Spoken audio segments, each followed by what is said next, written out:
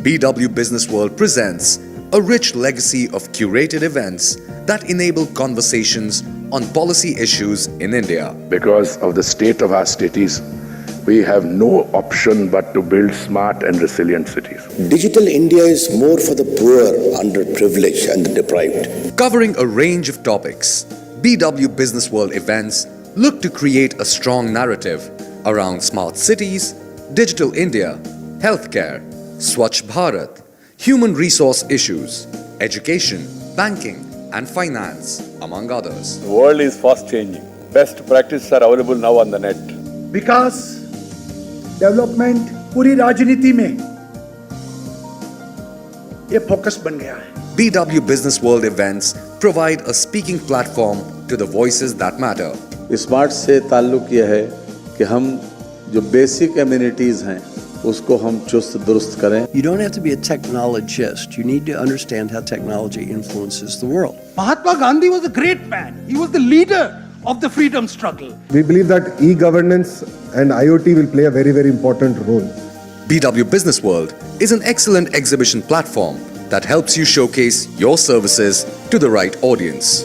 BW Business World's digital transformation went on the fast track in 2020, marrying its legacy of credibility and robust business journalism to a technology-first world.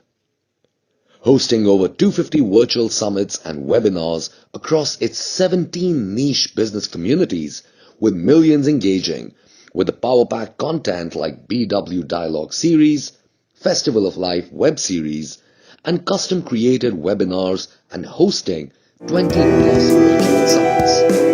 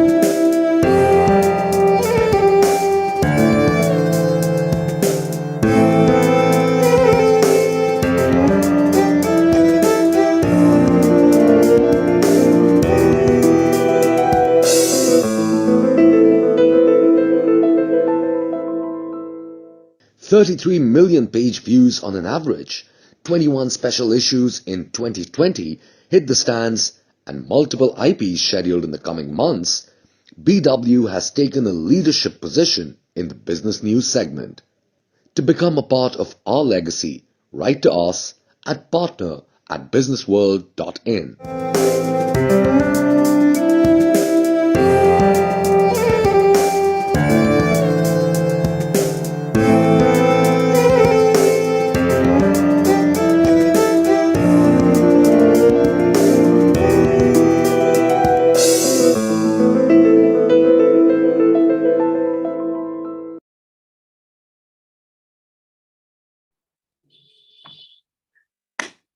Education is the passport to the future, for tomorrow belongs to those who prepare for it today.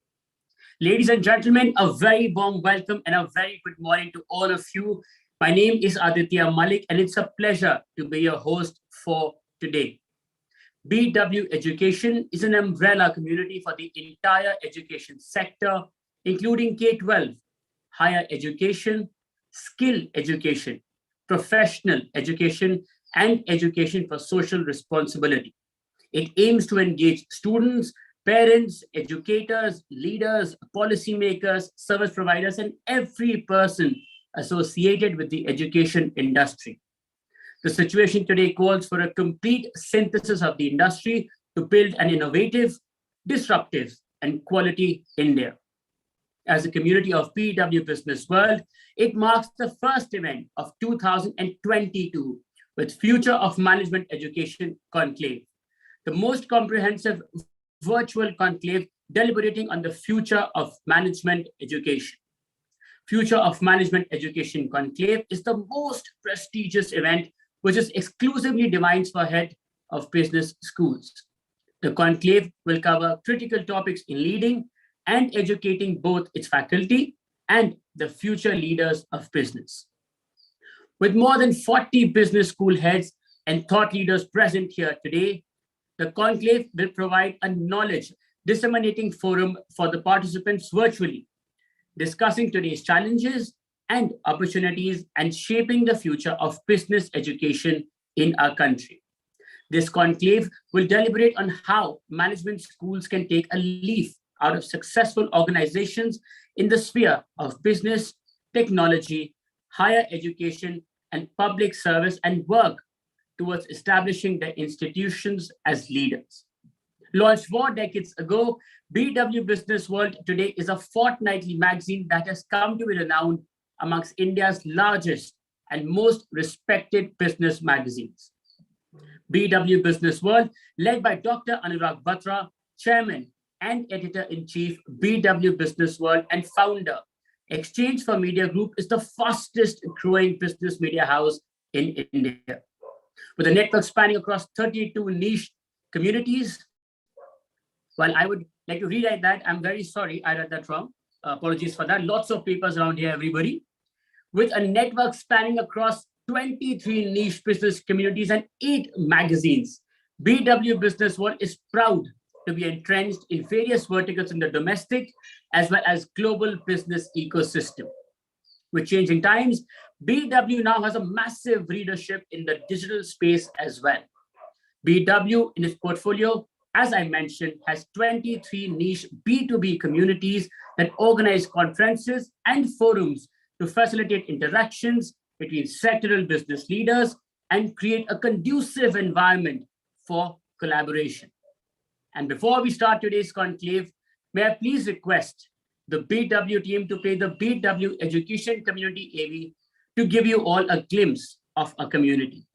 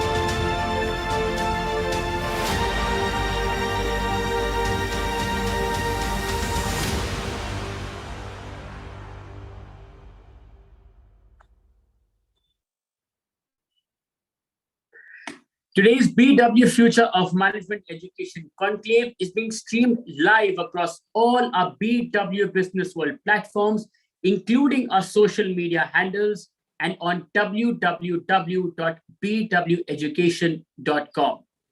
Ladies and gentlemen, as we flag off our first big BW Education event of the year, Future of Management Education Conclave, I encourage everybody to join in the conversation and share the learnings of the day by using the hashtag Future of Management Education. And before I move forward with today's proceedings, I would also take this moment to thank all our partners for today. Our co-partners, Amrita School of Business, Acharya Business School, Bangalore, Somaya Vidya Vihar University. Our B School partner, Institute of Public Enterprise, IPE, our associate partner, IIM Sambalpur, IIM Nagpur, GNIOT Institute of Management Studies, Bharati Dasan Institute of Management, Tiruchirappalli, Laila Institute of Business Administration, LIBA, SRM Institute of Science and Technology. But ladies and gentlemen, before we proceed, I would once again request my team to please play our partners AV.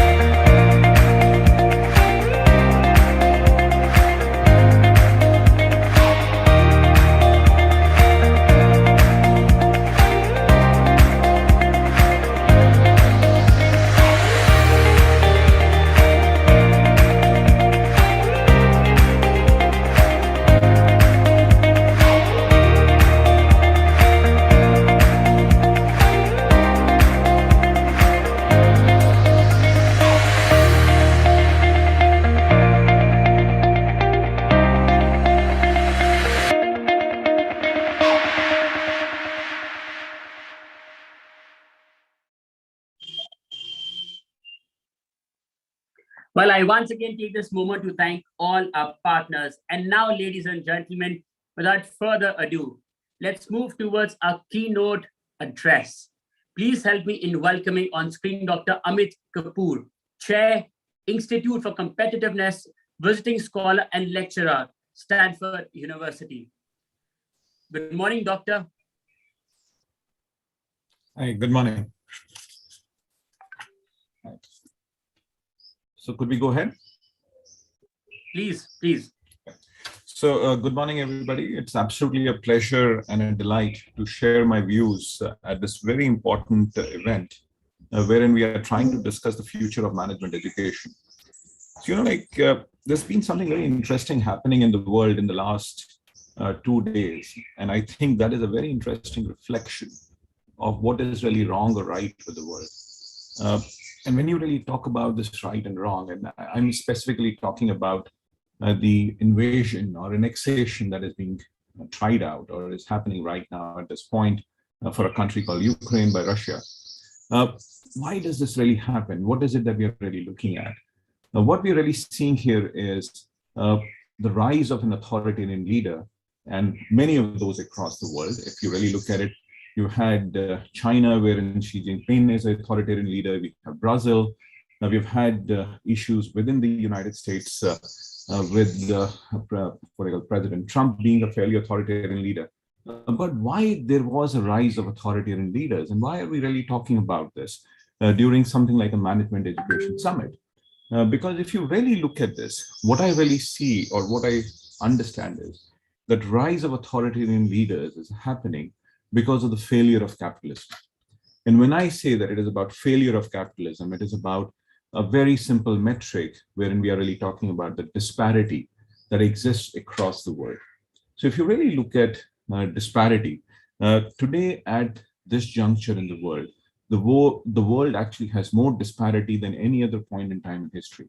If you really look at the 1920s, the 1930s, that's a similar time frame, that's a similar level of disparity that we see today. If you really look at across the world, the top 1% of people control close to about 57 to 60% of the wealth, and that's fairly alarming. And why does that actually happen? And once disparity actually happens, and there would actually be a huge resentment within the minds of the people, and that actually undermines the very process or the very idea of democracies or how leaders actually function. And if you really look at it, why did this all start or whatever?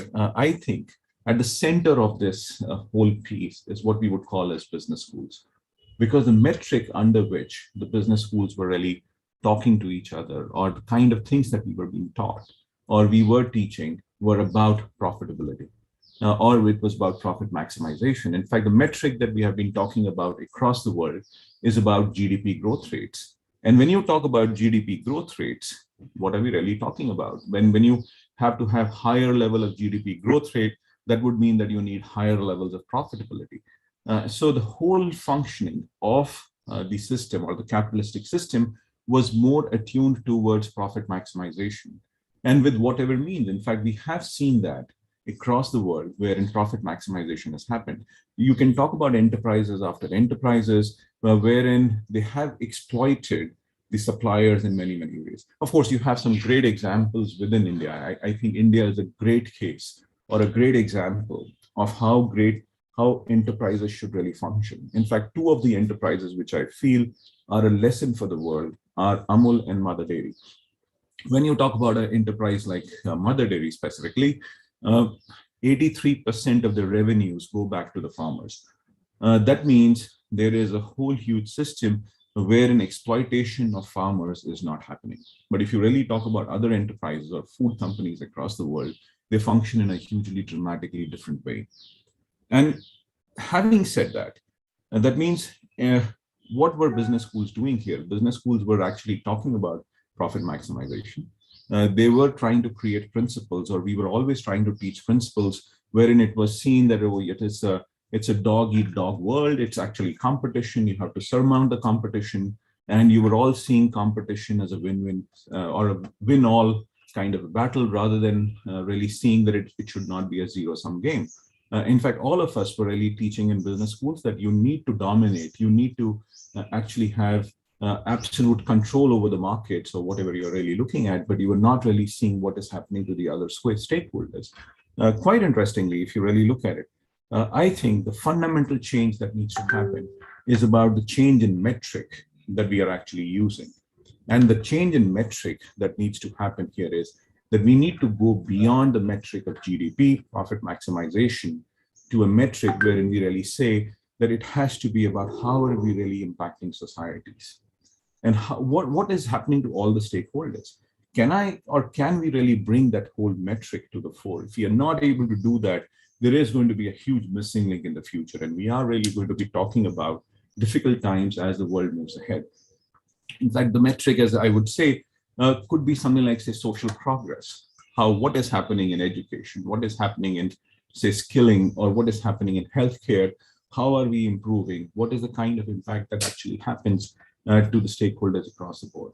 In fact, I think India, again, has done something remarkable here. And when India says that there has to be ease of doing business, in the same light, they're also saying that it has to be ease of living. So if you really look at it, what we are really saying here, or what the government of India is saying, is that we have to go beyond the basic metric of GDP. We have to go to a much more different, powerful metric wherein we say, how are we really affecting the lives of people across the board? Today, when you talk about the enterprise model, it has to really say that, or see what is the impact of their decisions. Let me give an example of, say, Elon Musk. Elon Musk has recently been sending satellites for his communication venture, and they're close to about, he's looking at sending about 18,000 to 20,000 satellites there. But already with the number of satellites that are there in the sky, it is actually having a huge impact on space research. So who makes a decision here? Will the corporations make a decision, or what is right or what is wrong? Or it has to be somebody else who will have to come forth and say that this is the decision, or the right decision has to be made for research to continue, for us to really understand how the universe works or whatever. Suddenly you have so many satellites and it's not working, and it's a documented evidence. So that means there has to be far smarter regulation that needs to happen here. Having said that, you know, this is one of my favorite, or one of my weaves with the institutions across the world, or especially in the Indian system. Like the very metric of success of business schools in India is being seen as placements. And that is where the problem actually starts. From my point of view, all business schools in the country should disband their placement cells. Today, what I see is most of the directors, most of the deans of the business schools would actually really feel, oh, if the placement is not happening right, there is something wrong with the business school. Why should the metric be placements? Why should the metric not be learning? Why should that metric not be about saying as to how we are really creating the positive impact in society? When you really talk about, say, like business school education per se was created with the idea of creating entrepreneurs. We have that whole entrepreneur system or cycle that has actually exploded in India, but that has actually happened in spite or despite of the business school. It's not because business schools have done something. It is because kids have become smarter, or they're actually looking at opportunities to really create a difference or make a difference. But can we do this kind of a thing? Can we really say that the metric has to change? In fact, the other thing that if you really look at it, my experience of teaching a few courses, at Stanford, wherein I've been teaching a course on new capitalism, and we're just initiating a program or an executive program. The fundamental thing that we're really saying is that it is all about making people have critical thinking. In fact, there is one more thing that has happened across the education system, and more so within the business school education, is that there seems to be a huge lack of critical thinking that is being imparted on people. And I don't blame only the business schools here. I would also like to blame the students here in many ways, for a simple reason that students are not reading enough. If students are not reading enough and they're not critically analyzing, there is a problem. And they're not reading enough for a simple reason. They're not there at the business schools for learning. They're actually using business schools as what you would call as placement agencies or glorified placement agencies.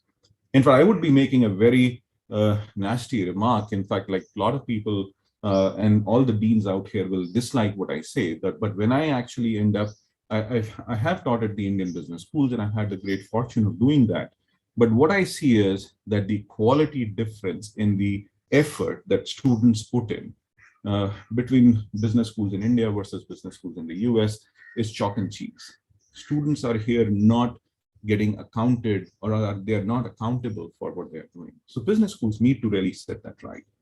How do we really push that idea to really say that we need to actually teach them, move beyond the idea of placements and say, we are here to teach, we are here for creating enterprises or entrepreneurs, and that is what you should do.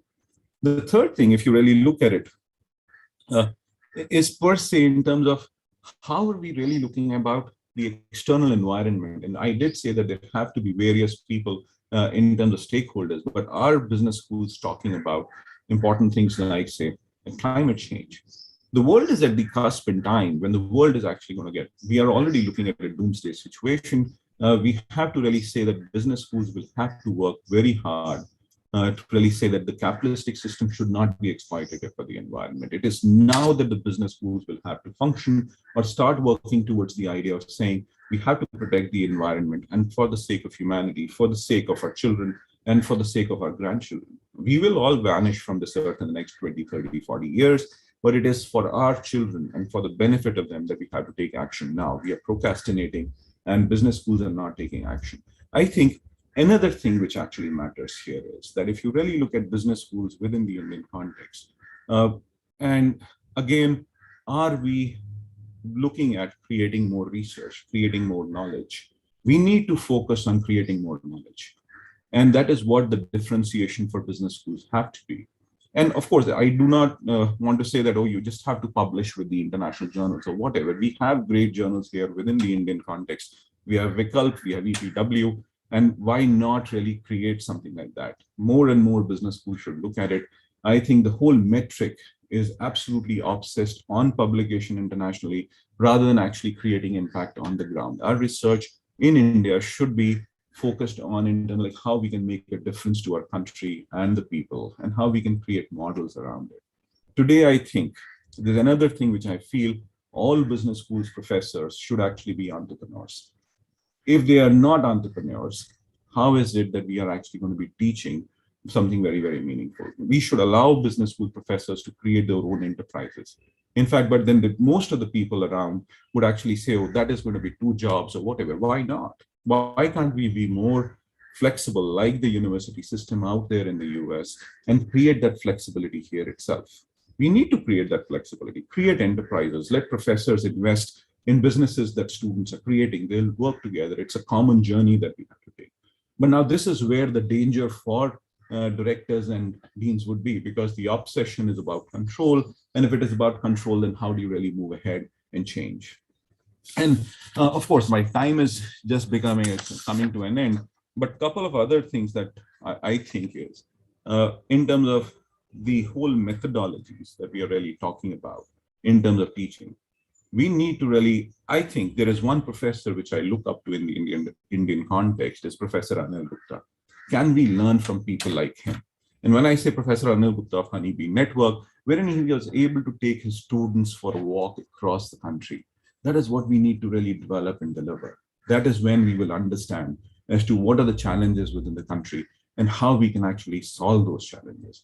It is just not about large ideas all the time. It's about looking at the local issues and how we can solve those issues. The other thing is about lack of, say, innovation that happens.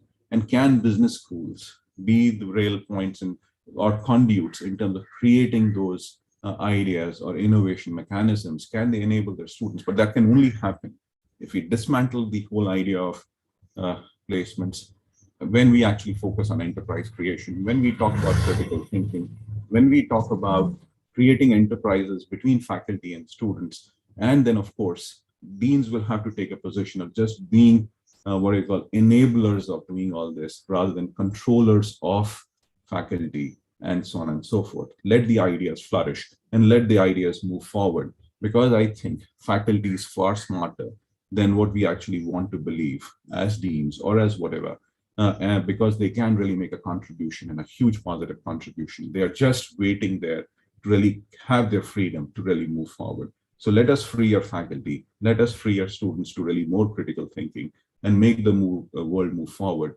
And so that the negatives of capitalism that we actually see, the disparities that exist, can actually be taken care of. And we are going to be living in a better world in the future. Thank you. Thanks a lot for the opportunity, Aditya. It's been a pleasure talking to you all.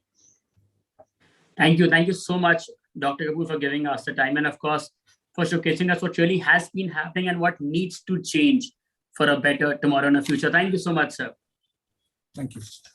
Well, ladies and gentlemen, that was Dr. Kapoor with his keynote address. I think that was exactly the start that we needed.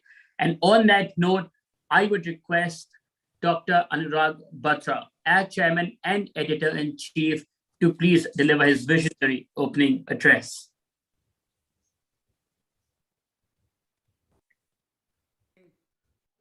Welcome to a beautiful 25th February 2020. I know there is doom and gloom in the world with Russia attacking Ukraine. Yesterday was a tough day for the world, and not just for Ukraine. I hope things subside and better sense prevails and the war really comes to an end. I pray for their peace. But today we at BW Education have met to discuss the future of management education, especially in the context of the last 2 years of pandemic. Three things that define the pandemic are hybrid, the word hybrid. Second is edutech. And third is digital/technology. And edutech is really progressing. The way we work, the way we live, the way we do businesses, the way our office works, the way we manage, everything has changed. If that has changed, then should the B school curricula change? What should change in management schools' education curricula? What should be done to reskill and retool the B school professors? How do we make sure that the B school professors understand what's happening in the environment? How do we make research better? How do we make on-campus and off-campus in a way that it strikes a perfect balance? What are leading B schools doing? What are leading directors doing? What are leading professors of B schools doing? Today at BW Education, we brought together the leaders of B schools to be able to discuss the future of management education. In my view, if I had to sum up what the future of management education is, I would say it is hybrid, it is about technology, and it's a lot about enabling business. So B schools are not in the business of business schools, they're in the business of management education. And as management is being impacted by technology, so will the education be. So I look forward to celebrating the whole day with experts. We have directors of IIMs, of MDI, of many leading institutions who will talk to us about where is the future of management education, what are they doing to reinvent their B schools. So all the best, look forward to all the learnings and interactions. Thank you, God bless you. Ladies and gentlemen, that was Dr. Anurag Batra with his address. Well, as just like him, we too are looking forward to many things that are going to be discussed today and are, of course, excited for the same. And on that excitement level, at least of mine, let's proceed and move ahead with the first panel discussion for today. It's on placement and employability of management students. Please help me in welcoming a panelist for the same. Professor M.P. Jaiswal, Director, IIM Sambalpur. Dr. Himadri Das, Director General, IMI New Delhi. Dr. Monica Khanna, Director, KJ Somaya Institute of Management. Dr. Vinita Singh Sahai, Director, IIM Bodh Gaya. Professor S.S. Murthy, Director, IPE Institute of Public Enterprise, and the session is going to be moderated by Rohil Amin, Senior Editor, BW Business World. Good morning, sir. Thank you so much. Thank you, everyone. Thanks, Aditya. I would request my panelists to switch on the cameras. Okay, I can see them now. Perfect. Great to have you all here, and some of you I have definitely interacted, I remember, but we have a great subject to start with at the onset of this day-long summit and conclave. My first question, I want to start directly. I want to come to Dr. Khanna, to you first. When we talk about employability and management students, a lot has changed over the last 2 years. I was just reading about the numbers that there is dip in the way students are getting recruited.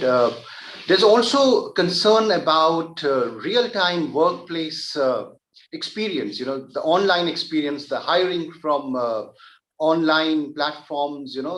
It's just very different. The stage is very different after 2 years. Tell me, how has this landscape transformed in your view? Good morning, everybody, and thank you so much for inviting me for this panel discussion. I think placement and employability is really one of the big things that is, a focus area of discussion for all of us. I believe if we want to enhance the placements and the employability in today's hyper-competitive and disruptive environment, I think the students themselves, they should be multi-skilled. As a B school, I think we have to provide them the facilities so that they can pick and choose subjects of their choice to study. Each of the student, we have to think of them as unique entities. Today, we are thinking of them as one big mass, but I think the time has come for customization so that each of the student can pick and choose what are the subjects that interest him and how he can plan his career. I think, we in marketing, we talk about redefining customer journeys. And I think this should be equally applicable now to the student journey. Because unless we give them the strength, unless we build their skill sets, I think it's going to be very difficult for them, not only to get placements now, to be prepared for the ever-changing industry, but also for the future. We also have to understand that because of rapid technology advances and knowledge obsolescence, I think the students, their knowledge that we are imparting them today, I'm not sure what is the shelf life. It could be 10 years, 12 years, or maybe 15 years. But, we need to prepare the students so that they can exercise their options as they get into the placement. So this thing about giving freedom and flexibility to the students in order to pick and choose their subjects, I think that's something that we'll have to really think about. As a management school, I think all of us should think about processes in which we can really impart the relevant customized education to our students. So these are things which all of us should be discussing about. These are my opening thoughts, and I will keep on adding as the discussion progresses. Absolutely, absolutely. I mean, giving them choice, but in a way that really helps them learn and be market ready. Professor Jaiswal, at this point, I want to come to you with your thoughts on the disruption that we have seen over the last 2 years in the way students are learning, teaching patterns. How has that changed the employability for students, for campuses? Thanks, Rahul, and good morning to my panelists, Dr. Vinita, Dr. Monica, Dr. Murthy, and all others. I think very right questions when you're talking about the disruptions. Basically, we have been seeing the disruptions last 2 years. That disruption is not because of COVID, but because of digitalizations in educations, because COVID has made us to move to the digitalizations. In the moment we get into the digitalizations, I think we cannot just go ahead with the same pedagogy what we have been doing earlier, because you cannot teach students for whole day online just the way we have been doing it earlier, because interactions and other things becomes very constrained in this mode. And therefore, I think we'll have to disrupt our learning pedagogy. And teaching has to shift to learning. And the moment we talk about learning, then 80 to 90% of the job is the students. They are the stakeholder. They should be told these are the content, these are the outcome required, these are the structure, and you learn yourself. And learning today is very much easy because they can learn the basic concepts, the foundations, informations, using various digital contents in YouTube as well as Coursera, many things, also with interacting with the student as faculty. So the basic concepts can be learned by students. There is no need for faculty and there is no need for class that. So when they come to the class, what should be done? And that is where I think disruptions, which broadly we call it, our institute is called, pedagogy is called flipped classroom. So we teach only the interesting concept, yeah. Flipped classroom. It has to be a life experience inside the class. Bring the projects from the industry, which they are looking for from the MBA students in every subject. So that kind of project should be sponsored, and it is possible to sponsor right now in the online mode because neither faculty nor student have to go there, nor the industry person has to come physically. The project assignments can be given online, and that can be given in advance in every course and every sessions. And that's what we are experimenting at our place. And then this unsolved problem has to be solved inside the class with faculty members, the input coming from faculty member in terms of theoretical foundations, students struggling in the group, and whichever group solve in the best way, that should be awarded the highest grade. This is the pedagogy called flipped classroom, and this has been derived from the 6th layer of learning given by Dr. Benjamin Bloom. Dr. Benjamin Bloom is a learning person. Right. No, I will come, Professor Jaiswal. I'm so sorry to interrupt here, but I will come to that point. Right now I'm just trying to get the thoughts over the last 2 years, but that's a valid point which you raised where I will come in. Sure. But right now I just want to move on to my next speaker, Dr. Monica Khanna. Dr. Khanna, your initial thoughts on the last 2 years. I'm sorry. I'm so sorry. I've already spoken to you. I mean to say, I want to come to Dr. Singh here. I just want to get your thoughts on this disruption over the last 2 years that have happened. So very good morning to each one of us, if I can call, because we are all an academic fraternity. Yes, you mentioned about disruption. I feel like every dark cloud has a silver lining. So even this disruption, if we can call it, in form of COVID, which had come in the last 2 years, had actually served us in more than one ways.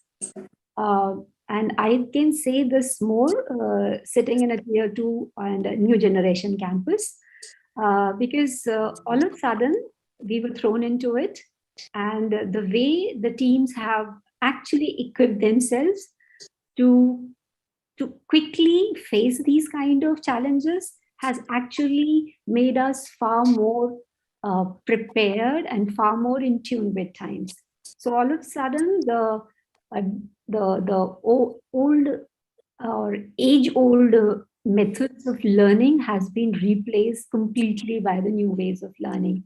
And what Anurag was mentioning, and the hybrid and the edtech and the technology, all of a sudden this became integral to us. So whether it was bringing in experts from any part of the globe, which geographies were not allowing earlier, became a possibility. The fact that the faculty all of a sudden embraced technology more out of compulsion than out of choice really helped them. So in last 2 years, I have seen 50% jump in the kind of simulations which are used in the classrooms, which in normal course would have taken much longer. So all of a sudden, faculty realized that, yeah, this is a very powerful way to conduct classes. All of a sudden, I realized that the industry participation within the usual curriculum increased manifold times, because it was so easy to bring in experts, so easy to bring domain people into the classroom and handhold the regular faculty in conducting very, very hands-on sessions, if I can call it. So in so many ways, I feel so. And in any case, I fundamentally believe that a B school is expected to make our students more employable. And when I use the word employable, which is also the theme of the topic of the conversation today, and when I talk of employability skills, actually, I think we mean those skill sets, those characteristics which are very transferable. So while the student is on campus, we can transfer some skills to them, which they can use for their life. Skills like critical thinking, skills like thinking innovatively, skills like communication, skills like social engagement. So this remains constant. And this is what we try and teach our students. Yes, they may be using it in one situation, they may go and use it in the industry in whichever situation. So I think over this 2 years, B schools have pretty much risen to the challenge and even further fine-tuned and honed that basic responsibility of ours to make the graduates more employable. Thanks. Absolutely, absolutely. So right, of course, I think they have taken on this challenge. Now, the big question is how that remains relevant from here on as the campuses open, and how does it impact the students when they land out of the campus? Dr. Das, coming to you, your initial thoughts on what we have seen, what COVID has done to the entire way teaching and learning happens, and the kind of employability of students. Your initial thoughts on this, sir? See, COVID has accelerated the inevitable. What would have happened in the next 5 to 6 years in terms of skill sets required by recruiters has happened in 2 years. That's the only thing COVID has done. It's done an acceleration. So the acceleration has been mainly in the dimension of technology in business. Right. So what that means is that the skill sets required from MBA graduates to be gainfully employed has a much more skill focus, with a skill focus that is more leaning towards technology. So what it means is, from a business school's perspective, and something we have been doing at IMI, is that we have, and this is something we were doing even before COVID had started, we're doing for the last 3 years, make a shift from focus on knowledge to focus on skills. See, knowledge is a means to an end. The end is skills, and the knowledge is, without knowledge, you can't develop skills. But recruiters hire for skills today. There was a time not too long ago when recruiters hired for attitude and knowledge. They still hire for attitude, but they now hire for attitude and skills. and the knowledge is a means to an end to get those skills. So what that means is, in our teaching learning process, for the last 3 years, including the 2 years of COVID, there has been a huge focus on hands-on projects, using tools that recruiters want to recruit for. As an example, about 3 years back, we introduced a specialization in analytics within the PGDM, in addition to marketing, finance, operations, because we heard directly from recruiters and by looking at trends in the industry, that this is a skill set that was not only going to be in demand for the next few years, but in demand for the long term. So then we, in our teaching learning process, we made sure that we were doing projects with coding in Python. They were doing data visualization using Tableau, because these were specific skills spelled out by recruiters in our interactions with them that they hired for. This is just one example. I mean, there are many others in the areas of marketing, finance, and operations and HR. But I just wanted to give you one example of the shift that has happened. And purely it's an acceleration due to COVID. It was going to happen anyway. Right, right. Absolutely, absolutely. I mean, very valid point. I want to now come to my final speaker for this first round. Professor Srinivas, Professor Murthy, if you could share your thoughts. You have heard your esteemed panelists before you. So what is your take on this? Sorry, sir, if I would request you to unmute. Thank you, Mr. Rahul. And good morning, everyone. I should compliment Business World for organizing this conclave. Very important aspect, and especially organized during the phase we are talking about Azadi Ka Amrit Mahotsav. We have completed 75 years of independence and looking for the Amrit Kal next 25 years. By 2047, how India should be. So if India has to progress, I think management institutions and industry has a greater role to play. And what type of graduates we are providing to the industry matters here. We at B schools, we constantly look at 4 or 5 important aspects. Of course, COVID has taught us many lessons, but the main emphasis has been on 4 or 5 important aspects. One is, of course, the curriculum. When designing the curriculum, involving industry people and what is expected by the industry, so that we are providing what is required by the industry and train the students, the right appropriate pedagogy through case studies, simulations, and Excel-based exercises, so that at the end of the day, after completion of the course, they're ready to take up the positions. Now, doesn't end there. The pedagogy process, as my colleagues were also telling, should aim at engaging the students, and finally the purpose is that we should develop right attitudes, skills, and knowledge. Now, unless we engage them, we have faced some problems in online education, COVID-19, because we are going, but whether a student is listening or not, everything is mute, video mute and audio mute. So really, we can't assess really they are listening to us or not. But if you can engage the students continuously, whether it is offline or online, certainly they will provide the needed inputs. So we should focus on developing right attitude. This positive attitude is very important to succeed in life.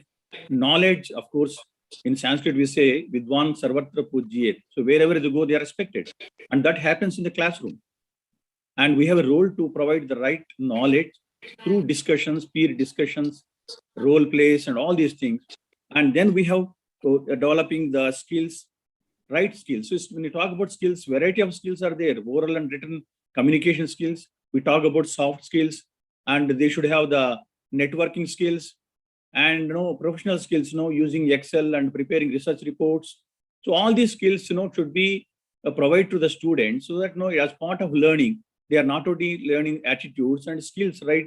Skill set is very, very important, so that they can take up any research activity, analytical activity, the moment they join the industry. And similarly, etiquette, soft skills, everything should form part of the curriculum and pedagogy. Then only we can achieve the results.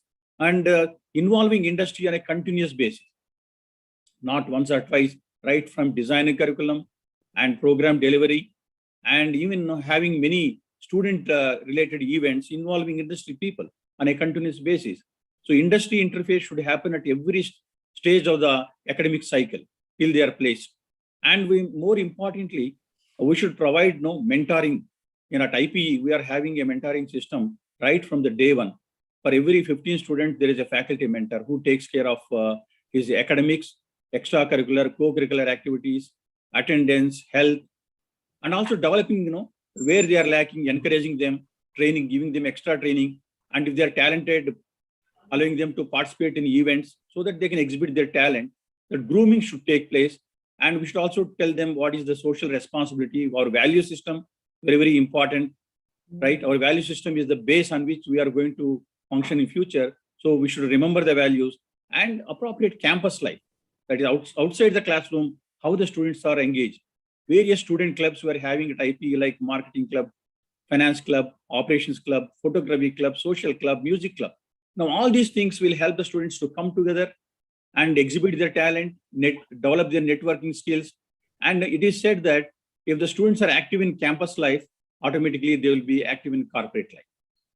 Thank you, Professor Murthy. Thank you for this elaborate answer. I want to move to my next question and start with Dr. Monica Khanna. Ma'am, what we've also seen is that the way industry outside the campus is changing, especially in the wake of tech, is pretty fast. And at the same time, the students, by the time they are out of the campus, the required skill sets have seen a kind of shift at the same time.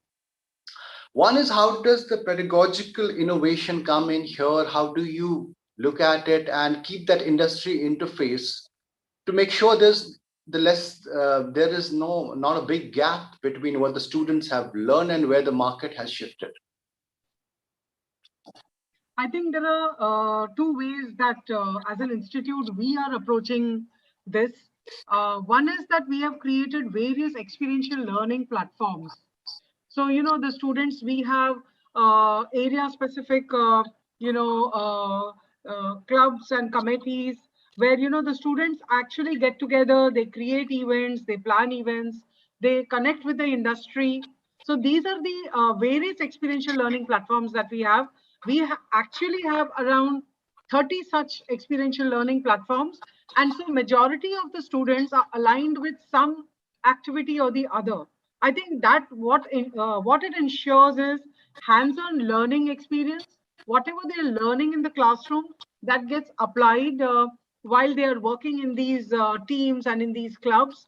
And also there is an industry interface, because if they organize an activity and they need an expert speaker, they reach out to the industry and, they come into the, the latest insights come into the classroom. So this is how we are doing.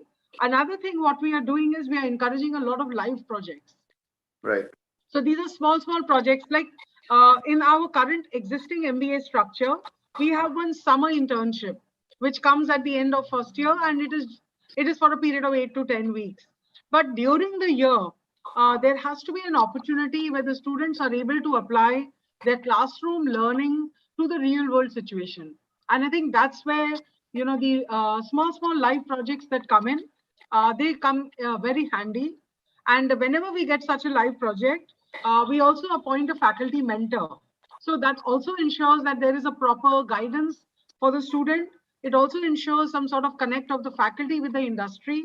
And, this also creates pathways where you can develop case studies, research projects, and things like that. So I think what we have to do is we should create platforms which bring linkages between the industry and the academia, because there's no other way. As an academician, how do we keep connect with the very fast, rapid pace of change that's happening in the environment? Not only the change, but the disruptions. There is hyper competition. I think today's student has to be prepared for today's world. We cannot have different systems working where, these students do not get the opportunity to appreciate the real world situation. Another point I would like to, dwell upon at this moment is that many of the MBA students who come in to study, they do not have prior work experience. Whereas if you see in the Western world, in the developed countries, the students who take up the full-time MBA are typically, 5 to 7 years with industry experience.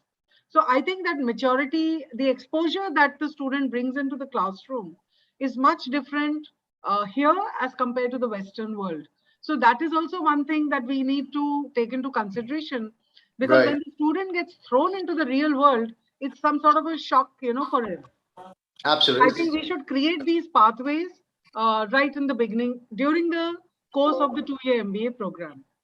Absolutely. I think, yes, preparing them in a way that they don't totally, feel like they don't belong to that place and they take time to adjust. Of course, Professor Jaswal, how do you see this?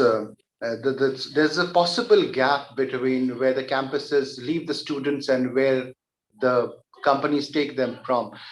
How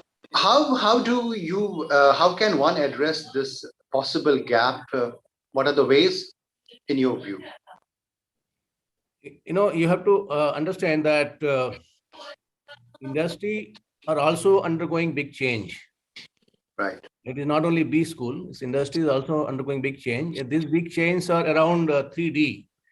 First is every industry is also moving to digitalizations. Correct. So B schools are one of that, but every industry has already moved actually in digitalization in a big way, including manufacturing, including all services. And second disruption is happening due to decarbonization. That is sustainability. Every industry is moving to like zero carbons or 100% renewable. So those are the another change which industry is witnessing all across the world and also India. And third major disruption is happening due to democratization of business. That is startups cultures are coming. Yeah. Large companies days are gone. Okay. So when we see these three disruptions which are happening in the industries, you cannot keep teaching your students in the old age, industrial age concepts. And you'll have to make, so when you talk about digitalizations in the industries, what kind of skills are required for the students? They must understand the data science very well, because the decisions will happen in a digital is purely based on data science. Okay. And to begin with, maybe in the strategic decisions beyond data, but when you join in the beginning, you must know the various tools and techniques or whatever it is, a blockchain, so that you should be able to cope up with the industry's requirement, because most of the industry will be needing the fresh graduates who are well equipped to take decisions in the digital age. The second is they should be well aware about decarbonization, that what are the sustainability goals. There were 17 SDG goals of United Nations that is also getting implemented all across industries. Okay. So you have to make sure that they understand these sustainability goals and make an inclusive society. So you can't just keep teaching increase profit and increase value and things like that. Value has to be around 17 SDG. So that has to be brought very well into the curriculum, so that they are aware about the entire society. And third, that is the most important aspect, that is they must know how to deal with startups. Startups, when you start the business, there is no money. Okay, so how will you teach finance? There is no market, so how will you teach market creations? You don't have to teach market sales distribution. You have to teach the marketing, that is how to create business. Strategy formulations, because how much they can understand where is the market, what kind of strategy they should take to take this startup on. And not only startups, large companies are also moving to startups, like they're also funding startups. So everybody wants to create business around the new areas, because disruption is killing the old business. And therefore, when you're teaching operations, there is no operations, and how will you teach the operation concept? So, these are the concepts which has to be dealt with the class. And now it comes to the faculty. Who are the faculty who can teach? I don't think the existing faculty are well equipped. They have to be reoriented. So these are the challenging and very big opportunities for everyone to make change. So Right. These are the areas where I think we should focus. Professor Jaswal, you raised some very valid points. Also, the onus is on the faculty side as well. We always look at the student, the learning side, but the teaching side. We'll come to that. I want to bring in Dr. Sahai here with her views on this, creating pathways for preparing students for the fast-changing industry. What kind of innovations can happen, are possible? See, in this entire discussion that different colleagues of mine have been putting across, like Monica mentioned about the Western world having more experience with students inside the classroom, while Professor Jaiswal mentioned about that the 3Ds that we have to be careful about. No doubt about it, the last 2 years has been instrumental in bringing huge shifts, not just towards technology, hybrid or all this, but all of a sudden businesses have realized that going forward, businesses have to be responsible. So for this how do we create socially responsible business is going to be one of the biggest challenge in front of any business school. Right. So the conversations within the campus, because this is not going to happen overnight. And industry has realized that if there were certain practices of doing businesses, humanity has suffered a lot as an outcome. So the genesis of where all these managers get created are these schools. So how do we change the conversations there? Is something which all of a sudden all of us have become aware of, and especially being at the helm of the affairs of running these business schools, this has kind of struck us almost like lightning. That yes, we immediately have to create systems and processes where the kind of students we are creating, our future business managers we are creating, not just have to be completely equipped in tools and technologies, equipped in skills and skill sets, but also being responsible. So yes, almost in all the organizations, concepts like social responsibility, sustainability, something like SDGs and ESGs that Professor Jaiswal mentioned about, educating students, completely orienting them towards it, concepts like being in the moment, mindfulness, all of them have become huge conversation. And which is where I think I take a lot of pride in it, that we, schools like us, all of a sudden, we've become very, very aware of this writing on the wall.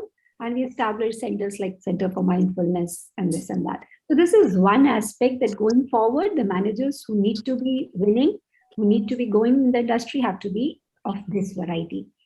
And another, if I pick up cue from what my colleagues have been saying, that how are business in schools in India different from rest of the world?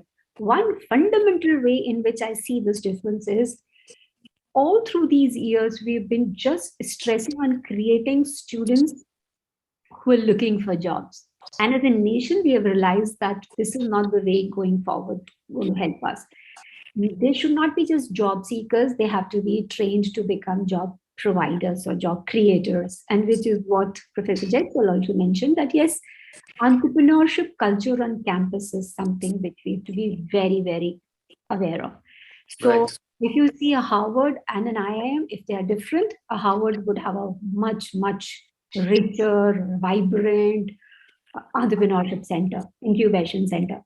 So now each one of us, as an integral part of the campus, has to create these incubation centers, these entrepreneurship cells. So this is one big focus area which all of us should pledge, which will, yes, now how will it happen? Because there's this conversation of that, how do we teach our students how to look at the business more holistically, if our faculty in turn were looking at it as silos, as finance, marketing, operations, and so on. I think one challenge would be to bring more POPs, as we call it, professors of practice, those who have been in industry for very long, and which is why every time we meet the people who are in the industry, we keep luring them that this is such a brilliant second innings that you can play. Come join us and be with my young faculty who will teach very good conceptually, while the students are on campus, also teach them how it is to be done application-wise. So we become more open to POPs is the kind of way forward. Absolutely, Dr. Sahai. Totally agree with the points that you have raised. And I want to bring in Dr. Das at this moment with your thoughts, sir, on what your panelists before you have spoken about the gap, the possible gap between where the students are and how the industry is changing, and what can be done to prepare them, in advance to take on those challenges. See, the gap is there not only in what the students know when they graduate.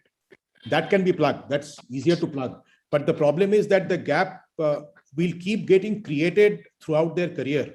And I'll explain what I mean there. See, the plugging the gap in terms of what they know when they graduate, and this has been mentioned by a lot of my colleagues, the curriculum has to be designed in consultation with industry, the people who actually hire the students who go there. And that would include, startups also, because you can look at startup co-founders and get them involved. not because they're going to hire these people, but because they can bring a different perspective. So developing curriculum in close consultation with the external stakeholders will more or less fill the gap that you see when the students graduate and what industry wants or what the startup ecosystem wants. So faculty cannot sit and brainstorm and do curriculum restructuring because they don't know what is going on the external side, which has also been mentioned by some of my colleagues. So it is imperative that external stakeholders are very, very closely involved, not lip service, but actually closely involved in curriculum development. But the bigger issue is that there was a time when you got an MBA and you could cruise for the next 30 years of your career, essentially milking that knowledge. That has fundamentally changed because of tectonic shifts happening on a very frequent basis in the business world, driven primarily by technology. And this is going to get only faster. It's not going to slow down. So how do you handle that?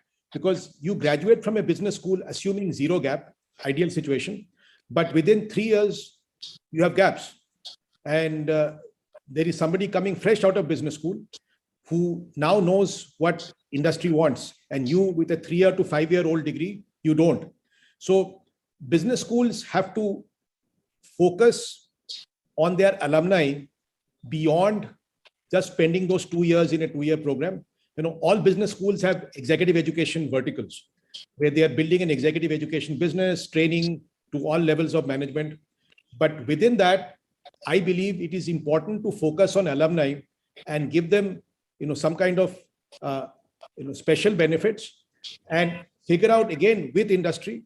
That doesn't change. What are the reskilling that is required of people who graduated 5 years ago, 10 years ago, whatever, and then create programs. See, the way where I'm coming from is the student alma mater relationship is lifelong. It is not just for those 2 years, and it is nice to say we have alumni in this place, that place. And typically, most business schools want the alumni to help, and they happily help. But what can the business school do to also help their alumni in reskilling them with the gaps that created over their career? This, I think, has to be an important focus.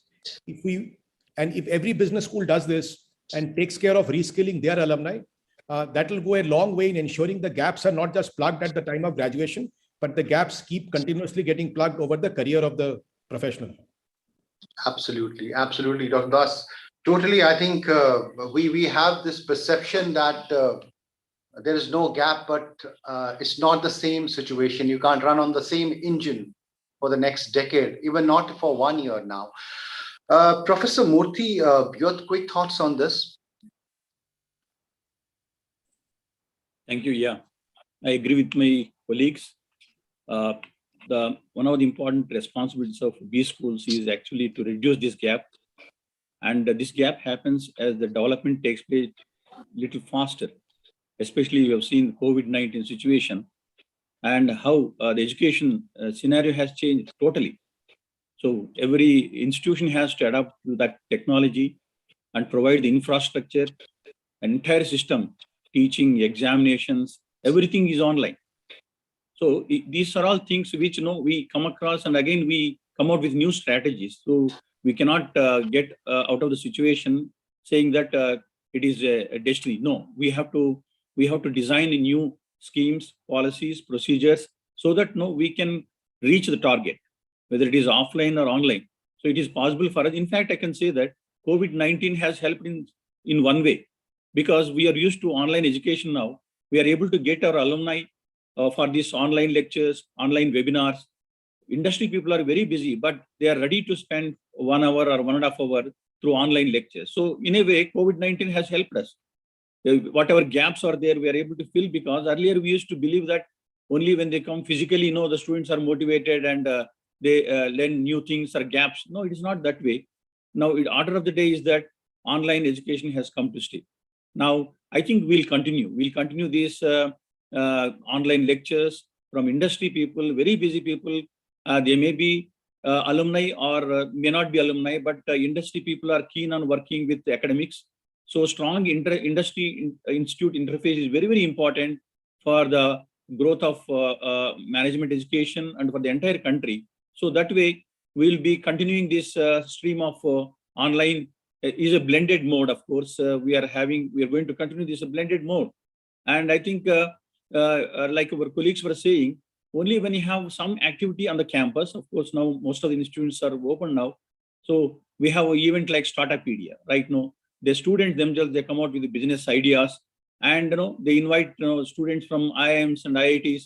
They come here and they make presentation about their business plan and how they fund their plan.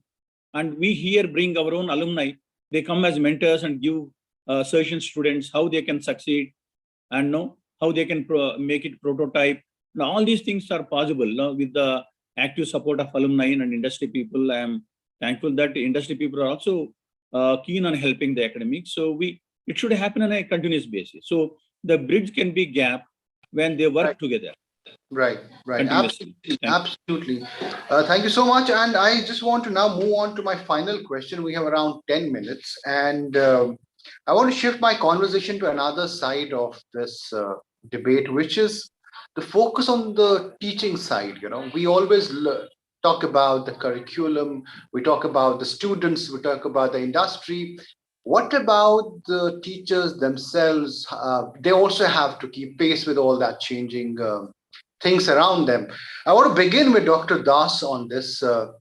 How does that happen, apart from the innovation that is focused on the learning and the student-centric part? How does it become an internal looking, inward-facing kind of a change? See, I think it's high time that the teaching models moved from the traditional models to a flipped classroom model. Traditionally, teachers in the classroom, they spend time explaining concepts and theory for the students to understand, and then there is some assignments to work on applications, or there might be some applications done in the classroom. Traditionally, there are of course exceptions. So if now the technology is in place to run a flipped classroom model.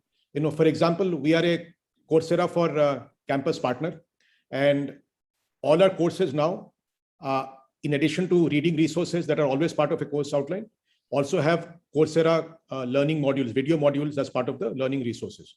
So the shift that I think has to happen to make teaching more effective and aligned with something I said earlier about the focus on skills and what the student can do as opposed to what the student knows, the shift from knowledge to skills, where skills are built on the knowledge.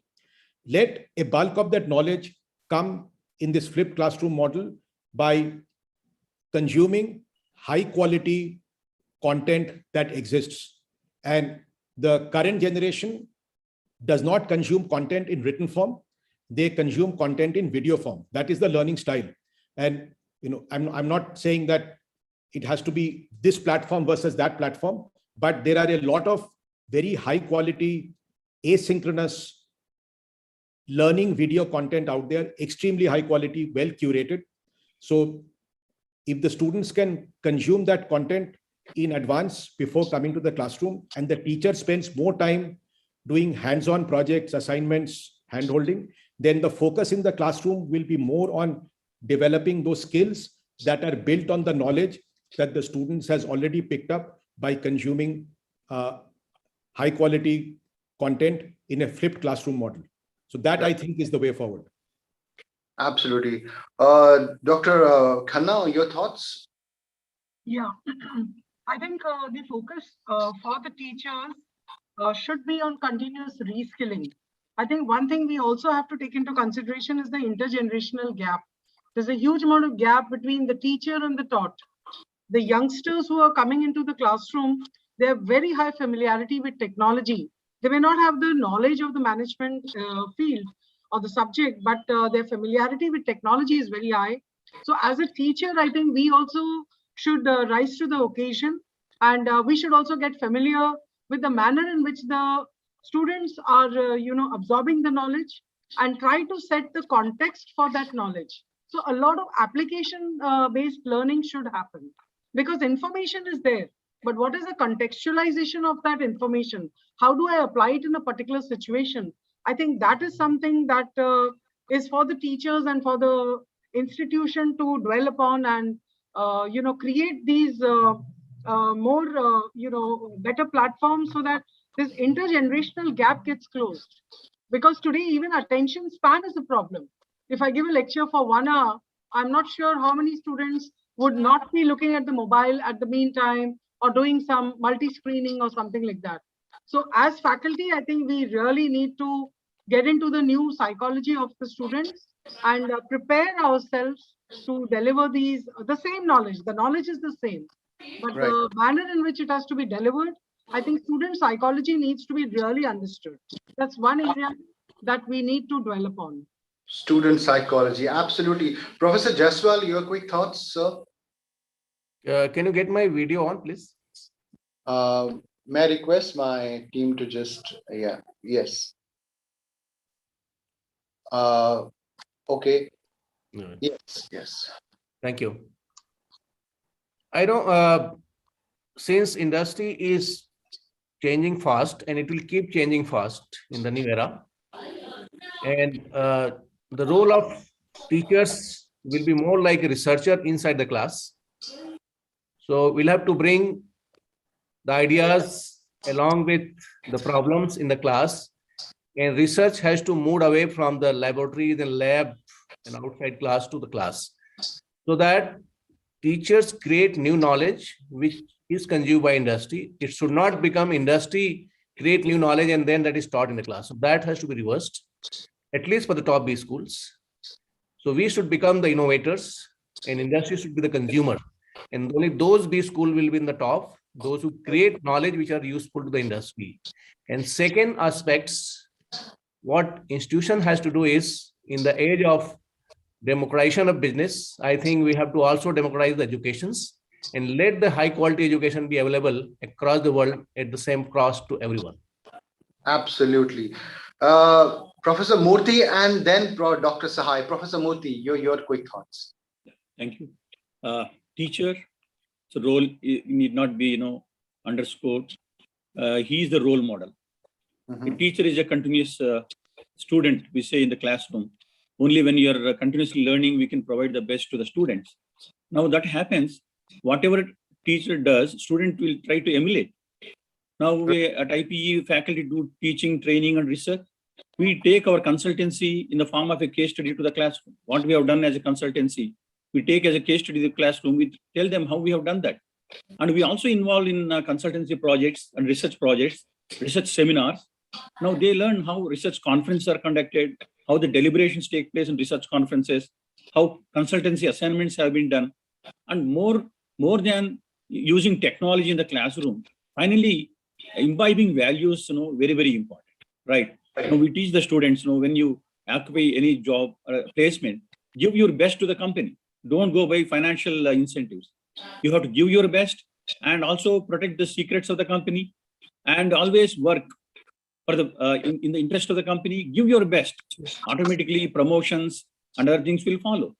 So you have to give your best and also always try to improve upon and come back to the college for any additional training if you want, guidance you want. We are there to help them, because after all, we always aim at improving their quality of life, even in the industry.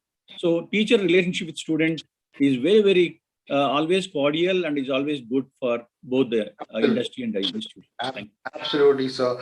And final comment from you, Dr. Sahai. What is your take on this? Sorry, the audio I may request to. Yeah. This 2.5 decades of experience as a teacher, there are a couple of things which I can say.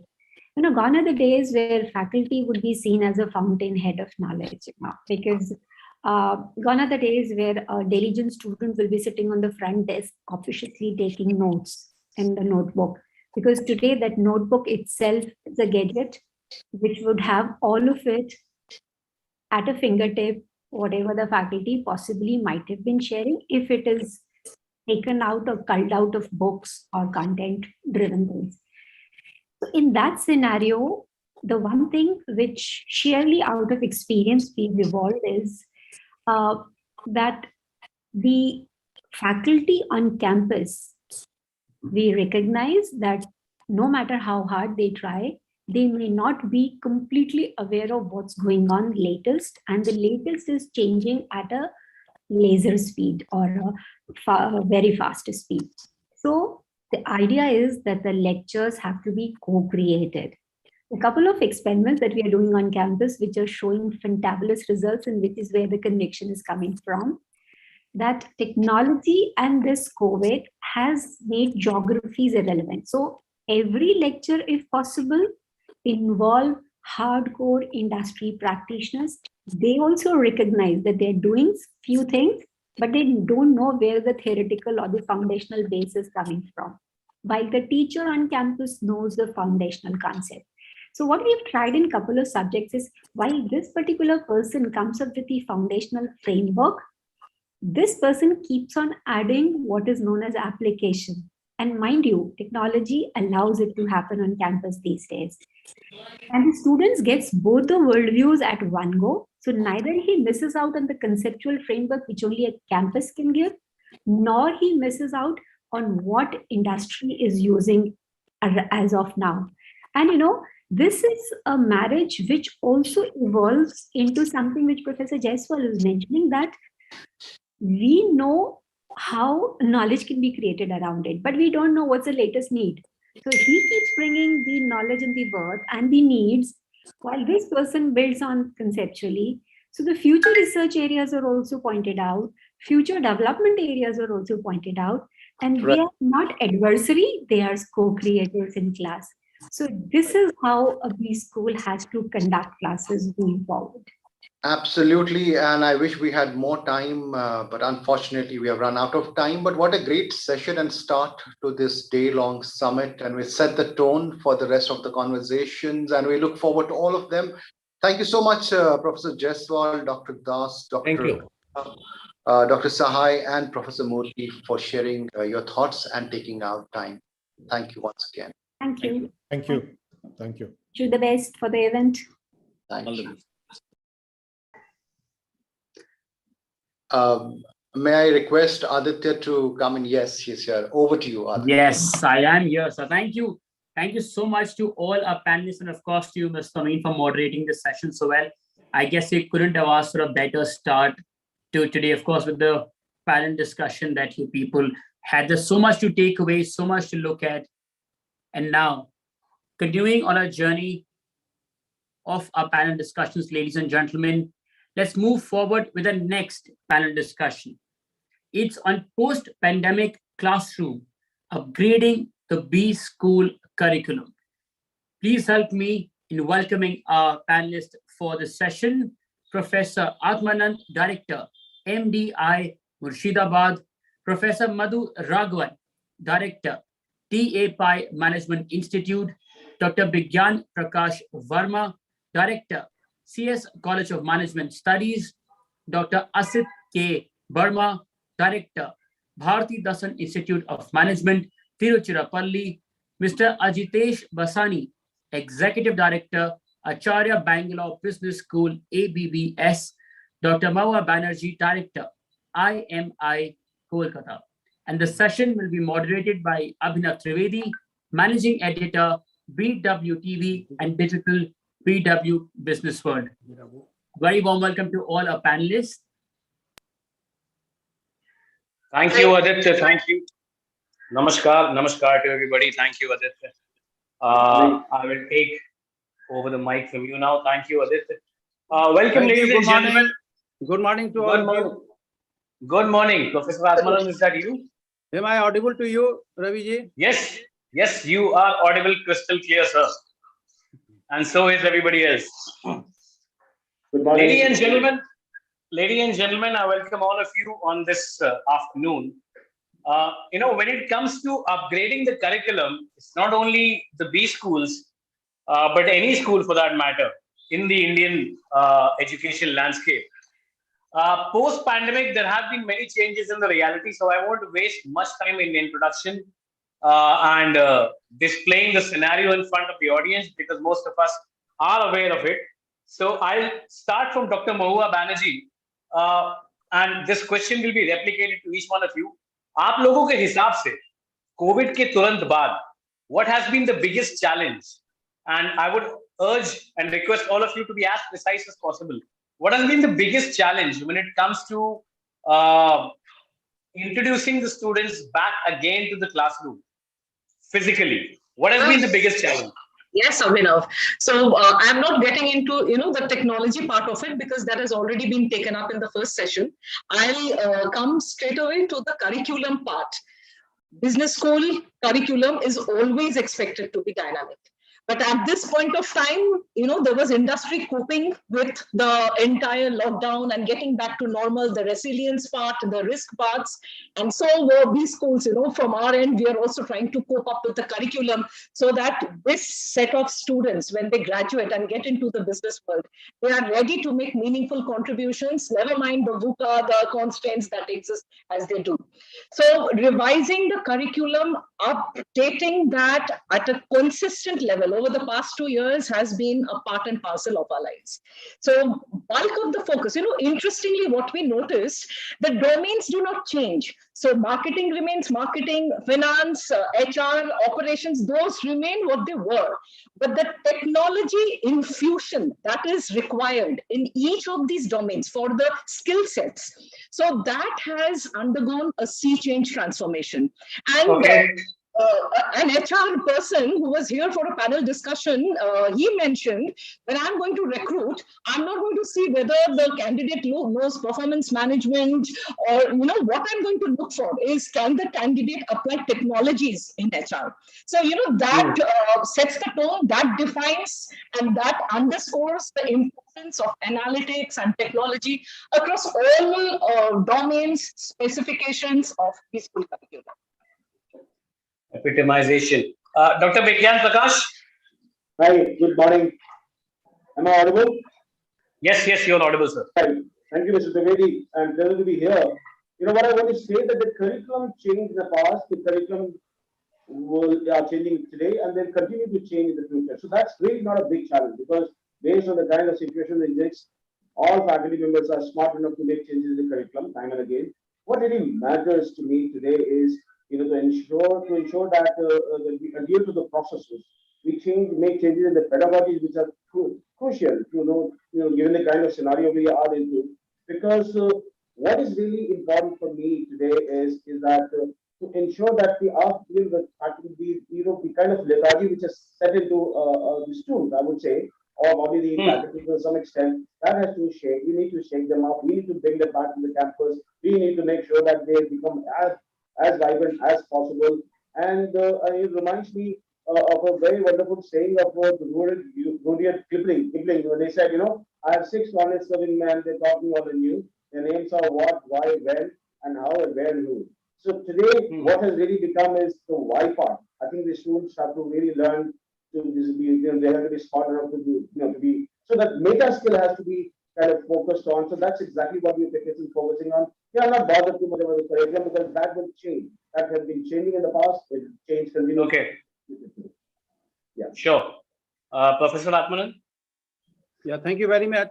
I would like to draw your attention to the very famous quote by Henry Ford. When Henry Ford developed the concept of assembly line, a need was generated amongst workers to develop new skills. It is the perfect example to show that whenever there is a change in the way work done, demand is generated for newer set of skills. The pandemic has shaken the foundations of business schools, operations, and teaching. But even more importantly, schools have reevaluated the core of their mission, re-established relationships with global and local environments, realigned their approach to key stakeholders, and more important, redefine their business model. Today, faculty have to be creative in how they teach and engage with the students to gain the attention of their students. Coronavirus pandemic has severely disrupted the educational system, and almost every component of learning is being tested as a result of the move from classroom to computer display. It is precisely in this context, I would like to tell you about course delivery, just like Madam Mahua has talked about. My point of view on course delivery. Virtual learning won't take over in-person classes in most cases. But going forward, business schools have no choice but to embrace remote learning and offer more of it. These adaptations will need to be made with predicting future revenue. And therefore, what I feel that successful faculty will develop engaging virtual classes with synchronous activities that activate students' critical thinking and analytical skills. So therefore, my contention here is that though the new technology have replaced the old technology and the new normal has replaced the old method of teaching, so therefore the new technology that are emerging will allow more natural, unstilled interactions between instructors, teachers, students, and all stakeholders of the society. Thank you. Sure. Professor Madhu? Yeah, good morning. Thank you for the opportunity. So I will just go back to 2 or 3 very simple things.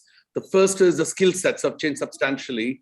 And I think we need to really focus on that. Maybe we'll have a bit more time when we talk about it during the questions.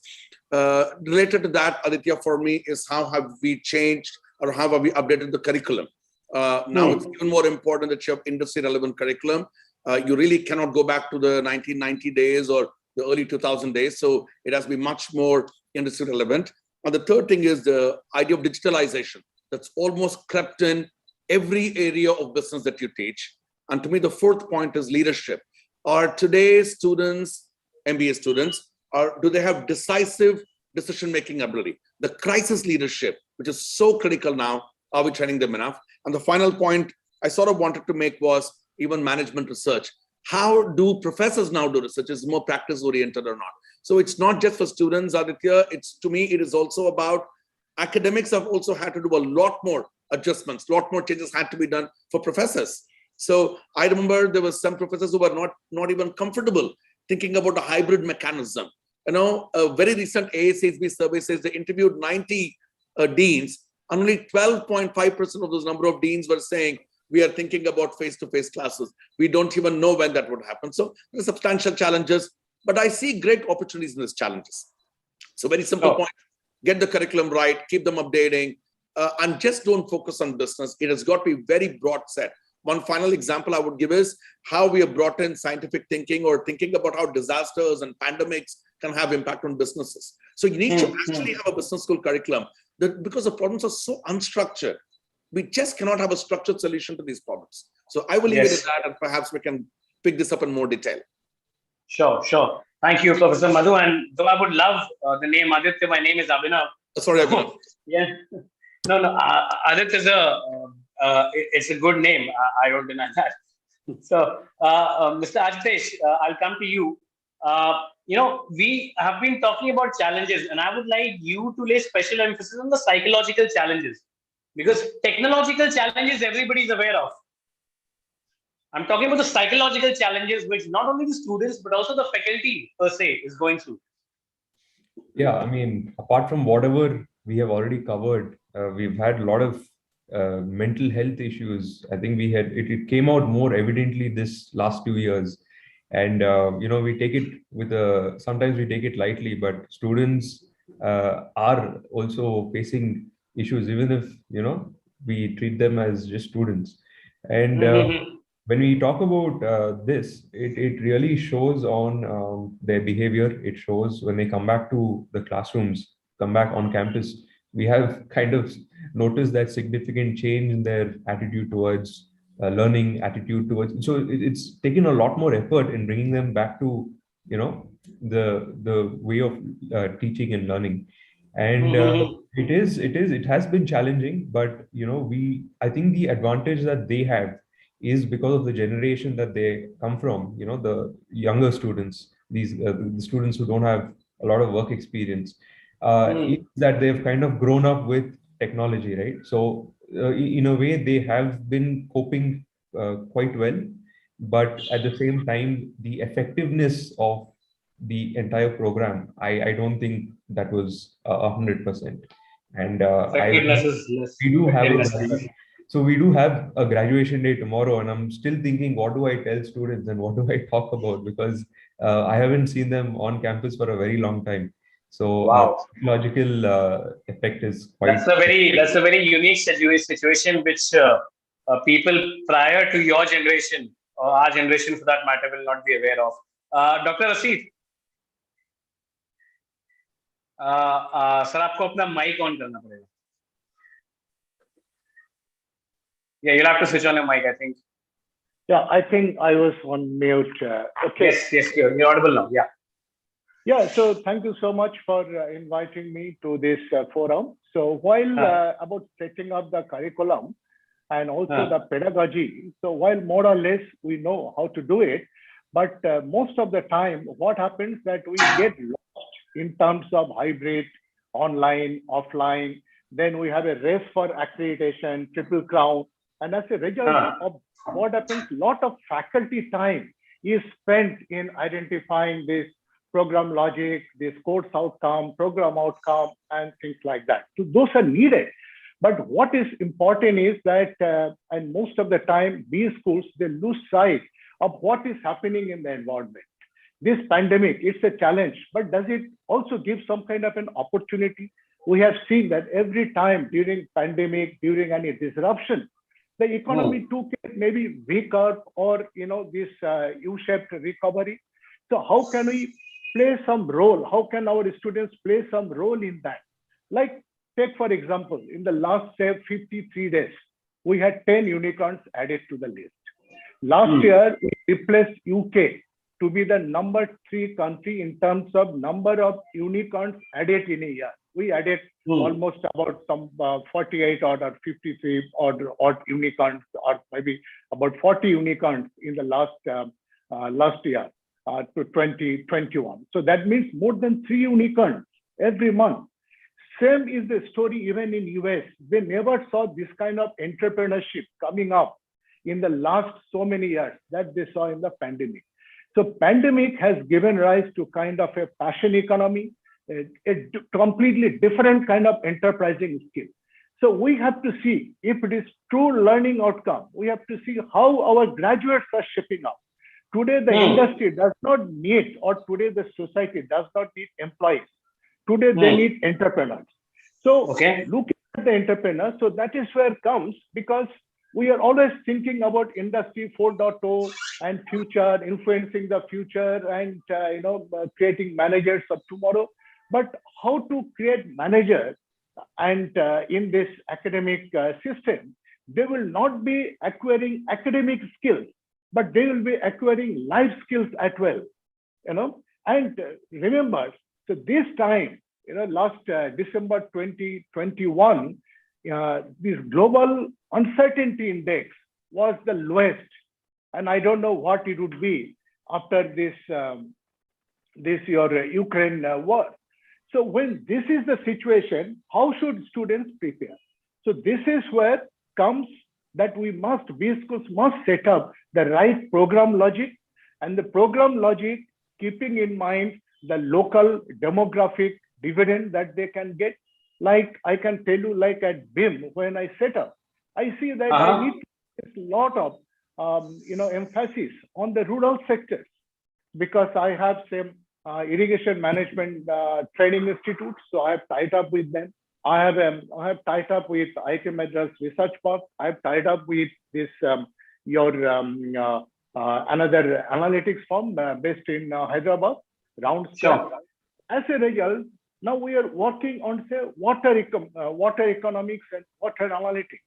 So as Professor Madhu also rightly pointed out, that sometimes we're too obsessed with scholastic underpinning, even after this Ford and Carnegie, this observation, their report, that the B schools are getting too simplistic. They do not have any theoretical foundation. So there is over obsession, with this publication. So that is needed. But publications, research, what about publication research with the industry relevance? So this is what we are doing. And when we talk about industry relevance, I'm talking about industry relevance in the rural sector. Can I create a plan sector for better price discovery or better market access, better supply chain? So we are working on it. So that's where. Okay. So of course we have a program logic called nurturing five-state professional, because this kind of what would be the program logic, that is very, very important. Otherwise, all the curriculum, pedagogy, they will be more or less same across all the B schools. But that basic, that program logic, what we want to achieve and what kind of people we are trying to create, that is needed. And here at BEAM, let me tell you, so we are not talking about Industry 4.0. So Industry 4.0 is past. But now how we can move towards this Society 5.0. In Society 5.0, what happens that we are building this social enterprise. So human beings, they're trying to know more and more about the new technology, and technology is becoming more and more human. So how do we bring that synergy? Okay. So I don't want to take more time in describing further or what it entails, but my take here is that please look at the Society 5.0 and build your program logic fast before you get into the academic curriculum and pedagogy, and look at the local ecosystem, how this B school can immediately benefit the local ecosystem. Okay? Fair enough, Dr. Asit. Before I move on to the next question, I would just request the backend team, either Priyanshi or Aditya, to please get a backup moderator, because my internet is fluctuating at this moment, and if my ugly face goes off the screen, then we would need somebody to continue the session. So I would just request a backup here. Okay, fair point, all of you. Now, just for the facts, ladies and gentlemen, we conducted a full-day webinar on January 26th, focusing on employment and employability of MBAs and engineers. This was last month, and we came up with, and of course, with our research and the kind of stories we do as a media house, we came up with some very invigorating researchers. Okay, majority of the MBAs and engineers, if I put the engineers aside, they're unemployable. And not to say you can blame them in the last 2 years. It's easy to talk about we need to expand the curriculums. It's always good to speak that, we must do this, we must do that. The curriculum needs to improve. I mean, this thought was existent even 25 years ago. There is nothing new when, institutions, or for that matter, academic heads say that we need to evolve our curriculum. What I want to understand from all of you is, psychologically, it has been challenging for students, for teachers alike. When we talk about workforce, I mean, there was a survey which was done by Reuters about a couple of months ago. Work from home has made employees, and when I say employees, I'm talking about people with 5+ years of work experience. Work from home has made employees a little less social. They're not able to deal with problems as they used to earlier. Their mindsets are changing. Everybody is eager to get out. When I replicate the same scenario to students, I mean, many of them have started their careers in the COVID, work from home. I mean, their appointment has been sitting in their drawing room. My question is, where do we need to start? I mean, immediately after COVID, when I say speak about soft skills, it's about entrepreneurship. Dr. Asit mentioned entrepreneurship, it is on the rise. But a lot of entrepreneurship, and when I say about tier 2 and tier 3 towns, it's more out of majburi than out of that winning strata. So when I talk to you all the academic heads, what is the kind of challenge you see in students psychologically when it comes to soft skills, entrepreneurship, dealing with curriculum, dealing with the industry? Is there any special kind of challenge which all of you are going through? Because only all of you can enlighten me on this. We are the media, we have a habit of being pessimistic all the time. So I'll start with you, Professor Madhu. Thank you. Certainly. So I just wanted to highlight just a few points for all the other panelists as well. One of the key things I have personally noticed is this, the inability to accept uncertainty. We live in an uncertain world, and something that we prepare our MBA students regularly with. We talk about VUCA and all that stuff. But today's generation certainly likes things to be very structured, very organized, and almost laid out on a plate. And that does not happen. Certainly, the pandemic has opened the eyes for everyone. So dealing with uncertainty to me is the number one issue. Related point is how adaptable you are and how flexible you are. You spoke about remote work or work from home. You know, faculty are also working from home. Today, work has transcended all boundaries. It's entered your living room, kitchen, bedroom, and everywhere else, right? So people think, hey, you're working from home, you have so much time, but you don't have time. In fact, you've lost time, you've lost the social touch, you're continuously working, you're on the phone, on the gadgets. So there seems to be no end to this nonsense. So certainly that has also irritated people. So we talk to students about how do you adapt. So one of the great things we did in the last years is launch something called well-being. So this mental well-being initiative, which we launched, where two of our trained coaches talk to every student in confidence. I don't get access to any of those reports as the director of the school. I don't want to see them because it's in confidence. But I tell you that has really, really helped my students because they have been able to open up. They're saying, ma'am, I don't know. When will we see the campus? Is it possible that I pay 17 lakh fee and not enter the great campus that tap me and complete a program? Unfortunately, it's become true, right? In some cases, we have 2 batches where they've completely been placed during COVID. So that is one. And the other thing is the whole skill set has also changed. Today, the employers are demanding much more what they demanded 5 years ago. I will go back to this point about we have actually addressed this issue by changing the curriculum. And that's what I'm saying. It is all very good to have a great talk fest, but you know, you have to walk the talk. And walking the talk can only happen when you sit down together and have a look at how UCLA, Berkeley, Haas, Princeton, MIT, all these schools have had to change. Oxford, Cambridge, every school had to change the curriculum. So it's not that only we have done it, but we have brought in digitalization, we've brought in leadership, we've brought in sustainability. We had a relook at how this had to be done. We had to change the assessments. Students sitting at home and we are an AACs, which is how to do rubrics. So there are challenges. But one point is the key fundamental takeaway from this will be how do you deal with uncertainty and how do you communicate the message to students? It is uncertain as much for me as it's for you, right? Well, so dealing with mental health is communication is important, and that is actually so we placed 100% of the batch this year already. Dealing with mental health is one of the big absolutely. And you know, in India, I'm not sure whether we take it seriously. We think, oh, it's just nothing, you can deal with it. It actually cannot be dealt with it. We have a great support system provided to all students to directly contact the counselors without coming to the faculty. That is how, and I hope that all of us can actually do that and appreciate that it is a very important fact. Thank you. Fair enough, fair enough, fair enough. Good point, Professor Madhu. Mr. Ajitesh. Yeah, I mean, one thing that we have also kind of noticed is a quicker burnout rate with students, you know, when they get into the workplace. I mean, they're just not able to cope with the reality of what the corporate world is actually expecting. So I'll be very specific. I'll just focus on the communication angle because, you know, most of the kind of students who come to us, that's been the focus right from the beginning. We introduced something called theater in management.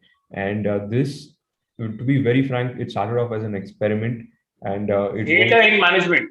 Theater in management. We collaborated with Bangalore Literary BLT, which is theater. Is there a scope of dancing in there?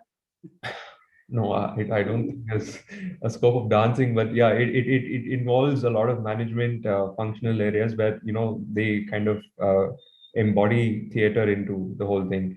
We started off as an experiment, and you know, students who were extremely shy, who were not introverts or almost quiet people, by the end of the program of 12 weeks, were able to express more effectively, despite the fact that we're not communicating as much as we used to before.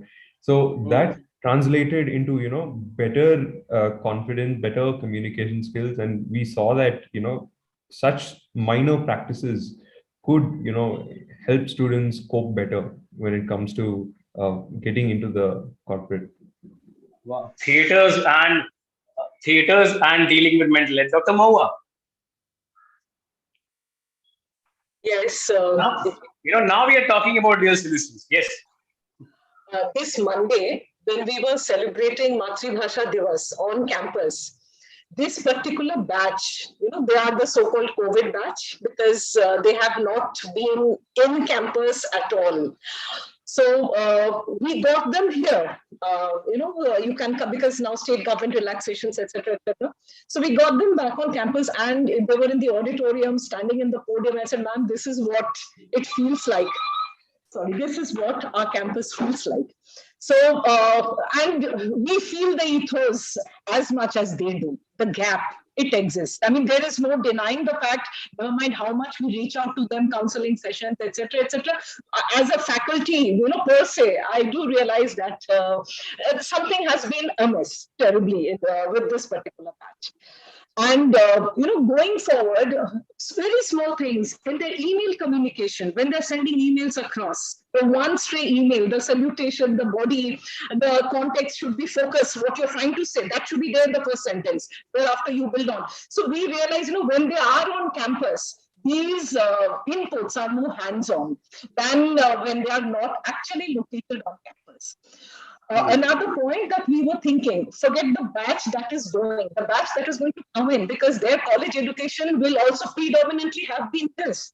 So if we are getting them back physically on campus, how do we work on the attention spans? Because everything has been classrooms, on Zoom, Google Meets, and videos off, or audio muted. So from that to sit in a session of 90 minutes, we were actually, with the deans, we were discussing this, that perhaps every morning, 10 minutes, we'll have just a meditation session. Whichever section you are in, whichever class you are in, 10 minutes, switch off, focus, and make your minds go blank. Can you do that? Can you hold on to that for 10 minutes? So these are some ways of, getting them back emotionally, mentally, psychologically attuned again to a normal setup. Given that they would have already gone through this pandemic situation for the past 2 years. So yeah, these are some of the common things that it is, all said and done, it is very true that it is a problem. And so we are all devising our own ways. AICT Exactly. this universal human values. Let me not get into the details of it. What it talks about is self, family, society, environment. From one, how you extrapolate and how you get into those larger contexts. So it is, yes. Yeah, the scope of such problems is so subjective, Dr. Mohan. I'm sure all your panelists, like our panelists, will agree with it. You cannot deal with these problems with a one-hand approach. Am I right, Professor Madhusudan? Am I right, sir? I think, am I audible? Dr. Bigyan, do you think am I right? Yes, you are absolutely right. You know what, I want to say, since the time, the brutality has crept into the entire system all over the world as such, followed by the pandemic and now the Ukraine war and all. What I really thought all along is that, the students were in lockdown when the physical infrastructure collapsed, and the only way we could survive was the digital infrastructure. And the students were back there at home. So they had to remain connected with the world. What we did was something very unique, and I'm sure you would have heard of the word called hackathon. So we made use of the hackathon in our institution, wherein we have about 6,000 alumni we connected, students with the alumni and various other corporates, and then they gave a sponsored problem. They gave a problem. So real life problems. All students or batch of 2-3 students, when they got connected with the corporate and they worked on these real life problems, and each one they were supposed to come out with some kind of out of box thinking as such. So there was a constant dialogue between the corporate world, the alumni who were working in some decent organizations and all, and only about 50-60 companies participated. And then the project which was completed by the students was just by an independent jury. Now, believe me, the time when these kids were locked at home, there was no way they could come to the campus. This was a wonderful way to give them a feel of what really happens in the world as such. However, one day, so that's the business part. The social part. What we did was, I mean, because one of the important ingredients of our entire curriculum is, the course is what we call as the Shayo committee, where we send for 15 days of internship with some kind of NGO or corporate. So students actually go and spend time over there. Now that was not possible because of the lockdown and all. So what we did was we organized what we call as the virtual internship also. Virtual NGO internship under the name of called Sahayog.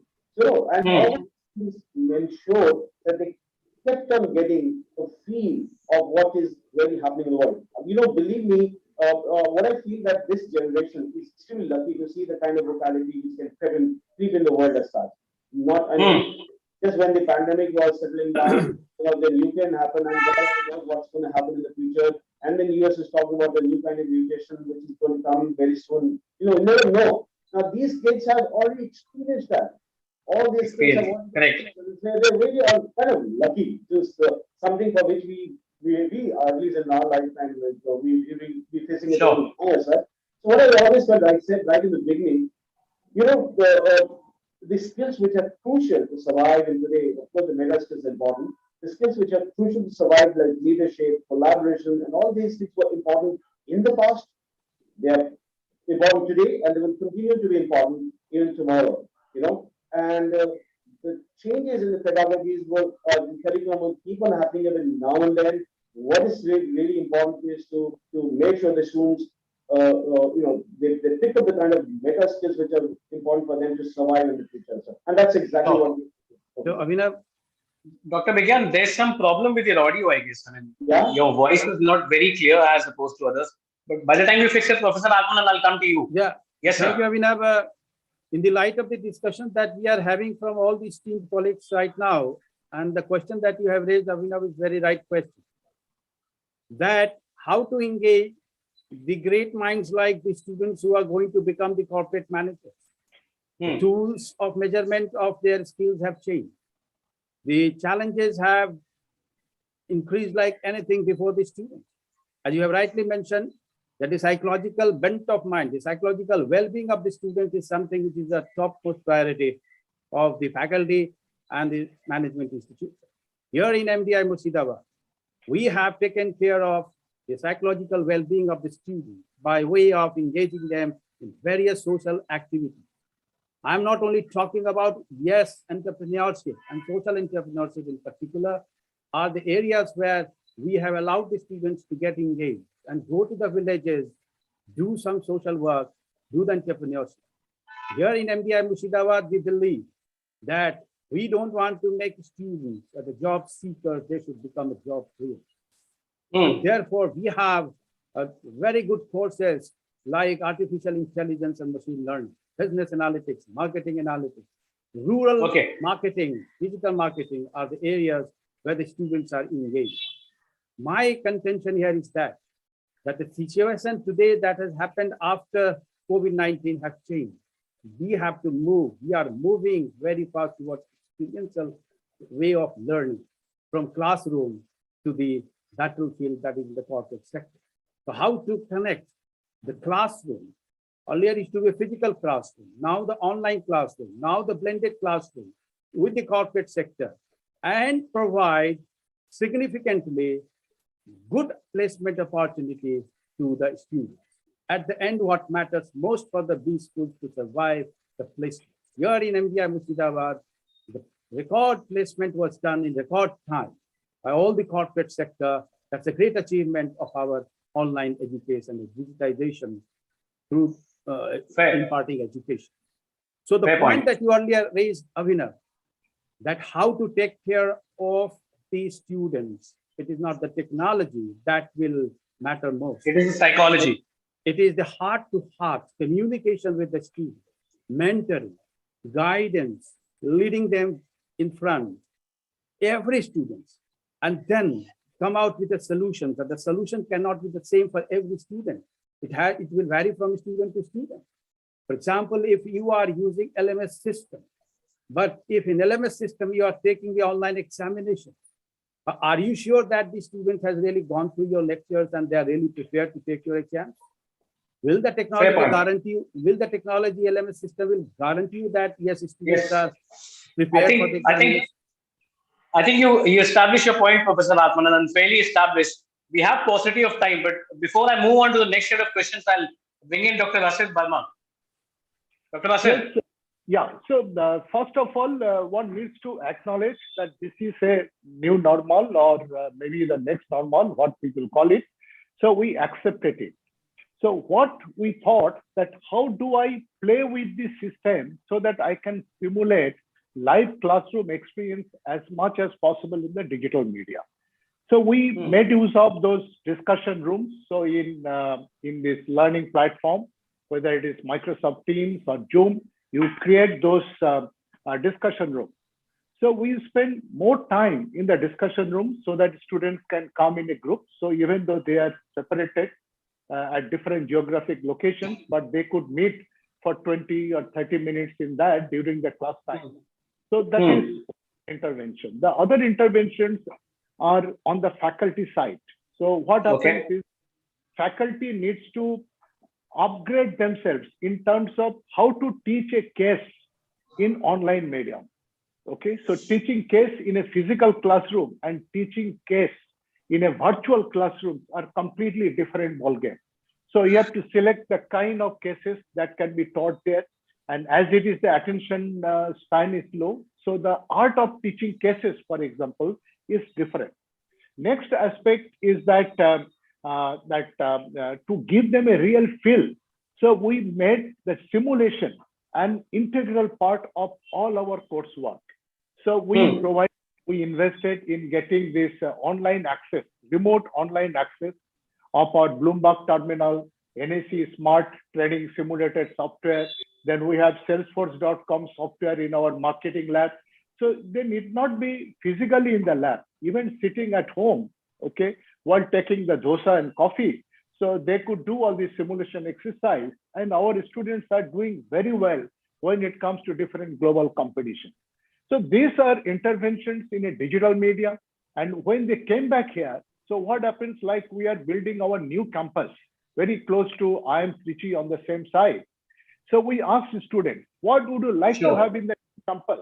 So they said informal communication, informal interaction. So how informal interaction could be an object of your learning pedagogy. So that's what we are enabling when they came physically here. Sure, sure. Now, points made by all of you directors, because you all have been veterans in your area and have been experiencing this problem and taking it head on. But last part of our conversation, ladies and gentlemen, would not be on students, but on the other side of the spectrum, which is faculties, okay, and teachers. We have discussed them in a little volume, but this would be the last part of our conversation. And I would request each of you to be a little concise because we have paucity of time. You know, when it comes to students, of course, they have their own set of challenges. But when it comes to teachers, there are different set of challenges. There's still people, salaried class of people who need increments on time, considering the realistic scenarios of employment and job market, and of course, evolution. We urge students to evolve from time to time, acquire new skills. But the faculties also have to catch up. So what are the prime challenges which all of you have faced when it comes to faculty training? Because, you know, in MBAs today, 95% of the learning is outside the classroom. It's not in the classroom. If you go to German education policy, they have got dual education system, which is a combination of industry internship and classroom teaching.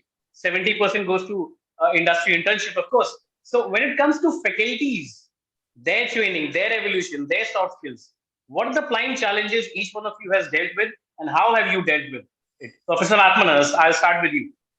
Yeah, thank you.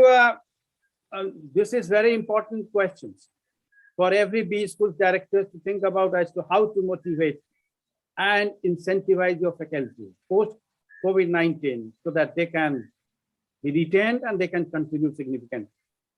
Faculty have to be creative as to how they can teach now, as to how they can engage with the students to gain the attention of their students.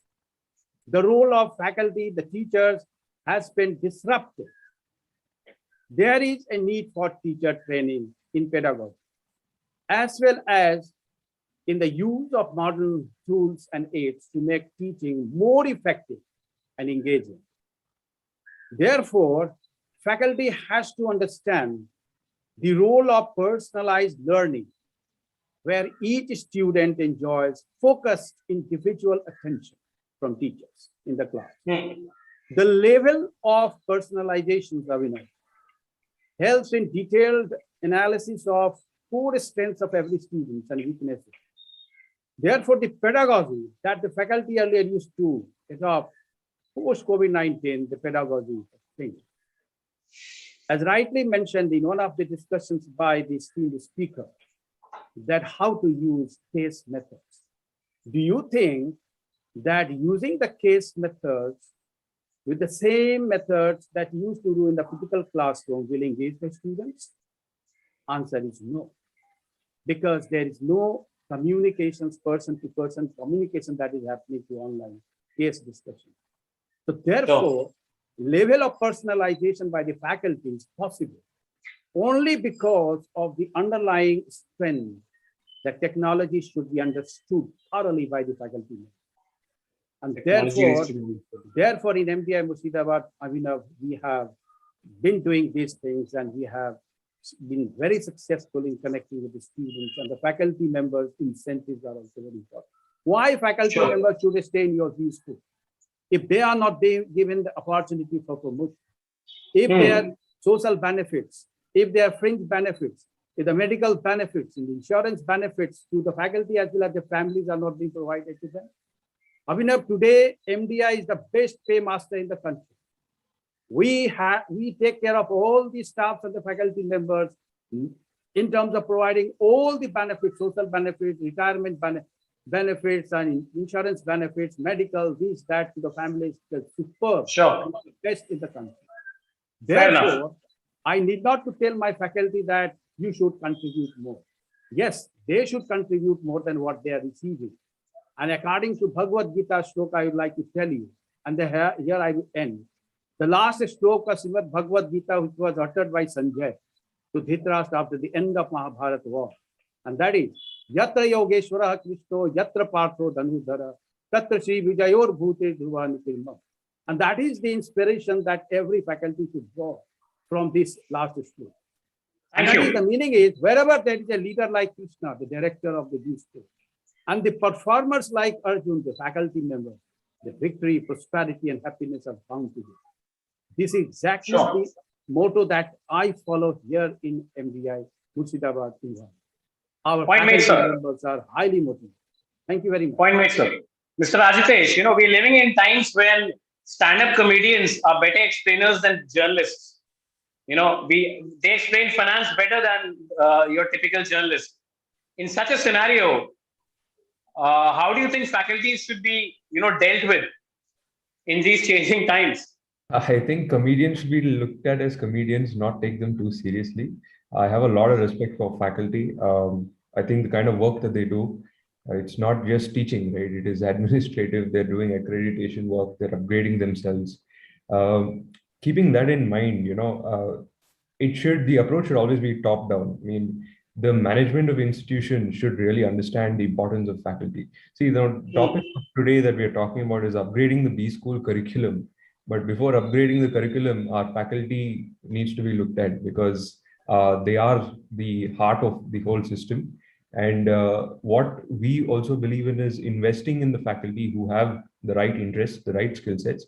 And institutions should keep a bit of fund every year, I think, focus on upgrading and reskilling some of the faculty who are really interested in, going into certain domains, going in, learning certain things. And only then can we really do anything, because they hold the key to the whole learning outcomes of what students do. So I think that should be the focus. And I think the role of the faculty is imperative, and they have a lot more to contribute. Sure. Dr. Mogo? See, if you're talking about faculty motivation, so to put it in buckets, when we're evaluating faculty, it is a summation of the teaching, the research publications that they're doing, the executive training, and the institution building activities. So they are incentivized for all of them together. Of course, each campus will have their own modalities of doing it.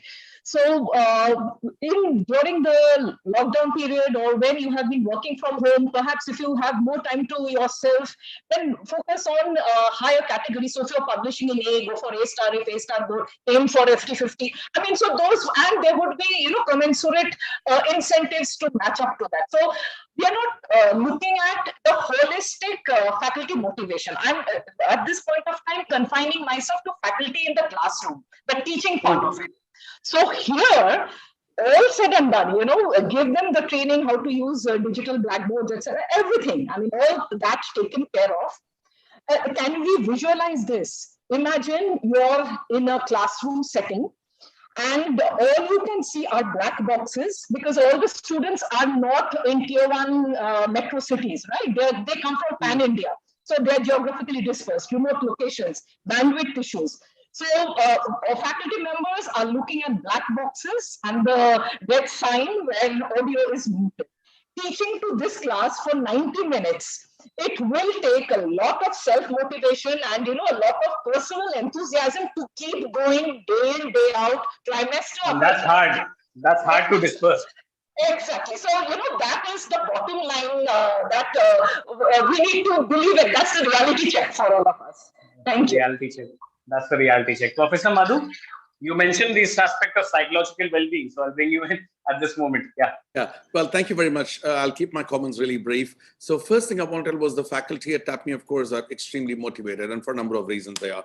But I certainly think there is a balance that everyone has to find between teaching and research. And many of my colleagues at TAPME, at least, also have senior administrative responsibilities in assisting me in the institute. So therefore, the balance is absolutely critical. So that is a challenge that faculty have faced. In terms of pedagogy, in terms of going into classes, obviously, you have a little bit of initial sort of teething issues, but they're all been dealt with. I don't think any of these issues are insurmountable. I mean, we are actually bringing out leaders of tomorrow. Hey, saying the world is so difficult to live.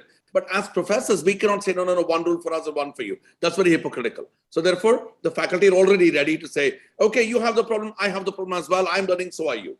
So there is a great sort of transmission, communication, we do that. The one final point I wanted to make was upgrading yourself. So we have something called a PDF, a professional development fund, and every year for each faculty we set aside ₹1,25,000, and that you accumulate up to 5 years. So you really have, and we don't really ask how we are spending this money. It is actually for your research skills, for your, if you want to go attend teaching workshops, or if you want to know how to use case studies in a classroom in a flip sort of situation. So my point is very simple. Yes, there are challenges. We have been able to come through. We today have 800 students on campus. Obviously, nothing can ever replace the face-to-face. No system can replace that. There is a special joy when you get into a classroom with 60 students.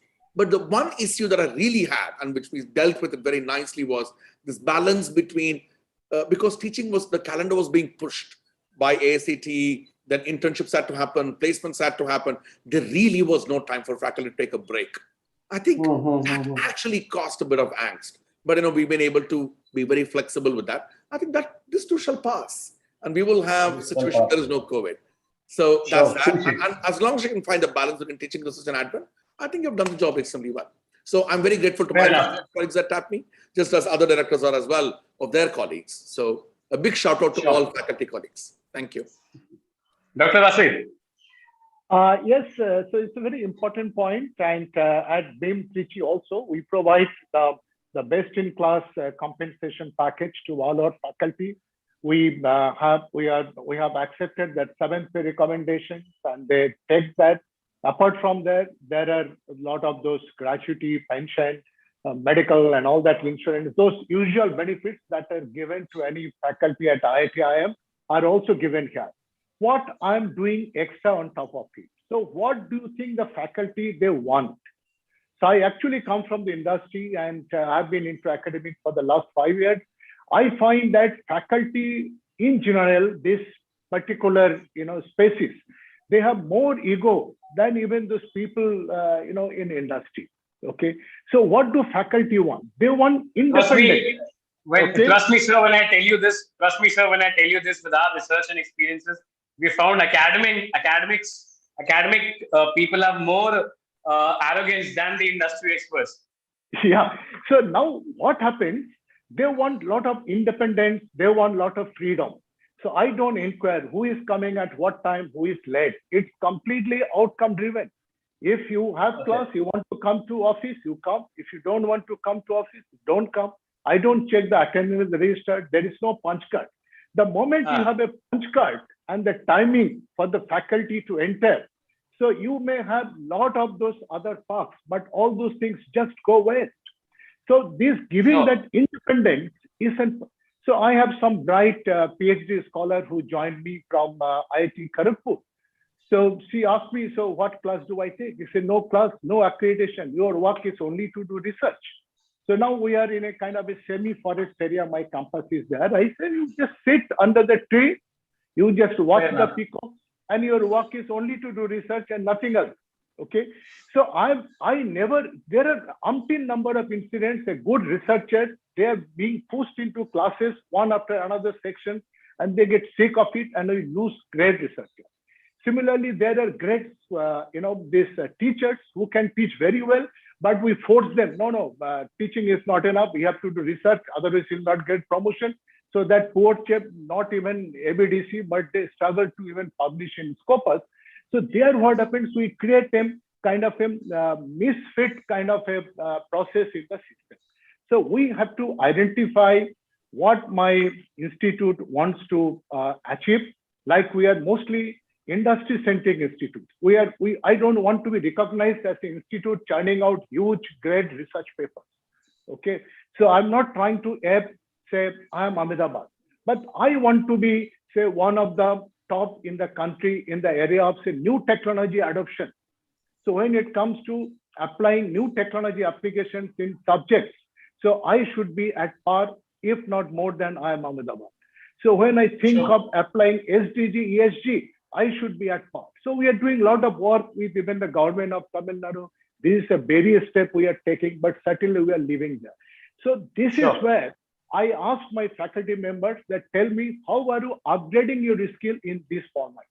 So can you contribute in this? So I give a lot of freedom, lot of independence, but I'm very tough when it comes to this outcome. So outcome driven. If the outcome I see is not coming, then maybe that faculty, so as there are rewards, there are punishments, will not find a place here. So these are the aspects I bring out. So only motivation alone is not enough, but we have to see that how we can basically take out those other systems, which are the hygiene factors. They are not the motivating factors, but if you do not take care of, they can create demotivation. Okay. Yeah. Sure. Dr. Begyan. I thought you said I was not audible last time. Is it okay? No, you were audible. There was audio hindrance. Your voice is a little hoarse. But yes, you can continue. Thank you. To begin with, I must say that the entire ecosystem of education would have collapsed, but for the dynamism of the faculty all over the world, including our institution as well. Within a week, within 10 days' time, the way they embraced the change was absolutely phenomenal, and they kept on upgrading. And we, of course, as a part of the institution, kept on ensuring that they get incentivized for whatever they do as such. But one thing they realized that if you are a great classroom teacher, in a typical classroom, you may not be a great online teacher. Like in the stock market, you have two kinds of traders: the day traders and the position trader. A day trader may be very good in the day, trading position today, but he may not be a great position trader, and vice versa. So similarly, if you're a great classroom teacher, you may not be that effective for online education as such. So these guys have realized that MOOCs are different, or online education is different from a typical classroom teaching. And I'm sure the way the kind of democratization, and at least the NEP 2020, though it came in 2020, probably it was adopted well before the pandemic hit us, but it really has a certain parts of the entire training as such, which is extremely futuristic. It talks about multidisciplinarity, it talks about democratization, it talks about digitization, and all these things are so relevant today. So whatever was mentioned, and we embrace that, and the faculty also realize that they need to change, they need to keep upgrading, they need to upskill, reskill, all kinds of things. But one thing which I did, and I would like to tell you, what I tell our faculty when they were at home, not coming to the institution and all, I said I used the terminology called corporate adoption. That every faculty adopt at least one corporate in a year, and will ensure that, make sure that you get a consulting project from them, you do some kind of income programs for them, you write a case study, you do a bit of research. So that fair enough.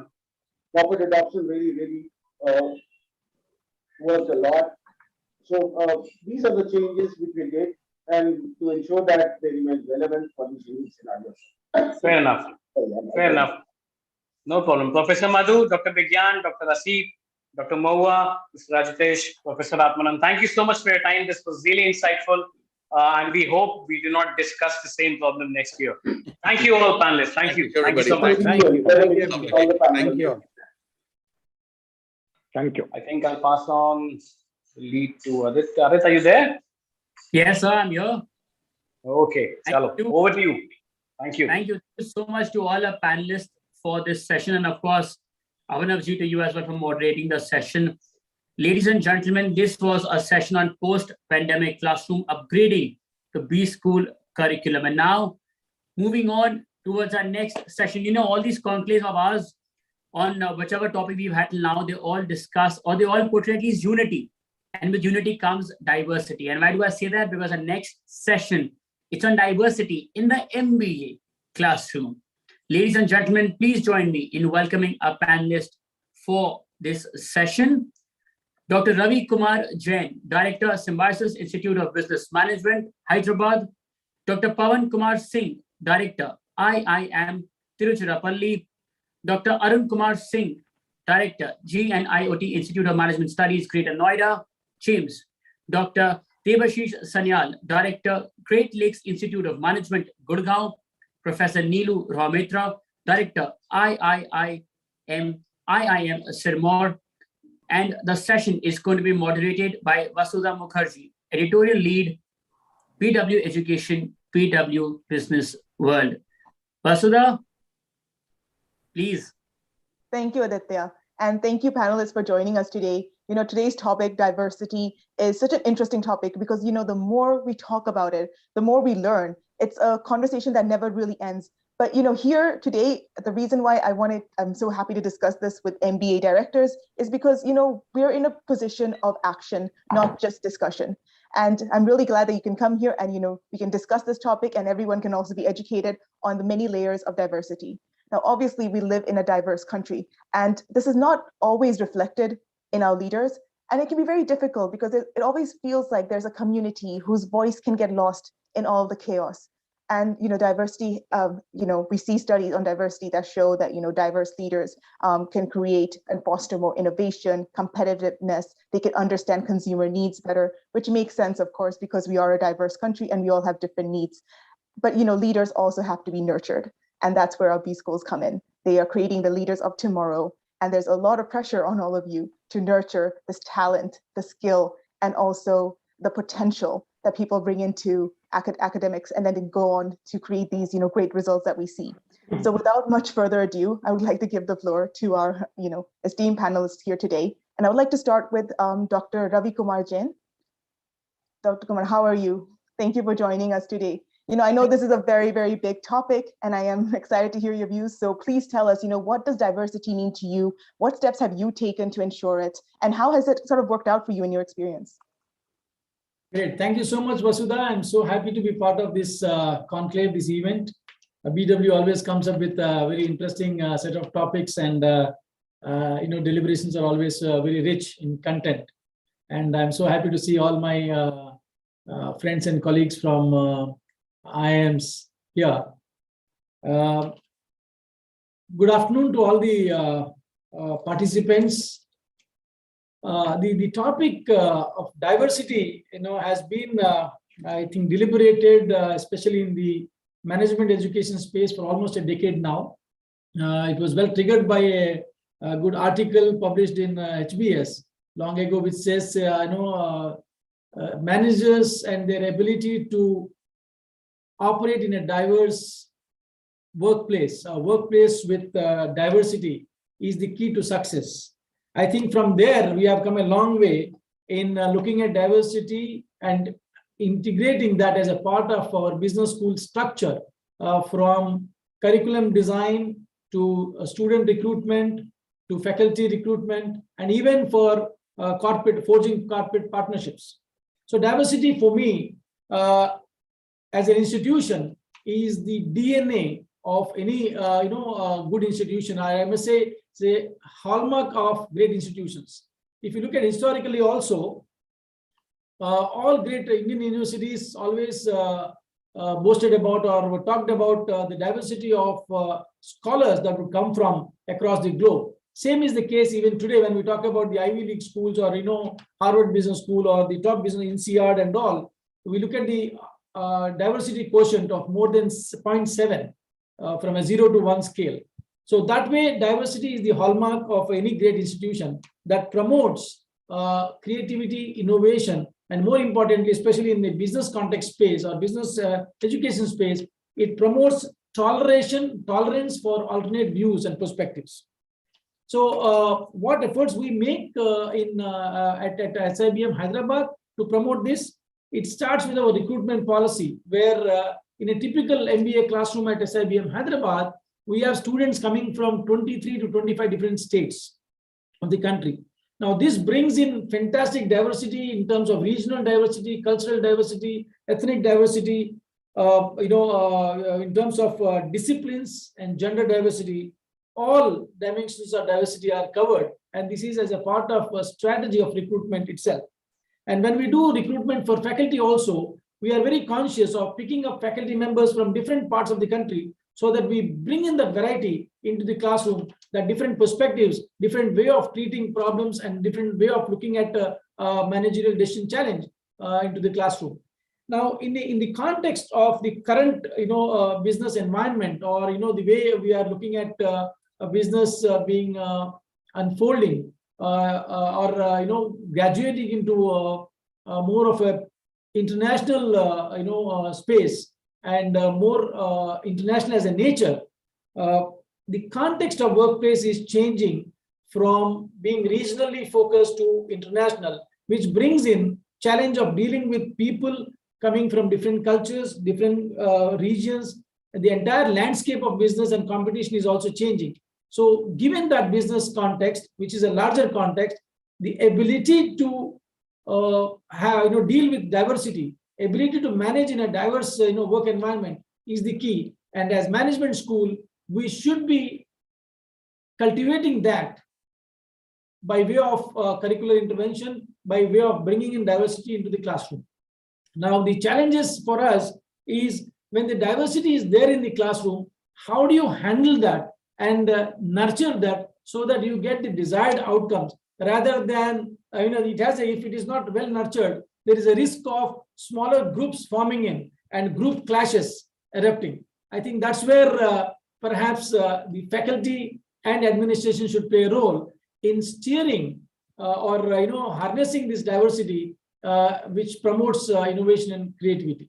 I think these are some of the thoughts which we at Hyderabad campus we nurture and we consciously work upon to ensure that we stay relevant at all three levels of student, faculty, and staff.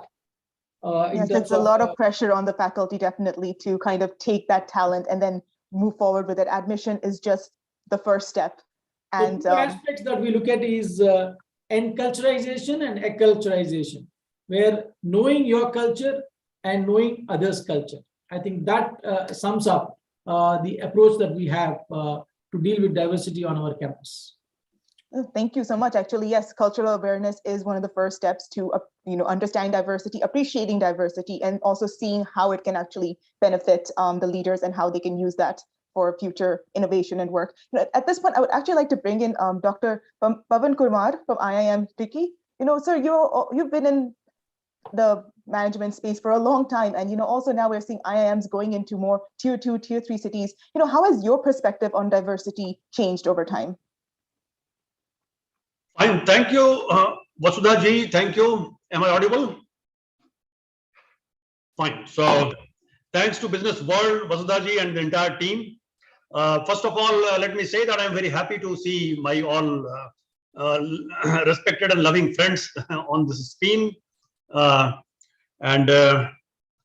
Because time is so limited, let me say diversity basically, had the topic of this panel discussion been unity, the meaning would have been same, because diversity leads to unity. Diversity means what?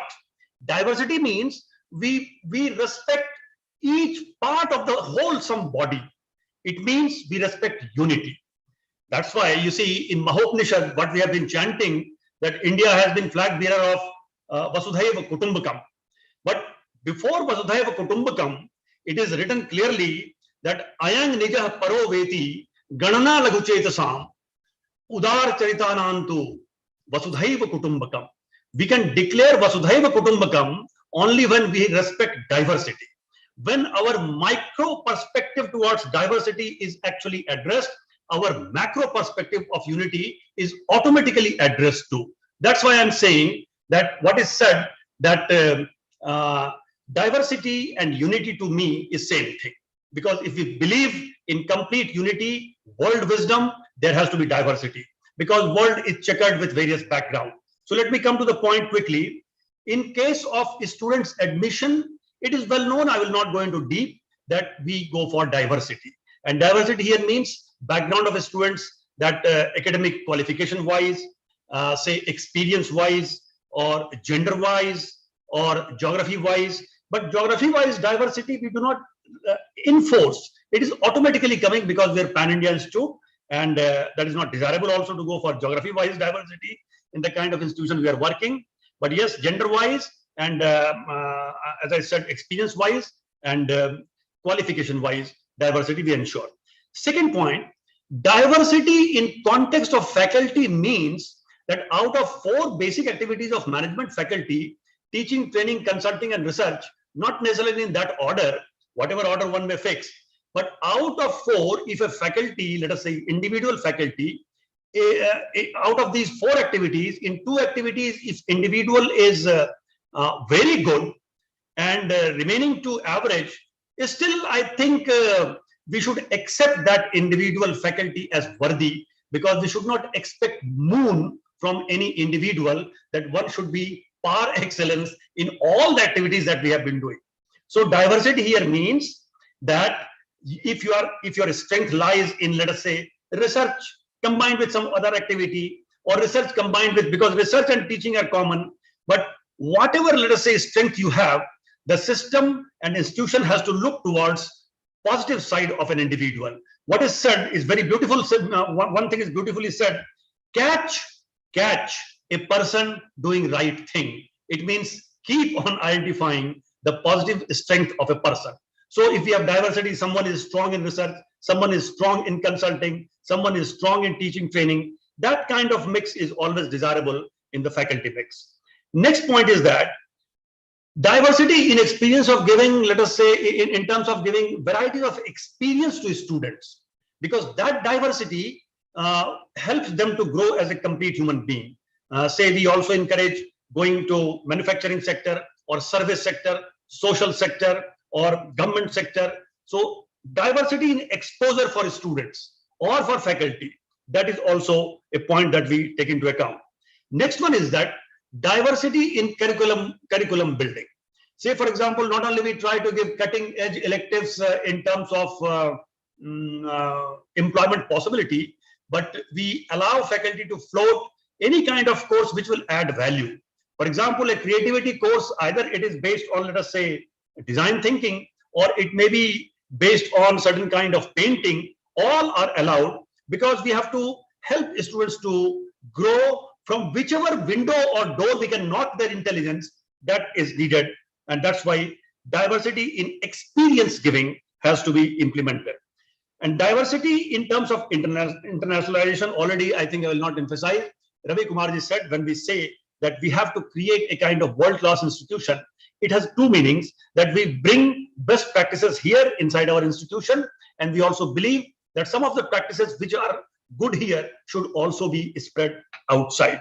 And last point I would like to say, that diversity basically also means diversity in your policy, in your recruitment. Everyone is welcome, irrespective of any kind of background. So in terms of student or faculty or curriculum or experience or industry or institutional policy, diversity basically is working on 3 philosophies: One is diversity means bringing unity. Second is diversity means respect for all. And diversity means wholesomeness in approach for developing your system and people around. So thank you for this beginning part of giving this opportunity for my beginning part of input. Thank you very much. And thank you so much for your input. I mean, I think that was really well summed up. And like I said, every time we talk about diversity, I learn something new. So we're talking about diversity in skill, in experience, in exposure, and of course, in policy. Thank you for your opening comments. At this point, I would like to bring in Dr. Devashi Sanyal. You have had the opportunity to kind of hear what your other panelists have said before you. But can you tell us what is diversity to you? Okay, thank you very much. Thank you, BWD, Business World, Anurag, especially Dr. Anurag, for this opportunity and for a lovely topic like diversity. Because the diversity, I have been speaking in various forums. This first time some forum has taken it seriously. Now, diversity, as you said, is to me, is nothing but a range of identities that exist in a group of people. Diversity in education represents a broad range of ideas and initiatives to create learning environments that are safe, inclusive, and equitable for as many identities as possible. Now, people have talked about, my learned speaker before me has spoken about various diversity that one should inculcate, globalization they spoke about, gender they spoke about, and I'm quite sure we'll speak more on ethics and race diversity, socio-economic diversity. We'll speak about age and industrial background. And just now, Dr. Pawar Singh also referred to curriculum diversity, where I have got some important remarks to make also. But why this forum? Why this platform today is discussing diversity? What is the importance of diversity? What can diversity bring us? That's very important. How does diversity in MBA impact your business school or the industry experience? I think there are a lot of reasons, and some of them can be, if we have a diversified class, or if we inculcate diversity, that it may and educate the students in the business school with ideas and thinking of a large population of various backgrounds, it will naturally help in inculcating and fostering innovation. And creating an inclusive environment is very critical. And forging a global mindset that's referred already, and understanding more better the nuances of business. Now, a diverse classroom environment where spirited debates, differing opinions, and viewpoint exist will always encourage innovation. People from different backgrounds having different thought process and think about problems differently will have a different learning system, a learning environment. The result is better is a better product for the output which goes to the industry. A diverse classroom with students with varied countries creates an environment which is representative of the world that we inhabit. It leads to a more culturally sensitive managers who can take better and more informed business decisions. A diverse class business school, this opportunity to train, enhance, and develop a truly global mindset. So there are a lot of importance of diversity actually. It enhances the ability to work in a multicultural environment, which is very critical in being successful today, especially in the global economic business environment that we are staying in these days. So understanding the nuances of business is very critical, and the mindset required to understand the nuances is changing, ever changing, and with the technology is changing so fast that if we don't have a mindset to learn from each other, from a varied group of people, it will be difficult for us to understand what is going on and be successful. With increased pace of innovation, as I mentioned, an unprecedented number of choices are available both to modern consumers and corporations. These customers themselves belong to different age, ethic, linguistic, and cultural groups. To meet their expectations, an organization must have a workforce made up of people who can place themselves in the customer's shoe. So it's very important for the business school to not only inculcate or foster diversity in the classroom, but also to make wholehearted effort to ensure that we have a classroom which is students from various backgrounds. And when I mean various background, we in India are far behind other institutes in the world as far as having students from across the world. Of course, India itself provides a lot of diversity because most of the schools which are in this forum do get students from across the country, which itself, our country being gifted that way, a diversified country, and so it helps us. But we are far behind in getting global students. There are various reasons. I'm not going to talk about that. But the thing that it is very important, and I think this platform needs to once again emphasize, I'm quite sure we all do, that the importance of diversity. Now, spend some time on the diversity of curriculum, which has been referred to by Dr. Pawan Singh. But I will say it from a different perspective. I will bring over here the new NEP, which gives us National Education Policy, which gives us the opportunity to do so. What I want to say is that now we can take courses from across other universities and good schools, business schools. We can exchange credits. This is one part of the story. Why I'm saying this, I'll just come to it. Now, our course, I'm especially talking about core courses, because business management school, actually the core courses that matter. We are actually a general management school. We have electives, all of us, but that I think in the case. No accreditation body, not even NBA in India, forget about ACS or RAMBA or ICWIS. They only see the core curriculum that we offer. They are an accreditor.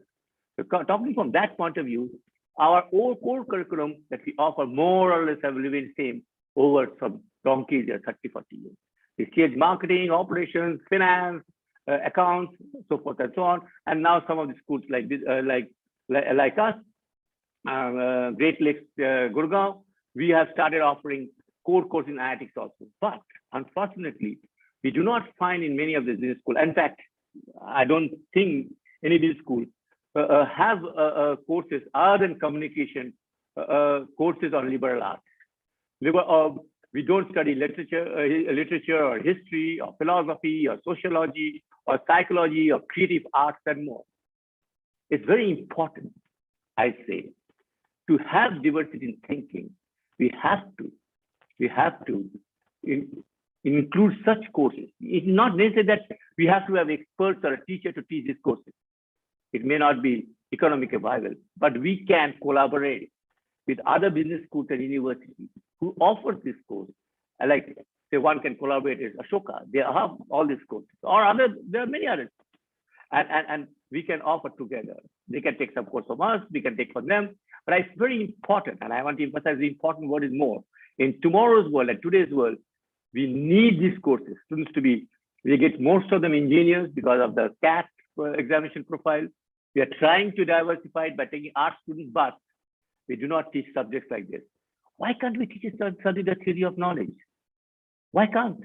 Which can include the structure of scientific revolution, which can include experimental design and the Republic City crisis, which can include economic and instrumental behavior theory. We can include historical thinking on the philosophy of history and so on and so forth. Why can't we? Don't you think these inputs are required in today's student of business school? Should we teach only those typically formula-based statistics and typical all the courses? I think the time has come. The business schools should think and collaborate together to offer courses of liberal arts.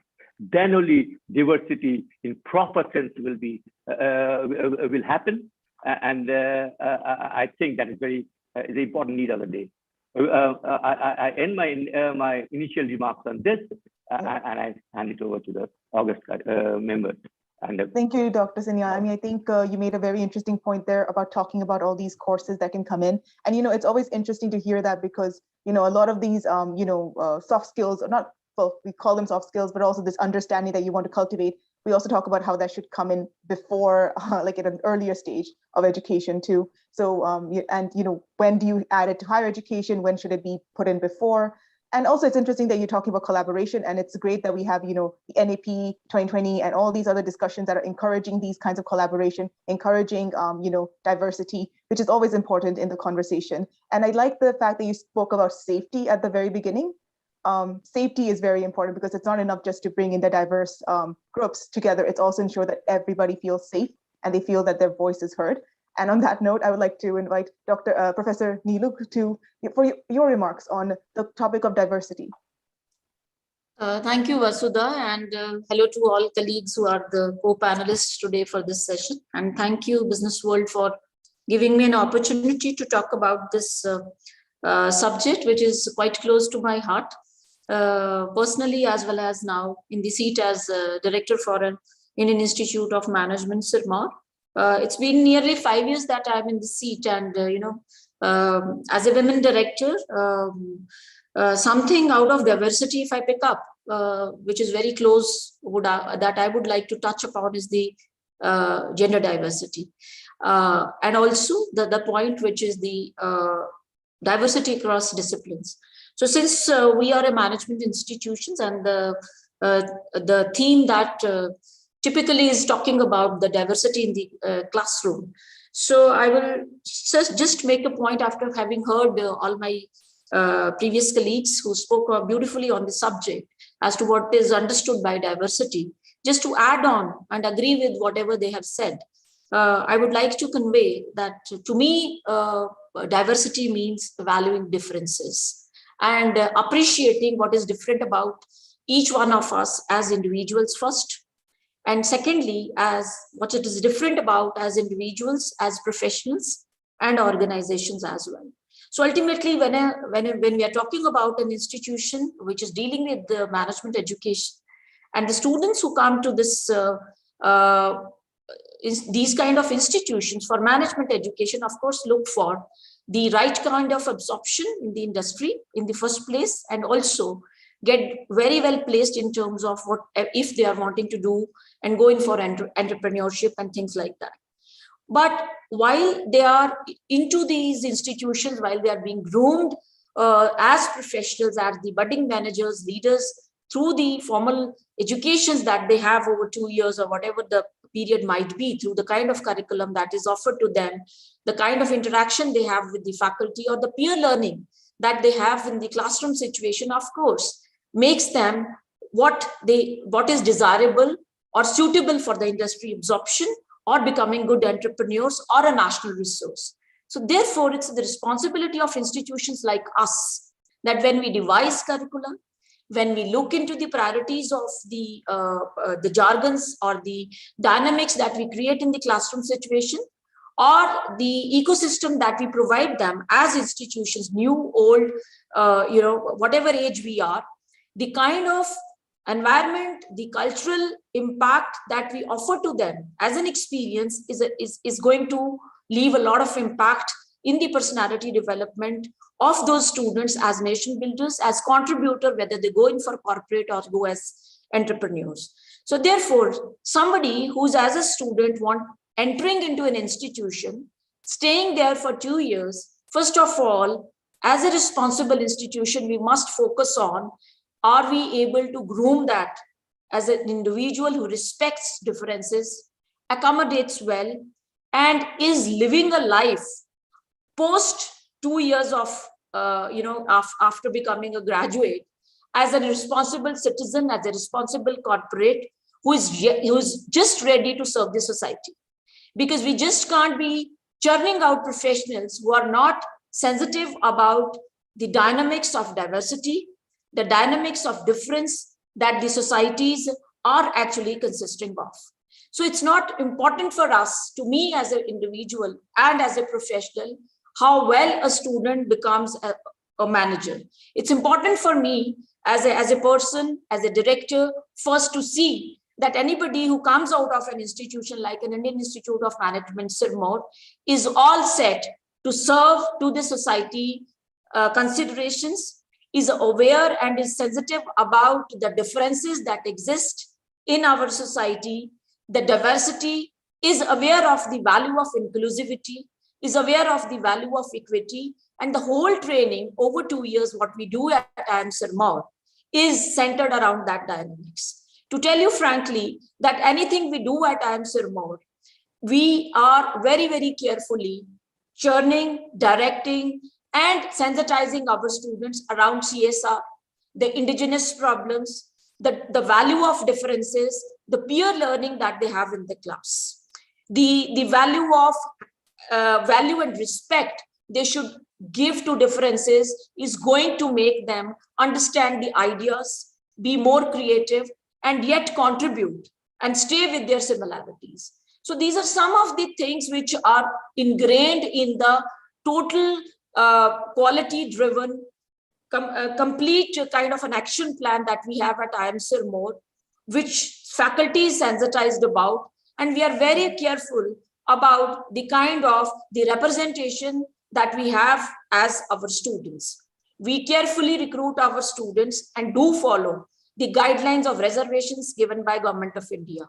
When we are recruiting our faculty, we do follow the reservations and the representations, the guidelines, the rules which are given by the Government of India as we represent.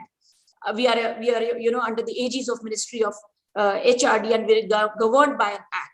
So there's no point of difference in the fact that while recruiting students, while we are abiding by and complying with the Government of India guidelines for representation of minorities, representing or promoting women in the management education, we have devised and structured and catered and tailored our policies, call it for admissions or for the faculty recruitment or for the staff recruitment, in a very, very crafted, well-designed manner, wherein we do not lose the sight of the element of diversity, inclusivity, and equity, wherein we always are respectful and value that all kinds of people coming from different backgrounds, cultures, disciplinary, call it, or otherwise backgrounds are important to us.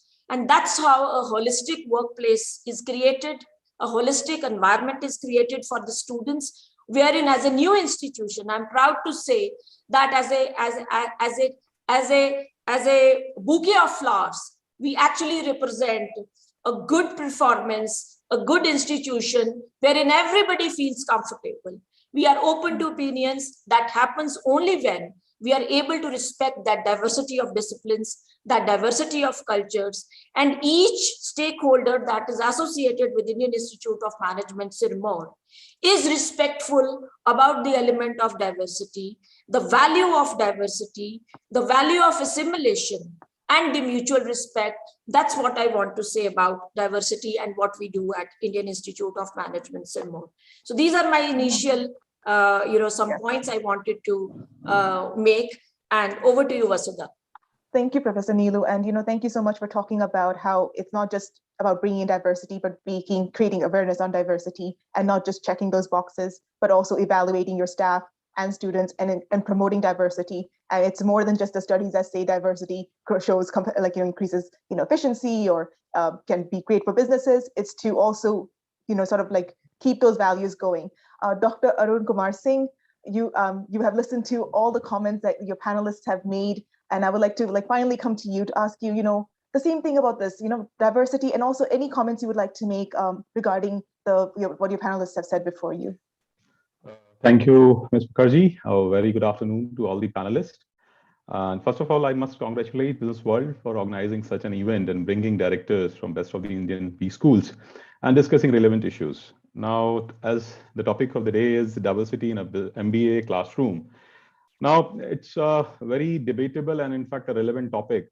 Why I'm saying so, because if you look at the historic, significance, you'll find India has a great, vibrant, and viable legacy where students have been coming to India for education. And once I say historical, that means more than 2,500 years back, students were coming to Takshila and Vikramshila universities. And just because we were having advanced education system. Now, of late, if you look at the current scenario, even today, students are coming to India, but yes, there are certain things which we need to look into, and diversity, what are issues which I strongly feel with. Now, if you look at the diversity part, I believe there are three elements to it. One is bringing students from wide range of backgrounds, that means they are coming from different backgrounds. Second, bringing students who identify with different unrepresented communities. And third is the educational background. They are coming with the different educational background and work experience. Now, gender happens to be the one very important aspect, which probably should be fit into in all these three elements somewhere. Now, having been said so, of late, Government of India and the various regulators have put in a lot of effort where they have emphasized about the diversity and gender variety as an important aspect of ranking various institutions, especially B schools. And it has been a part of National Institutional Ranking Framework, which was being launched in 2015. Now, it has also given a lot of importance, but yes, still a long way to go. I would like to throw some numbers and try to discuss. Now, if you look at the numbers of MBA batch 2021-23 of all older IIMs, you will find there is 11% decline in female students enrollment. Now, this is startling. Why? Because after the COVID, probably we were thinking that technology has made things much easier for the students, but somehow there is a decline in terms of enrollment, even in the best of the institutions India has. Now, taking it to one step further, there is one more inclination which our so-called admission process has is towards the engineers. If you look at the background of all the prominent B schools in India, you will find majority of them have upward to 60% engineers in their B schools. Now, as a couple of panelists were talking about, a very relevant point, that what about the other subjects? What about the academic background? How exactly we can claim that we have students from diverse background? Why do we don't provide equal opportunity in those ways where students from non-mathematics background or non-engineering background can be at the same platform and perform? Now, at one point of time, we are talking about providing equality, opportunity, and diversity, and then we are talking about innovation. Now, somehow I feel there is a contradiction. Now, India's education system has two kinds of system in place. It's my own way of defining it. Probably my panelists will correct me. One is exit-based, system, and one is the entry-based, barrier-based system. Now, in the entry barrier system, like when the student want to get into any of the IITs or IIMs or any of these institutions, he or she has to, go for examination and clear it, and probably they can enroll for it. There is a process. Now, wherein the examinations or in fact the programs like CA, you have exit barrier system where students, anybody can enroll and perform. Now, courtesy to COVID and onslaught of technology, IIT Madras came up with the concept where now anybody and everybody can enroll. Now, this is the kind of diversity probably we should be talking about. There is a long way to go, And if I put it in a nutshell, we need to look into the diverse part. Like I strongly, appreciate the upcoming IIMs that they are giving this much too importance. In fact, they are encouraging female students.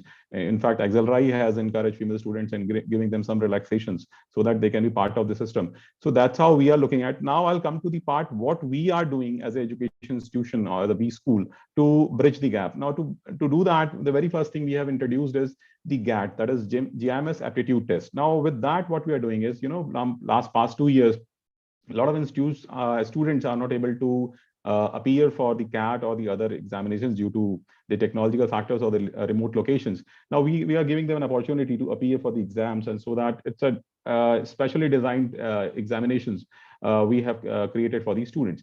Now, with the help of that, we are bringing a lot of students and providing them a platform. Now, to encourage female students, we have an initiative called as GIMS Shakti, where students on merit, female students on merit, are being offered scholarships so that they can pursue their higher education. The third is we are very proud of that, being a very young institute, but still we have students from more than 30 to 40% states of India, and in particularly from northeastern part of India. So that speaks in volume, the kind of diversity we bring into our system. Then we have designed the curriculum in such a manner that we give our students the wider perspective of understanding the various cultures and how to work with them. Now, to do so, we have an a rural immersion program due to COVID, which is on hold. But yes, very shortly we're going to start, where students are going to get exposure in the rural setup. And at the mean point of time, we already have a global virtual team. It's a wonderful platform where our students are working with these students of 25 different countries on a virtual platform. So these are the things which are helping our students to develop themselves in a very diverse manner. And then, yes, we have our faculties with a heavy blend of people from industry, academia, and coming from diverse background and staff to inculcate these skill sets. So these were my points to put across to begin my talk. I would encourage the moderator to take it further. Got to mute myself. Thank you so much, Dr. Arun Kumar, for speaking about this. You know, there are obviously, I mean, you talked about some of your initiatives too, which are so important to point out because, you know, not all diversity is apparent. There's intersectionality, but the ones where we do, what we are aware of, the biases that we can see, the problems that we can see, if we can take steps to tackle those and to move beyond those, that is very, very necessary, because then we can start like, you know, once these initiatives start, they can only spread. It's like a ripple effect, right? You start taking one initiative and then you start seeing the other ones. And then slowly, we can become a more inclusive society, which is the goal. Like Dr. Kumar before said, like, you know, it's about diversity and unity. They more or less come hand in hand. Now we do have some time left. And I would like to give the mic back to Dr. Ravi Kumar Jain, because I know you were the first speaker, and I feel like that always kind of puts a person in a disadvantaged state because you don't get to listen to what everyone else has to say. But now that everyone has spoken, are there any remarks or comments that you would like to make? I think in the interest of time, I would only say one line, that dealing with diversity, especially for a B school, would be to create culturally responsive learning environment. And when we work on these three pillars of faculty, students, and staff, and the curriculum part, to bring diversity into all these pillars, I think the rest all automatically happens. So I think one line would be to create that culturally responsive learning environment. Thank you so much. I think you wrapped it up much better than I could.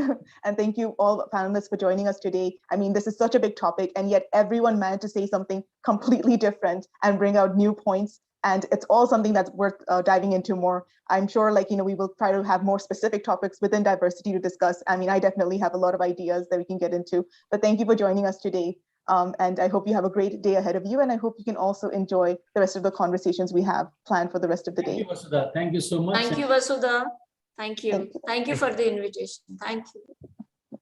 Aditya, back to you.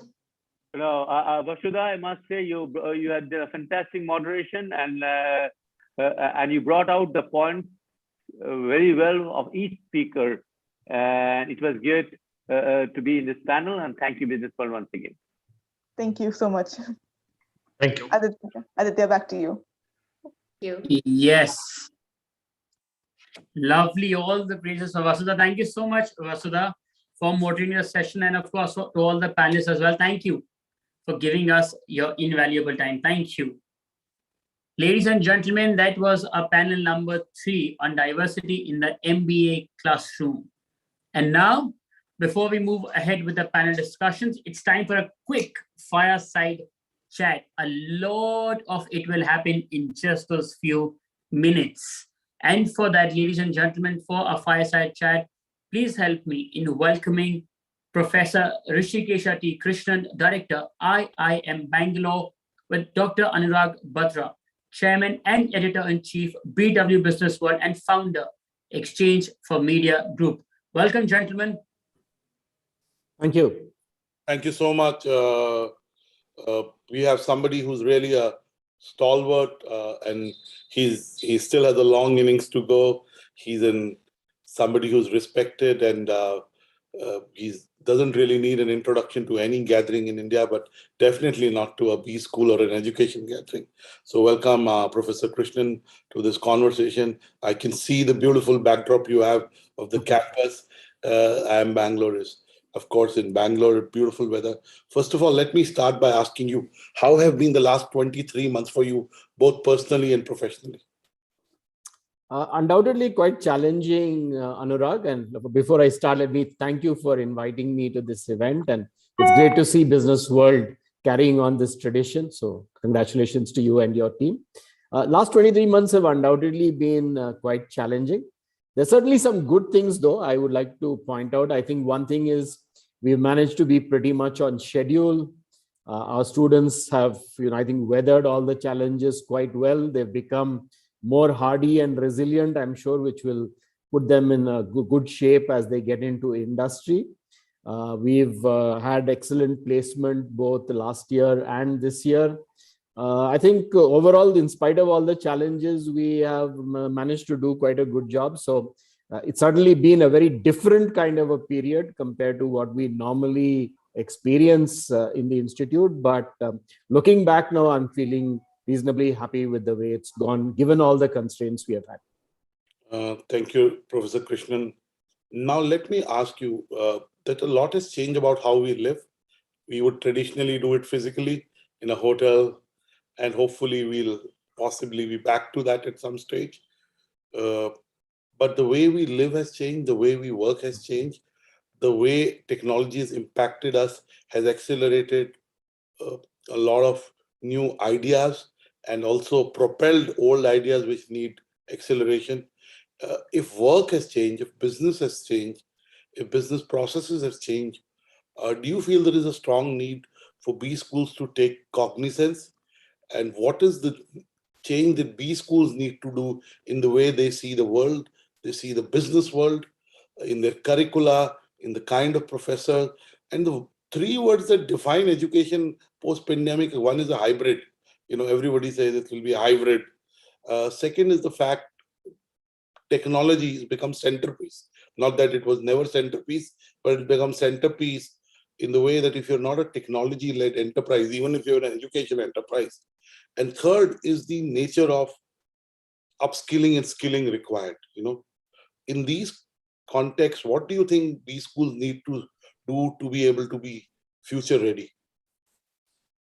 Let me just look at this in a couple of different ways. First, let me try and identify what are some of the skills and capabilities that the leader of tomorrow needs that have got amplified or underlined by the pandemic.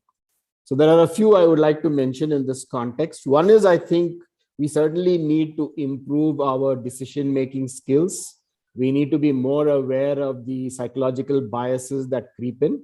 I'm particularly referring to things like a confirmation bias and recency bias and so on, which we've actually seen many of us struggling with even during the pandemic as we make decisions. So I think these are going to be very important things that our managers of the future require. The second important thing I would underline is the importance of deciphering weak signals. I think now we're living in a increasingly volatile world. You can just see the events even of yesterday and today, and this is impacting businesses in various ways. So, I mean, we used to talk about VUCA. It was a bit of an abstract concept, but I think it's now very much here for real. So how do we be sensitive to these signals? How do we manage risk more effectively? This seems to have come center stage. So that's the second thing I would underline. The third thing I would underline is the importance of collaboration. What we've seen during the pandemic is that all sorts of organizations had to partner with others in very different ways. The government had to reach out to companies, to R&D, to academia, to just deal with the pandemic in a better way. In India, I don't think we've always been the best at collaboration. So I would urge improvement of skills in that area as well. That's a third area I would focus on. And then, of course, the fourth one is something that you already mentioned in your remarks, which is about digital data, all the big phenomena which are anyway affecting us, for which our students need to be better prepared. Okay, now let me come to the second part of what I wanted to talk about, which is the how part. This is what I mentioned so far is the what part, but I think now we need to come to the how part. I think there's a lot to be done. I think one obvious approach is to look at how do we mix and match different kinds of pedagogy, different kinds of delivery to improve effectiveness. We perhaps need to start with a kind of zero base and look at the whole, I think, way we structure our programs afresh, because we're now aware of many new ways of doing things, but right now they're all band-aids. I think they're just been put in to somehow get us through the COVID pandemic phase. But we now need to open it up once again and say, look, start with the learning objectives, then look at, okay, if these are the learning objectives, what is the kind of content and skills and all we need to impart, and then what's the best way of doing it. We need to look at different pedagogies and delivery methods. So I think the whole thing has opened up. We are now aware of different ways of doing this. We know there is asynchronous delivery, there is synchronous delivery. We have become more sensitive to online simulation, digital tools. We are actually seeing the whole way the e-learning space has exploded. The government is also encouraging, now they're saying they're going to set up a digital university. I think the UGC chairman just said a couple of days ago that though they initially had reservations, they're now going to encourage universities to collaborate even with edtech companies. So I think the opportunity set is just completely opening up, but we need to start from basics once again, question how we are doing everything, and then redesign the programs. Beautiful. And you rightly talked, at the end of the world is about leadership. And I keep sometimes feel that, and I hope I'm wrong on that, that we've become dwarfer rather than taller in leadership. The events of last 2 days in some way. I mean, I was just thinking about writing an editorial piece on, I mean, I'm an optimist, and hopefully in the long term, Russia and Putin will suffer as everybody believes. But the fact is, in the short term, Ukraine has been totally left on itself to fend. So what is the point in having ambassadors and global alliances just because semantically it's not part of NATO? I mean, that's a big deal. And Putin is clearly not deterred by what is coming. And, so really, I was thinking about have we failed? So clearly we need more compassionate people. You talked about collaboration. I think compassion and collaboration go hand in hand. Now, let me dive deep into, see, IIM Bangalore is clearly a leader. It's very well established. So again, it is about the next leap. It is about staying relevant. It attracts the best professors, attracts the best students. So the job is pretty much easier. But if you had to look at what you are doing at IIM Bangalore, and you said right now we are forced to do what we are forced to do, use the word band-aid. But strategically, kind of, what is the change in broad direction, or what is the new elements that have got added? And how do you as a leader kind of prepare yourself for leading an institute that you want to be leaving an imprint in, and hopefully, making it even more preeminent than it is? For example, the areas of crypto, blockchain, NFT, artificial intelligence, gaming. I know there are courses. And how do each stakeholder, so how does the director, how do the professors, how do the students prepare themselves? And I keep saying these schools like yours are not just business schools. They are about management education, which means the corporate angle. You do MDPs, EDPs. What is the change there? Yeah, so, okay, let me just answer this in parts. So I think first, how do I prepare myself? One of the things we do actively is, of course, reaching out to industry. So last year, for example, as part of our MBA curriculum review, I personally spoke to at least about 20 CEOs across different sectors of the economy, trying to understand their perspective on how things are changing. I got quite a good picture because I found that different industries were looking at even things like digital and data in very different ways. And of course, all the faculty obviously couldn't take part in those interactions, but I shared with my colleagues a lot of the findings we got from those interactions. So I think that's a continuing process. That's one point I would make. Second point I would like to underline is the importance of learning from international experience. Two things we do quite actively. One is we are part of a global alliance for management called GNAM. And GNAM has partner schools from the best institutions across the world, I think about 30 odd schools. So the GNAM interaction is a very powerful part of our entire learning process, because every time we participate in any kind of interaction with these partner schools, we get a lot of ideas about what they are doing, how they are doing differently. And I think it's a great learning process. We also have an international advisory committee, which has some of the top education leaders from the US, from Europe, from Asia. And we had a meeting with them just about a month ago, and that also gave us very good insight. So I think it's a lot about just reaching out to different stakeholders across the world, attending some of the top events, like the different accreditation agencies have their deans conclaves, reaching out to them, participating in those events. I think all of these are the ways at least I keep trying to keep abreast of what's happening. Okay, the second question you asked is about how are we going to actually practice leadership in this. I think there may not be analytical solutions to all of these questions. So I think it's partly learning by doing. So I think we do a fair amount of experimentation. So on the executive program front, for example, we've been trying some new alternatives. We are looking at more of blended programs. We are looking at using the MOOCs content we have already created and combining that in different ways to make different offerings.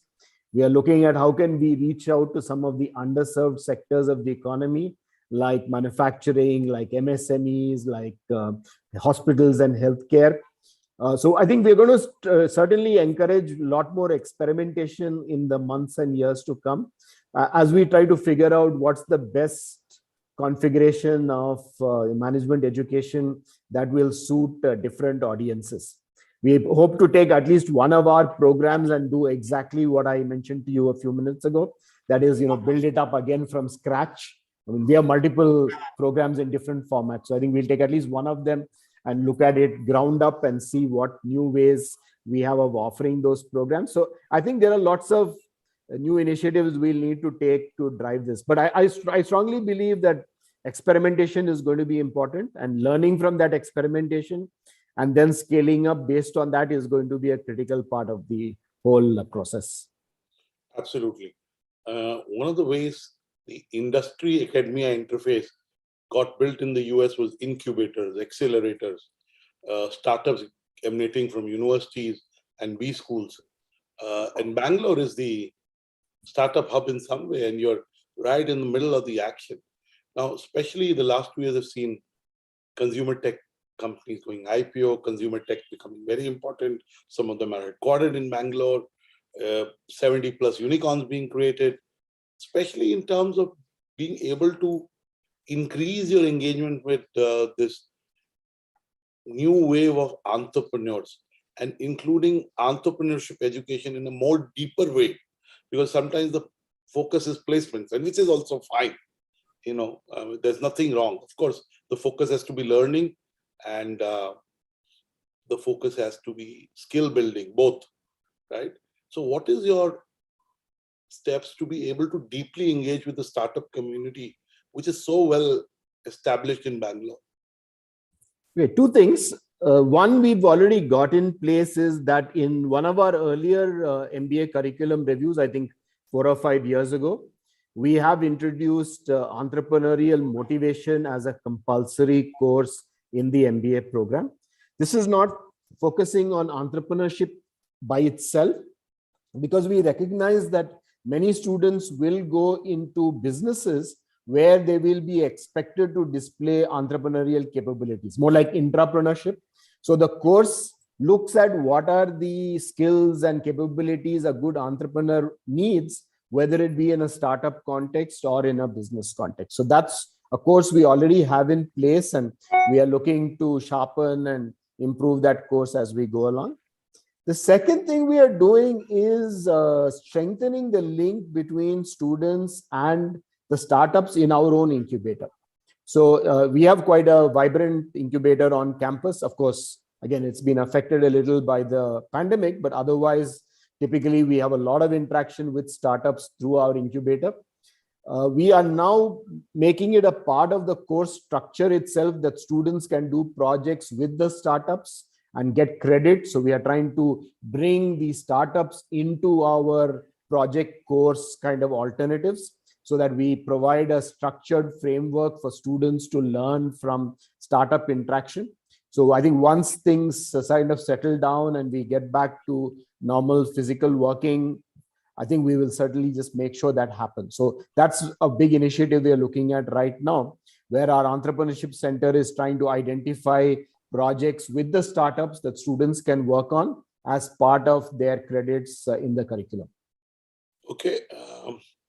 Our sustainability has become really a deep way that individuals are thinking, organizations are thinking, and educational institutions are thinking. However, in most B schools, we don't still have a course on sustainability, because we now know what happens in China or elsewhere in the world impacts us. Whether it's the coronavirus, whether it's Ukraine. And again, all wars have an economic, I mean, it may be, the purpose may be larger, but they have an economic genesis. Putin can do what he can do because he has $700 billion of foreign reserves on the back of oil prices, right? The European powers were a little hesitant to act because the gas supply to them is cheap. So there are sustainability and economics go together. Business world and sustainability go together. What are you doing to be able to sensitize the students on sustainability, the leaders of future, and include it deeply in the IMB curriculum? A good starting point for sustainability is, I think, by demonstration. So that's something we've been trying to do in the campus for several years now. We have good generation of solar energy on campus with solar panels. We have quite a sophisticated water recycling system. We do extensive rainwater harvesting. We ensure that we use only recycled water for gardening, things like that. I mean, we've already got a lot of sort of demonstrated effects of sustainability focus on the campus. The second part, of course, is bringing it into the curriculum. Here, I'll just mention something that we did in Indore when I was the director there. We did actually bring sustainability as an integral part of the curriculum, but with a very practical orientation. We brought it in as a workshop course where students would do projects on different aspects of sustainability on campus, whether it be water, whether it be energy, looking at other resources. I think it was quite successful, and I'm glad to see that Professor Himanshu Rai has taken that even further now and is really focusing on a lot of very impressive sustainability projects on the campus. Coming back to IIM Bangalore, we are looking quite closely now in our new PGP curriculum, which is going to start from the next academic year, of emphasizing ESG related topics. So that's one of the focus areas that emerged from our last MBA program review. So all three, whether it be environment, social, and governance, we are looking at strengthening that in the curriculum. We already had a core course on business, government, and society in the first year of the MBA program. And we are looking at that as the vehicle of strengthening the ESG focus. So that's pretty much part of what is happening right now. And hopefully that will roll out in the new curriculum starting June this year. Now, business ethics has been talked about for a long time, at least. I went to a business school 26 years back. The last, 28 years back, I entered and I passed out 26 years back. And, I've been an entrepreneur for 21 years. We've been talking about ethics and business ethics in a deep way. But how do you make sure that they become really ingrained in the leaders? Again, the foundation happens when leaders are young, in schools, what they see around them, what they see in their parents. So really, ethics come from there, values come from there. But what can B schools do to make sure that we have a more ethical business world? Yeah, Anurag, as you know, this is quite a challenging topic. It's been discussed ad nauseum now, I think, for several years. Ideally, we would like ethics to be part of the entire curriculum rather than just a separate subject for discussion. We would like ethics to be embedded in the marketing courses, in the finance courses, in the human resource management courses, and so on. Unfortunately, that doesn't seem to happen to the extent that we would like. So we finally end up giving a focus to ethics by having separate courses focused on ethics and responsibility and so on. But I think it also helps if we can practice ethics in practice. I think that's, I guess, young adults, people who come to an MBA program in an IIM, they are typically in their early 20s. A lot of their core values are probably already formed to some degree. So you can perhaps shape them more by inspiration, by example, by just setting up good systems within the institute that bring out the best side of them. You might be interested in hearing this. So, some years ago, a colleague of mine and I, we did a survey in IIM Bangalore, and we found the students fell in 3 categories.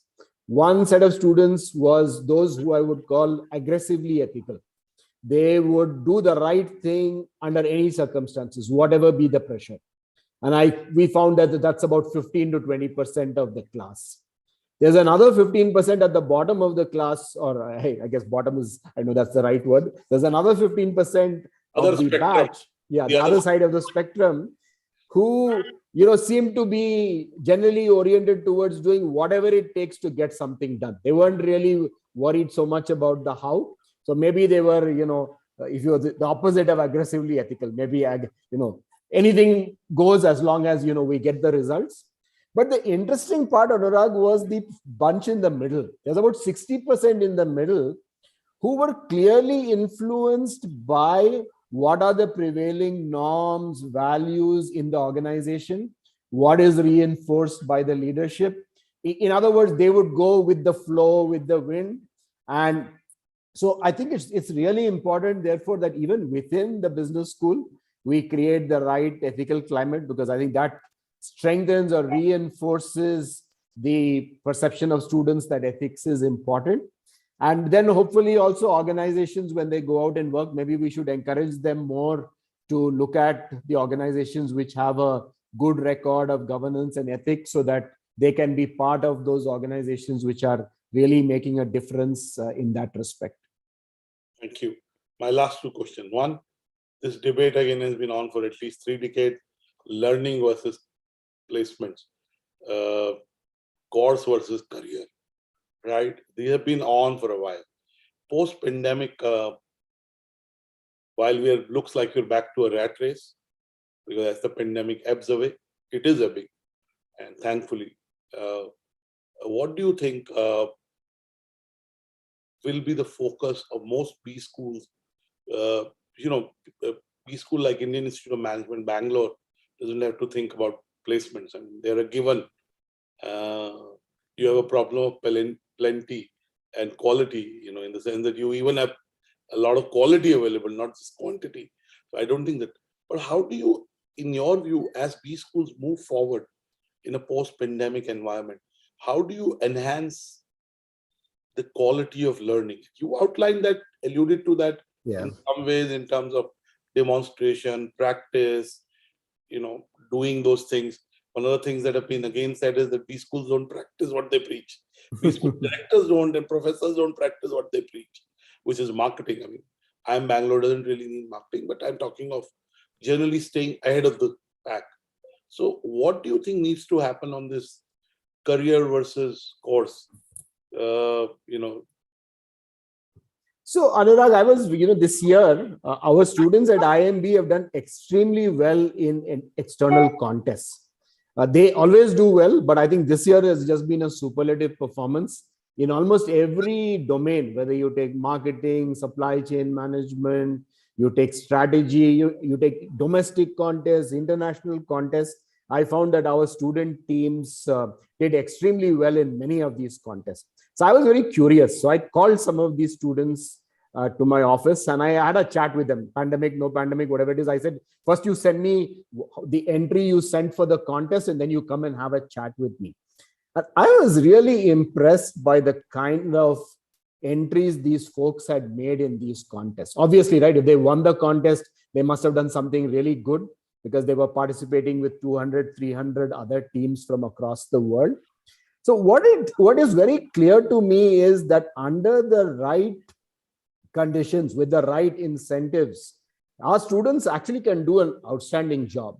And clearly things like projects, working on a real problem of a company, whatever be the sector, coming up with out-of-the-box ideas which will make a big difference to the company. All of these things, these guys have those skills. Maybe in the way we run the MBA program, we are not just tapping into those skills adequately, but many of these external contests and projects. Yeah, might be that some of those contests are driven by placement, but so what? I mean, clearly these guys are able to harness their skills to addressing those problems. So I think the simple answer, Anurag, is something that we know quite well, that we should make the curriculum a little more practice oriented. We should link up the learning process more to the kind of problems businesses face. Given those opportunities, I think our students will really do well, and you won't anymore need to have this conflict between learning and placement and things like that. Yeah, it's a balance. There's no conflict. It's about the balance. Yeah. My last question. I was talking to a leading edutech player a couple of weeks back on what is the offtake of the kind of courses that are being offered in EDPs and MD, advancement of career courses. And he said the most courses are about communication, leadership, kindness, compassion, right? And it sounds fuzzy and, soft. We know that soft skills are not really soft skills. They are the real skills. So do you think if leading B schools like your put a course on kindness or mindfulness or compassion, on happiness, on humility, again, some can be taught through courses, some are ingrained, they happen when you're a child or by observation. As they say, the best school is your home. You see your parents doing, your brother, sister. But do you think B school should embrace kindness, compassion courses? It may impact some leaders of the future and actually make a difference to their journey. So 2 comments here, Anurag. The first one is, I think the pandemic has really brought home to us the importance of both physical and mental health, but particularly mental health. I mean, I've been concerned to see several friends, even some of our students, quite adversely affected by the pandemic on the psychological side. And I think it's really brought to the fore the importance of mental health. It's also, as you rightly pointed out, brought to the fore the importance of human relationships, connections. I mean, just sitting in a room and staring at a screen for hours on end, I think makes everybody feel quite isolated. So I would certainly endorse what you just mentioned.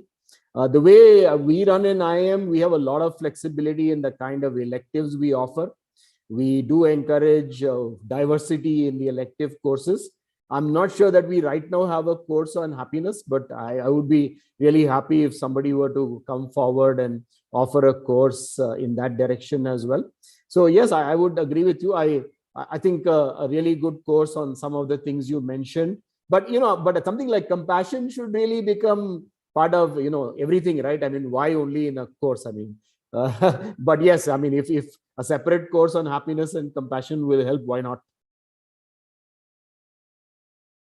Can't hear you, Anurag. I think you're on mute. I muted myself. Thank you, Professor Rishikesh Krishnan, for being so authentic and so real in what you said. You didn't say the things that need to be said in a way that it came across good to say, but difficult to implement. You're right. B schools can start by implementing some of the things they say in their journeys as institutions, and leaders at B schools, whether faculty or directors, can start be the change catalyst in the campuses and seeing what the institution does and what the leaders do. I'm sure will create the leaders of tomorrow who clearly need to be more compassionate. So thank you so much for this conversation. We're sharp at 2, so I'll let you go. And we look forward to a more face-to-face physical initiative of BW Education and creating that bridge between B schools, management education, and the industry. Thank you so much. Thanks again for inviting me. And pleasure is all ours. Thank you so much. Thank you. Thank you. Thank you so much, Professor and Dr. Well, ladies and gentlemen, that was Professor Krishnan, Director, IIM Bangalore, on a quick fireside chat with Dr. Anurag Batra, Chairman and Editor-in-Chief, BW Business World, and founder, Exchange for Media Group. They've discussed on what really has been happening there, what more can happen, as he mentioned in the very end, that it's open to anybody who can, inculcate and bring in more courses, etc. So if you are the right candidate, then of course I thought go. we had sent a direct link. I just resent that. Request, You have a individual link, but I see you on there. Gentlemen. Okay. This is a virtual platform. So this is bound to happen. And now, ladies and gentlemen, moving towards a panel discussion number 4. It's on role of internships and induction programs for all the youngsters out there. And please help me in welcoming our panelists for the same. Professor Preeti Bajaj, Vice Chancellor, Galgotias University. Professor Nagarajan Ramamurthy, Director, IIM Amritsar. Professor Janat Shah, Director, IIM Udaipur. Mr. Nasir Sheikh, CEO, Lexicon Group of Institutes and Multifit. Dr. Rajiv Prasad, Principal, Amrita School of Business, Kochi. Dr. Pooja Jain, Director, Jagan Institute of Management Studies. And the session will be moderated by Vasudha Mukherjee, Editorial Lead, BW Education, BW Business World. A very warm welcome to all our esteemed panelists. Thank you so much, Aditya. And thank you for the introduction. We will take it forward from here. Thank you, panelists, for joining us today. I had the privilege of actually being part of a different panel a few weeks ago, where we were discussing the employability of MBA students. And we had the industry there, and we also had academia present. And we got to hear a lot from the industry perspective on what they expect from students who are coming out with MBA degrees. And the academic side, pointed out that MBA is not just about giving you a job. It's an education. And yes, you're creating managers and leaders, but they come in many different forms. And getting a placement or a job is just one of them. And in the fireside chat, we also heard Professor Krishnan talk about you do need to still instill these entrepreneurship skills and entrepreneurship skills, because businesses are still looking for that. And of course, we are trying to we want students to be employed. We want them to have the most success they can. But at some point, it stops being our responsibility and it becomes the industry's responsibility. And that's where we see so many great industry academia collaborations to ensure that students are getting that holistic kind of education. So today, I'm really glad to speak to the academic side and ask you and talk to you about, what is the role of internships? What are your expectations from the industry for your students or even for yourselves? And perhaps what is even like your experience that you had with training programs, induction programs, internships yourself? So, to start this discussion, can I invite Professor Janat Shah of IIM Udaipur to tell us, a little bit about, in your opinion, what is the role of internships and, how are they better at, or what is their job? Like, where does your responsibility kind of end and where does the industry come in? Yeah, so thanks, Vasudha. It's an interesting question for all of us. Internship is a part of academic requirement. The reason why it's important is because finally it's a professional course. We're preparing students for a career. So somewhere application is a very important part. Now, all of us in a pedagogy try to bring in fair amount of application. For example, when we do a case method, right? The whole idea is to see if we can create that kind of environment. But all that is still a limited environment. What internship does is gives you opportunity to be in a real life environment and work on a specific problem, right? And if it's a reasonably 8 to 10 weeks, both student gets a good understanding of what does it mean to work in a actual organization.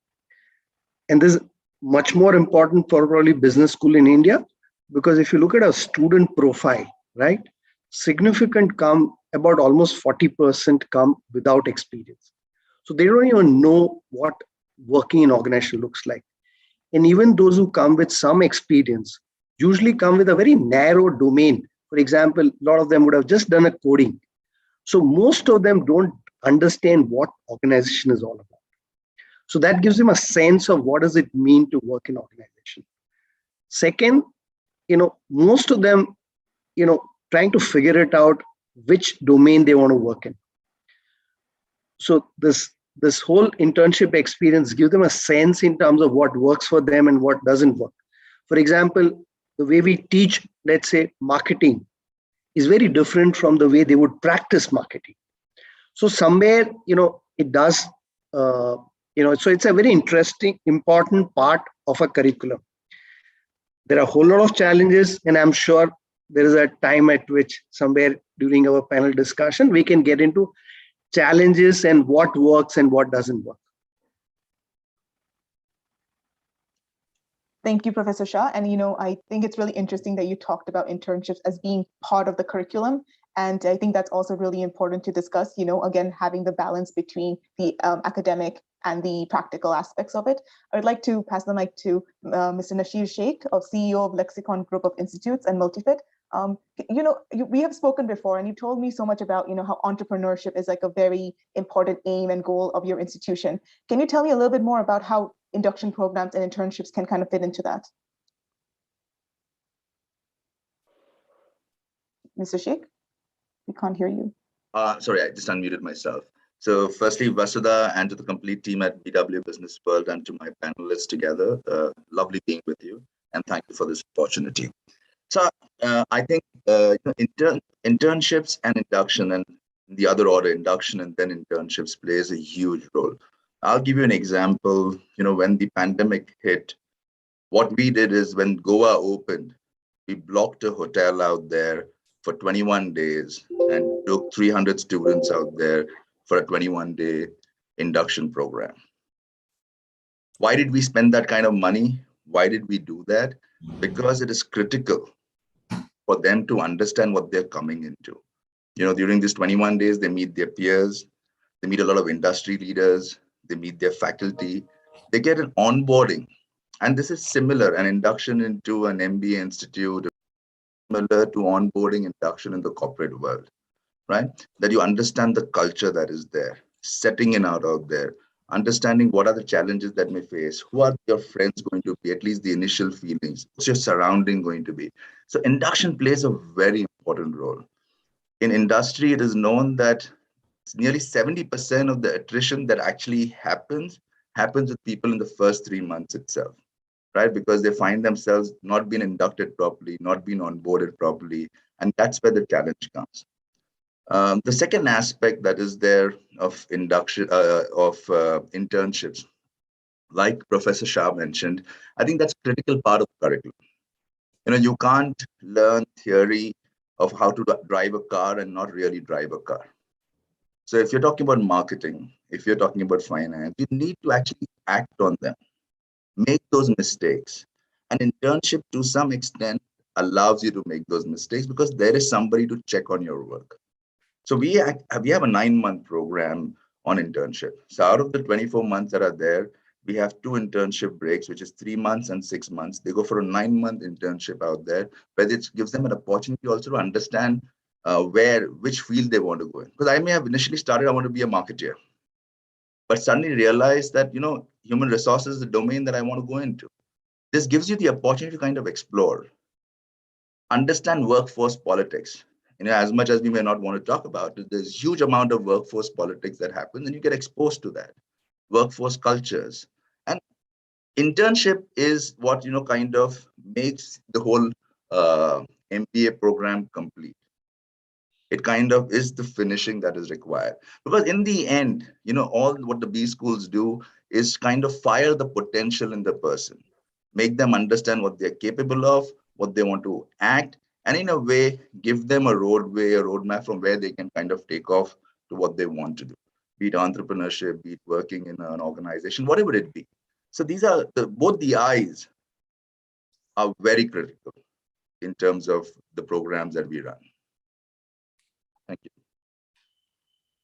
Thank you so much. And I think you made some really good points there where you talked about also the work culture. I think that can be very jarring for a lot of people. Definitely was for me. I think we all have stories about our first workplace, experience, and it probably didn't go anything like what the movies told us it would. Professor Preeti Bajaj of Galgotia University, I would like to bring you into this conversation. Please, your opening remarks on what is the role of internships? Or even tell us about your own experience with internships. Okay, so I would, first of all, good afternoon, and thank you for making me to be part of this August panelist, along with giving opportunity to share with DAS with all esteemed guests. So, well, I have done some internship, basically SIP in Bhabha Atomic Research Center. So I would like to, and then based on that, I would say when everybody would, I mean, pan India, we were having SIP and then some projects. Some time back, might be in 2014, we introduced, 6 months internship as well as a full semester. And then eventually we have gone for 1 year internship. I would say this is very, very important because especially for those who are not focused, I'm again repeating, for the students who are not very focused, those who are not having vision, they can expose to various domains in the field which are available. If I have chosen, the company has to be chosen very, very cautiously, but then if it is not still, I can see, oh, I'm good at HR, or can I find my, can I spend my life in HR, or can I, what kind of, is it the marketing, which can be a domain wherein I can work to, or the finance? So how these domains, what is a work pressure? How is a scenario that all I can experience? I can do internship in one domain and finally I may choose that this is not a field which I'm looking for. I need to explore something else. So this is all decision making I can do based on my internship experience. And as very nicely explained by Mr. Nasir, that the first 3 months are very, very important. So yes, in any organization. So whether it is it is true for internship, it is true for job as well. So if I'm getting a good mentor, probably if I'm not focused, I can get my vision, so developed as well. And I can find out good network of people wherein I can get in some mentoring. I can see myself, yes, this is what I wanted to see myself after 10 years, 15 years, or 3 years, 5 years down the lane. So I believe the internship is the platform which is very, and nowadays everybody is promoting so much. So I believe there has to be, there has to be a induction workshop at the institute or the university, which gives the students, which tells the students at the same time, do's, don'ts, what has to be done. As I remember, it was not shared with us any time during our time. So that has to be very, very essential, do's and don'ts, because I have seen many students leaving their internship in between. Some issues are cropping up wherein the industry would say so. It is very essential that preparation has to be done at both the end. That would be at the beginning, and then as the flow will go on, I'll again come back to you. Thank you so much. Thank you, Professor Bajaj. And, you rightly pointed out, and I mean, everyone seems to be talking so much about how the internships are important for the practical experience. So I would also like to ask, Professor Ramamurthy of IIM Amritsar, what is the role of internship? But also, you're sending your students in for this practical experience. What are your expectations from the industry and the companies that you're sending your students into? Let me take, I think Professor Jonathan and others have essentially captured some of the internship, but let me also throw light on a different aspect of internship. Okay. Let us be honest, if I'm a recruiter in a tight labor market, we try to oversell our own company. Like what are the positives? We never mention about the negatives. Okay. And as Sheikh mentioned before, it is true that the first 3 months, employees make a decision whether you want to stay in the company or not. The reason is there is a disconnect between the realities and the education they get. It's not that we teach them the technical thing, we try to make it as close to reality through case studies and simulations and so on and so forth. But there is always a human element that is there in a real life. It is something like joining a company, and deciding whether you want to work with those people around you for the rest of your life, or even for a longer period of time, or you just want to use it as a, a stepping stone for something bigger. Okay. I call this a type of psychological assessment we make about the company itself. Okay. Now, what I would say from the company's point of view, it would make better sense for them, when they are more realistic in terms of telling them about themselves. I mean, I'm not talking about the projects. Sometimes interesting projects are there, students do it. When they come back, they're happy and all that. But I think it's more the softer side, the human side, it is basically an assessment that students make about a company. Okay. I think from a company's point of view, you don't want them to join and then spend money on them, and after 6 months they leave, you have wasted. I mean, this we hear from companies very often, like, they are not even here for 2 years, right? We don't get the return on our investment, what we are paying in terms of salary and all that. Okay. I think that is the biggest advantage of internship, is to narrow the gap of realities between, the students' expectation. I think let's also be honest that current generation of students, their expectations are way too high. Okay. So everybody wants the trajectory in their career path that, they must in 5 years or 8 years, I mean, also like news items really reinforce these type of philosophies. Okay. I think that is the point I would emphasize, the softer side, the human side, making a psychological fit between the company and their values and what the students really are wanting. And let's assume that, once these students are in any IIM or top schools, they are technically sound. So it's not the technical knowledge that is the deficiency, but I think the rest of the thing is the one, the psychological, emotional side. Thank you so much for bringing in that point of view, and also bringing in the very realistic perspective that companies probably have when they're going into these summer internships or short-term internships or even 9-month internship programs. I would like to bring Dr. Pooja Jain, Director of Jagan Institute of Management, into the conversation. Dr. Jain, you've heard from your colleagues and they've kind of talked about what the role of internship is, which we more or less agree upon. Can you tell us, you've probably spoken to your own. Vasudha, you muted yourself. I was on mute. Yeah. Sorry. Your opening comments, role of internships, and what kind of feedback have you maybe received from your students who've gone into these internships? Okay. Good afternoon, everyone. First of all, thank you, BW, for making me part of this August panel. I was listening patiently to my co-panelists, and I agree with whatever they were saying, because internship is a vital experiential intervention in the entire 2 year of the management education. And it is really very important for students who come without a prior work experience, because it is their first exposure or stint to the corporate world. I was gathering my thoughts around what others were saying. Actually, when we talk about internships, what we are actually trying to do is focus on the element of something known as action learning, which is somewhat missing in the learning that goes in the classrooms, with the in-house projects or assignments, some simulations or case studies which we do. So we should try and focus on this action learning, which is actually a learning experience that includes working in a particular scenario, maybe, an organization facing certain problem, an action which is required, working with a group of people.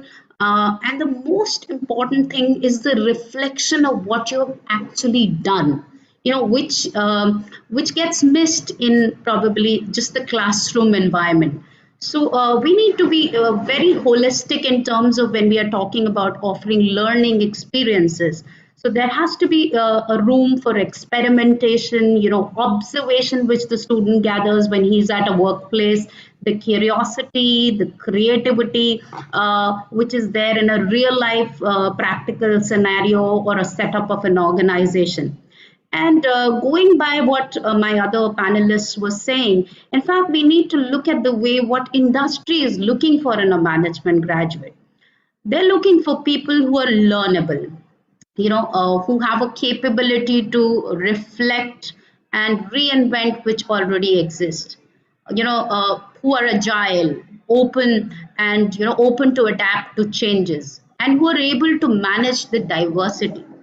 Because the kind of turbulence that we are seeing, the disruption that is going around, these are the essential skills which any industry recruiter is looking at, which is best learned or practiced, I should say, when the student gets this opportunity to work in a real life organizational settings. And very rightly, I think just the speaker before me was saying that what is a B school graduate, expecting? He's definitely expecting knowledge from our end, but he's also looking for skill enhancement. Skills are very, very important in current times. He's looking for that kind of customized career guidance and support, the right perspective building, and his personal growth, definitely, and a very, very strong industry connect. There is another point that I just would like to add here. I know I'm taking a lot of time, but if you look at the 2-year program in which the PGDM is divided, or a typical MBA program, first year are the foundation courses, and they're soon followed by an internship. And by the time we come on to the second year, which is specialization, the student is placed. There is hardly any kind of specialized courses that he's gone through, and the recruiter is coming to the campus and he's judging them on certain specialized courses knowledge, which I don't think has been imparted more in the classroom, but which he learns at the workplace. So I feel this is a very important point and perspective that we need to understand. So it is not just the internships which are important, even live project, any kind of exposure with the industry, that is very, very relevant for the student to learn at that stage. So that is my perspective or take on this. Thank you, Dr. Jain, regarding the curriculum design. And maybe we can actually discuss that a little bit more ahead in the conversation. I would like to bring in our final panelist, Dr. Rajiv Prasad from Amrita School of Business. What is your take on the role of internships? And also, we've kind of heard about how, students have these high expectations these days. Do you think having more internships or having better quality internships kind of helps in meeting those expectations too? Yeah, so actually, very wonderful, discussion, and I was listening with attention to all my, fellow panelists. But I would like to bring in a slightly different take, and this time I'll bring a take from the perspective of the global situation that we are facing as B schools, and our role with respect to the current scenario. For example, the COVID, is a great disruptor, right? And we all know that how it has disrupted the way we, teach, and the way we, the industry is also approaching the work. I mean, so many, graduates, recent times have started their job from their home, and it was not anticipated a couple of years back. So what I'm trying to say that internships ultimately connect the student to the real life. Many students at our school, for example, are freshers. They come fresh from engineering college or a humanities or commerce background, and they have not been exposed to the real industrial scenario or real industry life. They have not been exposed to a corporate environment. So one thing which internship does is, it gives them a real life flavor of how industry works, how business works, and the theories that they learn during the first year, in different courses, core courses, how they actually apply, or do they apply, or to what extent they apply? Are they still relevant, or are they simply outdated ideas being not taught by some faculty or out of touch with reality? So internship is in a way a space where they really get to know. I mean, this is especially true for freshers, who have not been exposed to corporate earlier. They get exposed to the real life work at the workplace. And that is one. And second is at Amrita, because I come from Amrita in School of Business, which is led by a chancellor who is a very famous humanitarian leader and saint. So as a result, we have a special take on the kind of students who we want to prepare for internships as well as a final job. And this student is basically a leader who cares for society, who cares for sustainability, and he goes out to the industry as a brand ambassador, carrying these values and ethos. So, we prepare the students, before they go for internship, in terms of telling them that you are brand ambassadors of the brand that you represent, Amrita. So be, good, people, and first of all, be professional, be punctual, be respectful, be adaptable and flexible, which I guess is very much important these days, because in a VUCA world, which is becoming more VUCA day by day, you need to be very adaptable and flexible. You can't have preset ideas about a typical internship looks like this. I will share one example, because earlier you were asking about experiences. So there was one student who got into a very famous retail chain in internship, And it so happened that for the first 2 weeks, the exact project details were not specified. So he was in a real doldrum as to what to do. And he got in touch with his faculty mentor. And we advised, the faculty mentor advised him that, you see, you represent Amrita. And you behave, as Amrita student should do in the face of uncertainty. The company actually is not, being responsible here. They should have given you a valid project because it is they who have invited you. Now, this was a very strange situation. So we told you do whatever you can do, to contribute to the workplace because, at least you are learning something by doing. So this person started, to contribute to anything and everything in that retail outlet. He was in a retail outlet. So he started working with, people on the floor. He started helping even with unloading things as things were being unloaded. And it so happened that within 3-4 days of this kind of attitude and behavior, which was unexpected of a B school student, because generally they are assumed to be more, proud and arrogant and with, very great expectations, etc. And this boy got down to the brass tacks and started working with the, worker on the floor. And that impressed the management so much, he got a PPO, pre-placement offer. So I will not name the group, where he went for internship, for obvious reasons, but internship does play a great role. And this person actually has grown from strength to strength from that place because he showed resilience and flexibility, and which I think are two qualities apart from the technical knowledge, which will help a B school graduate in these days which are so uncertain. Yeah, no, thank you, Dr. Prasad. And actually, I think you made a really excellent point there about how having internships, like summer internship, gives students the opportunity to, yes, work with the company, but also have someone back at the institute to guide them and help them when they're put in situations like this. I'm sure we all have been in situations where we don't know and we haven't been shown the ropes. Something that might be obvious to someone else is not obvious to us, or you're just not told what you're supposed to do. And then having that mentorship, having someone to lean on is very, very important and can definitely help in your holistic development. I would like to come back to Professor Shah, because you did mention a little bit about challenges with internships and induction programs. Could you please elaborate on that? Yeah, so, so on one hand, from a company perspective, the way internship are planned looks, a good way of looking at future talent, because, it gives you an opportunity to look at somebody closely for 2 months. But if you try and look at this from a student perspective, honestly, the summer internship selection happens roughly at the end of.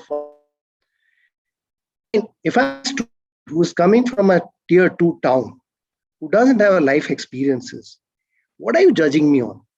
In my view, this is completely unfair to a whole lot of student community. Unfair to institution also, because what have you learned in a first term? So I think today, honestly, the way selection happens, it's unfair to a whole lot of student community. So I think we need to change this completely. The summer internship selection, so no individual school can change it, but I think somewhere, corporate and institutional will have to work together. That internship selection have to be shifted to a third term, because then students have settled down, learned something from a school, right? And today you ask a question that, are you interested in a finance domain? Give me a break. I'm not even on a course on a finance, and you're expecting me to answer a question that I have to show interest in finance. So I think today, in my view, this whole thing is completely broken. Okay, if you try and, unless we shift this whole internship, I'm talking much more from a student and a institute perspective, right? And that is the perspective we want, actually. So right. So I'm saying somewhere, over a period of time, this competition to do this as early as possible is actually completely dysfunctional. Yeah. Okay. And I'm saying you're being really unfair to students who come from a second-tier towns, right? What are you judging actually when you select a student in a summer internship? He or she has not gone through courses. The person didn't have time to settle down. It's a completely new experience. Some of them are coming first time to the, hostel kind of environment. So I actually feel quite pained when I talk to students, saying that, look, it's a completely unfair system. It's your pedigree which determines where you will get it. So I think we need to seriously correct it. I think companies are maybe right in their own way, but unless we redesign this whole thing, we are creating a lot of unfairness, both from a student perspective as well as from an institution perspective. Yeah, thank you, Professor Shah, for bringing that out, because there needs to be a lot more awareness from the industry point of view. Like I said, like the whole burden of education isn't just on the B School, especially when you are collaborating with the industry. There are some expectations you also have from them. And I think this is the conversation that we need to kind of have. Professor Bajaj, I knew you were I think you might have wanted to make some comments on this. I'll pass the mic to you.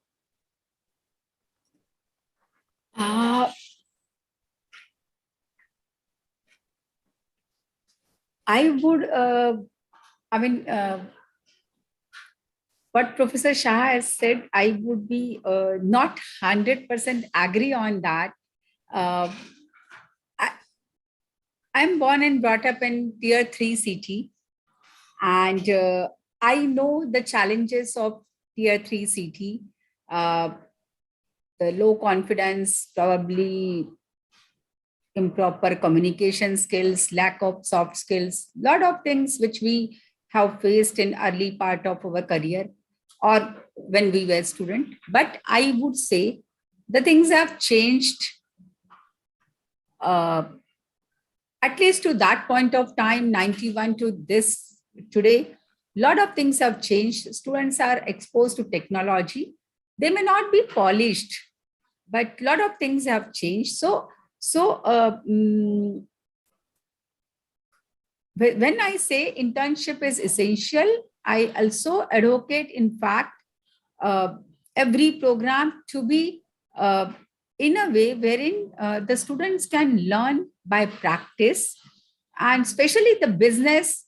I remember during my child days, my father used to say that business is not being, it's in blood, it's not being taught. Although that has been proven wrong and we are teaching business in a classroom, but still the real business cannot be taught in a classroom. Whatever case study and all the methods which are being said. So the students have to learn that during internship. Every program, I'm a big advocate of that every program, business program has to be, 1 year might be in the campus and 1 year has to be through internships, through live projects, as Pooja has said. So it has to be a combination, but it has to be in a field.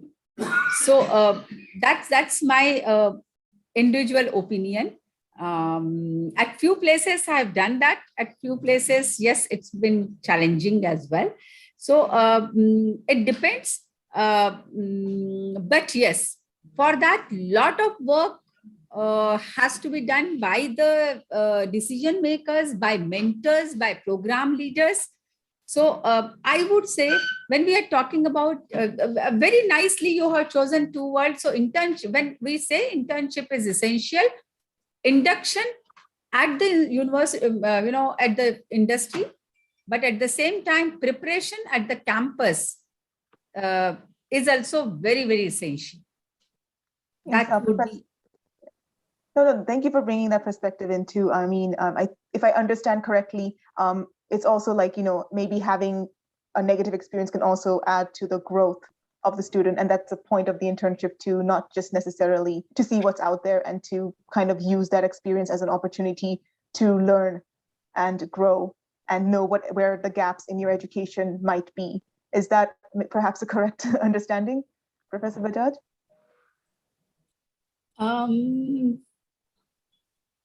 Not really.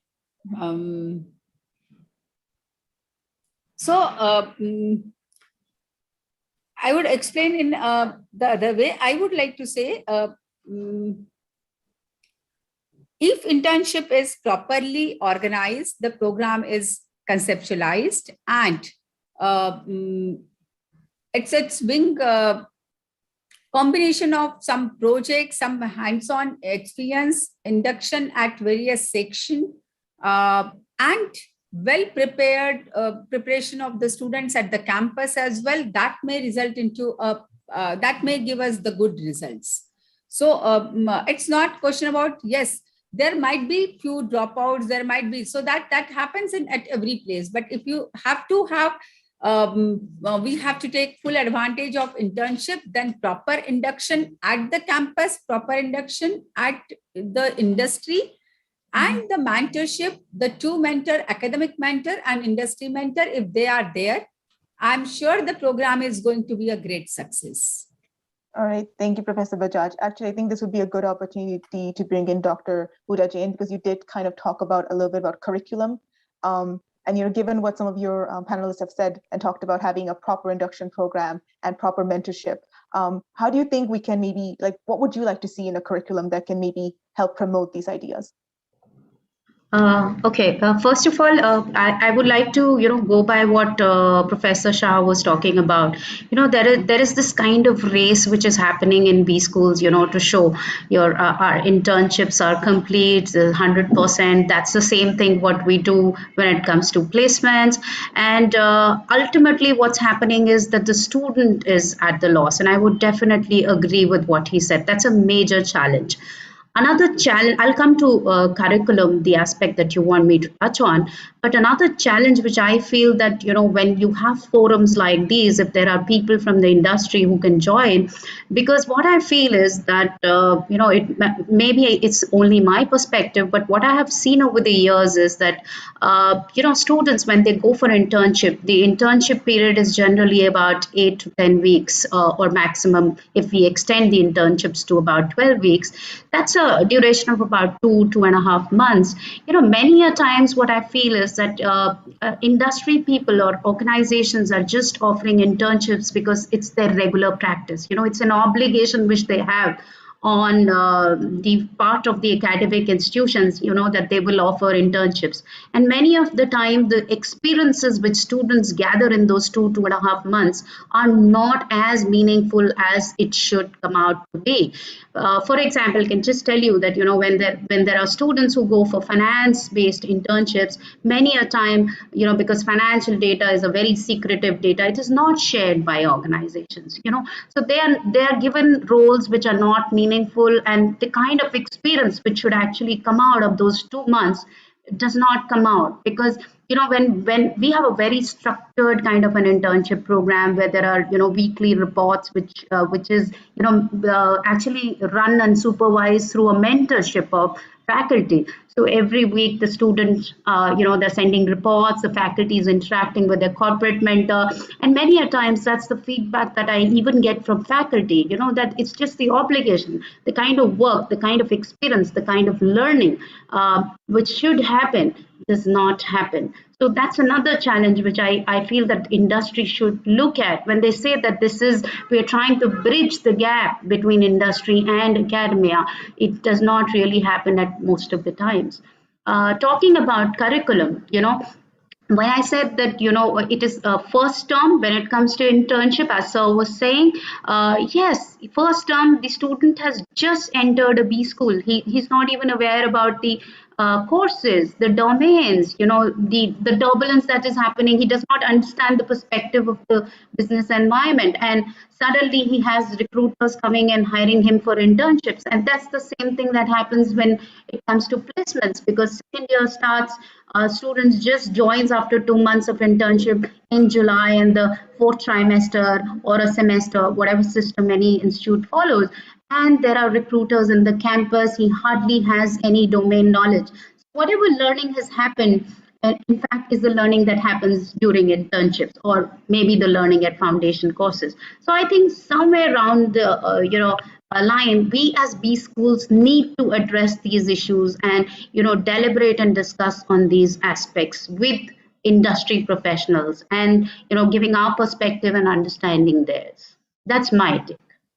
Thank you for your take, Ms. Jain. Mr. Sheikh, I would like to bring you into the conversation too, because you did discuss about having 9-month-long internships. Have you seen some difference between shorter and longer internships regarding some of the issues that the other panelists have discussed?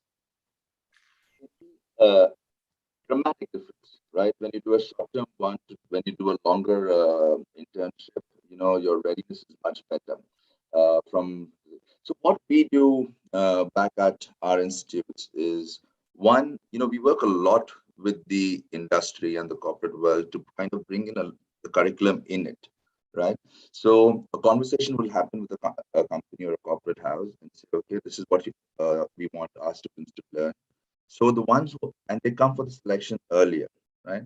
So that is actually taught to the students also before they go on to the internship for the longer part. So we break it into 3 months and 6 months. So their 6-month internship in a way becomes a chance for them to get their pre-placement offer.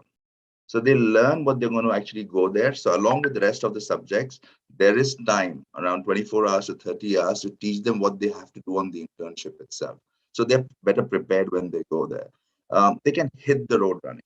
I'm a firm believer and a big believer, whichever program it is, even if it's an undergraduate program or post-graduation program, it's very important that they get adequate time on the field.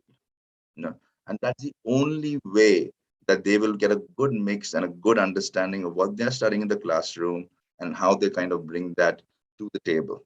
Because a lot of times, what you perceive in your learning when you're sitting in the classroom, and you can do as real case studies as possible, conversations, do master classes, get industry speakers coming in, but till the time that you don't do it yourself as an individual, you will not really get to know what I've learned, what I've executed. Is there a gap? Is it the same thing?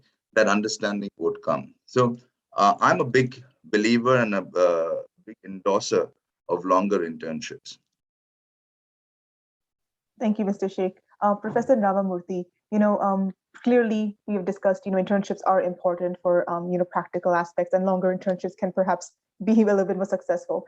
In your opinion, there's still some room for improvement, of course. What kind of improvements would you like to see from, either your end or from the industry end when it comes to making internships a more, successful learning experience for students?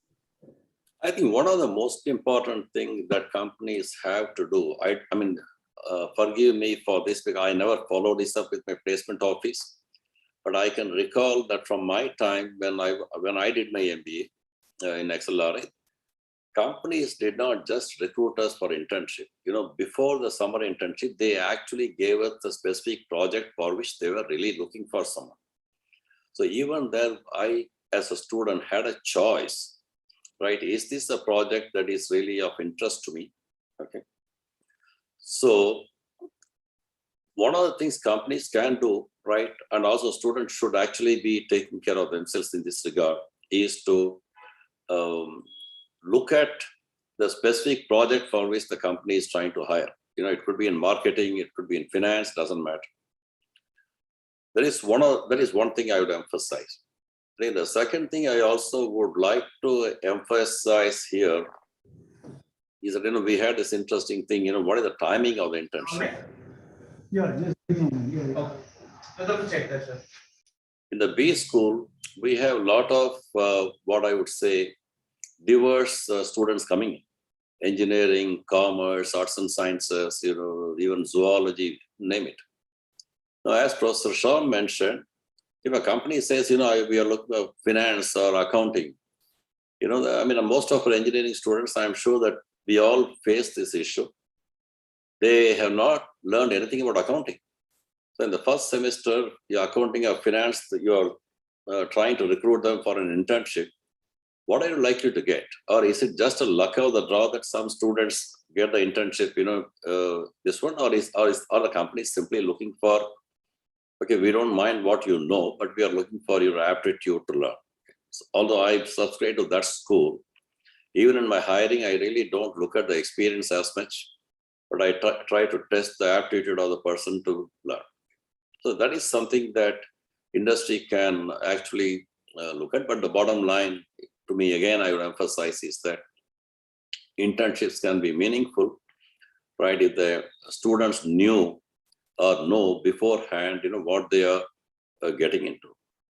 I think in terms of the curriculum, one of the interesting things, what I did last year is that why should we leave it to the industry? Because sometimes we can bridge the gap between the students, this one, and ourselves. So we have a social involvement project, which is a requirement for students to complete before they go. Like, we did a couple of projects for the district administration last year, and now about 26 different projects are going on under faculty mentorship and the student groups with the district administration. See, that also is a form of them learning the realities. Okay, although it's not going to help them get placement or PPOs. Okay, but still it is part of the learning that I would say that we should try to inculcate or include in our curriculum. I mean, at the end of the thing, when the students graduate, we just need to make sure that they have a holistic education, knowing the realities, the bridging the gap between industry and the academia, or what they are taught. And most importantly, like, from the student's point of view, they want to make an informed career choice. You don't want to get into a career that is not of interest to you. Thank you. Thank you, Professor Ramamurthy. And I think you rightly pointed out that you do have a diverse, probably one of the most diverse group of students in MBA, and they do have completely different aspirations. And management can, be done in many different forms. And so the students' awareness needs to be there, needs to be helped, mentored. Dr. Prasad, I'm coming to you as our final panelist. We are on a bit of a time limit, but can you please, tell us what are your views in regards to what some of the speakers have said? Your final comments. So actually, our experience has been that, we have to think a little bit out of the box. So a few things that we do at our, school is that, we involve a lot of alumni mentoring. You see, because alumni are, one set of people who are like, quite, closely bonded to us, and because we are the alma mater. So we keep in touch with the alumni as much as possible. And we try to bring in a lot of alumni mentoring in terms of, colloquium talks. We have a colloquium series talk, where we invite a lot of industry experts, and also it includes alumni, who are interested in coming and sharing their expertise and experiences, with the students. That is one. And secondly, also alumni are involved in, sometimes, some live projects that we, use alumni contacts to generate in different courses. And these live projects, help students to get a lot of exposure to the way real life issues are in the industry. So even before they go for internship, many of them are exposed to live projects, and that gives them hands-on experience. That is one suggestion I would like to make to different B schools. Another innovation that we have done is we have a course called Business Research Project, which we teach in the term prior to the leave for internship. And then from our side, we know that as Professor Ramamurthy was saying that in his days the project was defined even before the student chose. But that luxury is no longer there for many B schools because of proliferation of B schools. Because there are so many students, coming in from so many schools that industry is not able to really give sharply defined projects to all of them because there are too many students now. In the days when Ramamurthy sir was talking about, I also belong to 1994 generation. When I was going for my project, I had a menu of projects to choose from, but that luxury my students don't have. So what we do is that, how do we ensure some consistency of quality? So what we do is we teach them a course called Business Research Project, where we teach them basic research skills, and then we give from our side some research, questions to them, which they need to explore based upon the industry and the company and the nature of the functional area. So once the student goes there, it has to give weekly reports. So because the student and the mentor both are in constant touch, they can evolve these research questions based upon the real life context which they face in the field. So what I'm trying to say is that because it's an uncertain world, becoming more and more uncertain, we cannot go with a preset strategy. We have to be slightly flexible, and we have to equip the students with the research skills, and so that they can identify research possibilities even in any situation. And then with the help of the faculty mentor, they can work upon those research questions, which ensures that they do learn something significant, which is practical in nature. So these are the two inputs I would like to give to other B school directors. Maybe they could think of involving more alumni first, and secondly, equipping students with research skills a little bit so that they can do some projects given by the college itself, apart from what the industry gives them. Because we have two mentors, a faculty mentor and an industry mentor. So that is my take. Thank you, Dr. Prasad. My internet has gone a little bit shifty, so I hope I'm still audible. But thank you for those final remarks. I think today's discussion was really interesting on the runs that we all agree that internships are important and they're a central part of education. But to hear it's not like now there are internships available and we're done. But there's still some work that needs to be done. There's still we need to listen to the students, to the faculty, and there's a lot more that can be done. And there's a lot of potential here that's remains untapped. And also listening to all the kind of initiatives all of you make, I have learned a lot, and I hope we all have something to think about and discuss further on this topic in some future date. So thank you, panelists. Thank you for joining me today. And I would like to hand this back to our MC, Aditya. Thank you, Vasudha. Thank you, Vasudha. Thank you, Vasudha. Thank you. Thank you. Thank you so much, Vasudha, for moderating this session. And of course, to all our esteemed panelists for being here. Ladies and gentlemen, that was a panel discussion on role of internships and induction programs. Now, before we move ahead, I would once again like to remind all of you that if you wish to join our discussion for today and wish to give us your views on the same, please tag us using the hashtag Future of Management Education. And with that, ladies and gentlemen, from internships and inductions, it's now time that we move to the future. Our next panel discussion is on shaping future entrepreneurs. And please help me in welcoming our panelist for the same. Professor Himanshu Rai, Director, IIM Indore. Professor Rajesh Chakrabarti, Director, MDI Gurgaon. Dr. Madhu Chitkara, Pro-Chancellor, Chitkara University. Dr. Vandana Sonwani, Director, Symbiosis Institute of Operations Management, SIOM Nasik. Dr. Vishal Talwar, Director, IMT Ghaziabad. Dr. Kishore Gopalakrishnan Pillai, Dean, Amrita School of Business, Coimbatore and Bangalore, Amrita Vishwa Vidyapeetham. And the session will be moderated by Jyotsna Sharma, Senior Associate Editor, BW Business World. A very warm welcome to all our panelists. Jyotsna, all the very best, please. Thank you. Thank you so much. Welcome, panelists. So we're here to talk about shaping future entrepreneurs. And of course, the last couple of years we've seen have been really good for sort of young entrepreneurs, and especially in the startup space. And, more and more people are moving towards that. But before we start with our discussion on this, there's something that I have always sort of wondered about learning, especially now that things have gone hybrid and it's in a hybrid environment. Can learning actually take place effectively in a virtual environment? When I ask that, I mean, when you're in the physical environment, there's a lot of networking, there's a lot of project work. So why don't we start with you, Professor Himanshu Rai, if you'd like to take this one. So thank you, Jyotsna. Now, learning can indeed happen in the virtual environment, but I think before we even start talking about learning happening in any kind of environment, what we need to understand is set some kind of context to this entire topic about why are we looking at management education in the future. Yeah. And I think here we need to kind of put the boundaries of what management education is all about, because if we look at it from a historical perspective, the entire purpose of management education was to develop business acumen so far as the participants are concerned.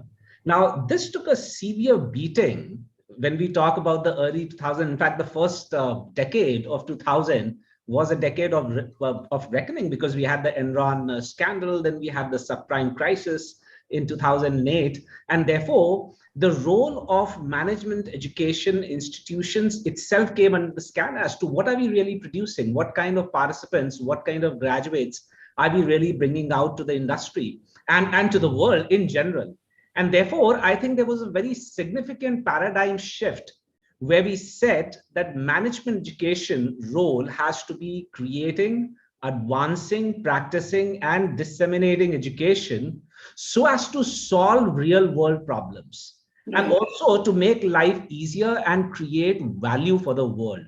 And this can be done only if you create leaders who believe in inclusivity and equitable distribution of resources. Now, with this context, if this happens to be the mission and the vision so far as general management education is concerned, now let's start looking at whether virtual environment is going to help or not. I don't think so. So virtual environment can help you in certain elements of learning. However, there are several other elements. For example, how do you even get to know as to what are the real world problems that we are facing? For instance, at IIM Indore, we started something called the Rural Engagement Program. And why am I telling you about this is because of the fact that 833 million people in India live in rural areas. Wrap your head around that number, 833 million. That's more than the number of people in the United States of America and Europe combined. How do I really get to understand what their real problems are? A virtual environment is not going to help me.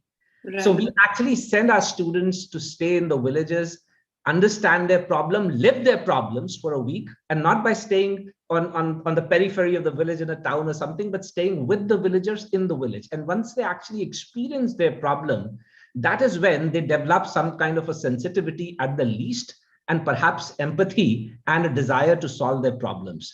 Now, once again, I cannot recreate it in a virtual environment, but what I can do is I can create virtual environment to play the role of an enabler. So technology in any form, even at its best form, can at best play the role of an enabler. It cannot be a substitute for the real world experience. Back to you now. So Vandana ji, can we get your views on this? I think you're on mute. Can you hear me well now? Yes, yes, we can hear you. Thank you. Thank you so much, Josna, and good afternoon to everyone. Pleasure to be on this panel. Yeah, I think we've been, since last 1.5 years, we've been talking about whether virtual learning works or do not work. And I'm sure all my colleagues here around, we have a very mixed experience. Yeah, because we are just at the point of infancy, I believe, when it comes to looking at virtual learning. In terms of, if we look at dreams like 100% virtual learning for an MBA, and I'm sure most of us have residential MBA programs here, it may not really work. I've always felt that we lose the process of learning by knowing, doing, being, feeling, and being. Yeah, everything cannot be done virtually, right? So knowing can be done virtually. I always feel that some threshold knowledge can be really acquired virtually, and in fact we don't even need faculties for that. We don't need facilitators for those type of knowledge dissemination sessions as such. Yeah, but we've all understood that as educators, it's not just about dissemination. It's also about creating. It is also about making people change their behaviors and thought processes through these knowledge as at a very fundamental level. And I think that's what we are talking about. Internships, for example, simulations really help. I completely agree with Professor Himanshu that these would be enablers. Let's not really look at them as 100% pedagogical acceptances as such. Yeah, there's a lot to be done through discussions. If we're talking of PG education, we've always felt operating in vacuum when students are not around the campus, and look at it not only from the point of view of staff, faculty, or administrators, but also the students and also the industry. We have to look at all the three stakeholders in this particular business. Even industry would, spend a lot of time on training people who have learned 100% virtually. But yes, let us look at it from the inflection point with respect to the skills and the new skills that one needs to develop. Then there are a lot of skills that can be developed virtually, but not the whole of management education can be replaced by virtual education. Absolutely, absolutely. So Dr. Talwar, coming to you, what have been the challenges over the last year, as for educators because of the hybrid environment, because of, let's say, the virtual environment? So I think the challenges have been well documented across institutions everywhere. These challenges could be around the transition from the offline mode to the online mode, And obviously a lot of focus has been on the fact that can I possibly extend what I was doing with immense experience in the offline world, and I'll put it into the online world. Quite frankly, a lot of that has been a problem because obviously the online world would require a very different approach, a more constructivist approach to learning, more around the peer discussion, more around the validation of what your thought is. So automatically, the experience suggests that a lot of people who possibly weren't necessarily able to perform rather well in the offline mode actually thrived in the online mode. So whether it is about their approach, whether it is about how they went about engagement. So the transition has obviously been not easy for everyone, and at the same time you have to remember that students by themselves, there's a certain level of intrinsic motivation which also varies, and automatically that also has an effect on whether learning happens.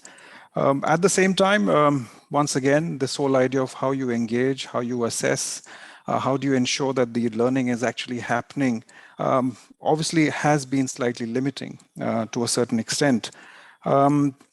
Yes, a lot of us are looking forward to coming back into the offline mode. And of course, now with the third wave receding, you would notice most colleges, universities, institutions are opening up very enthusiastically.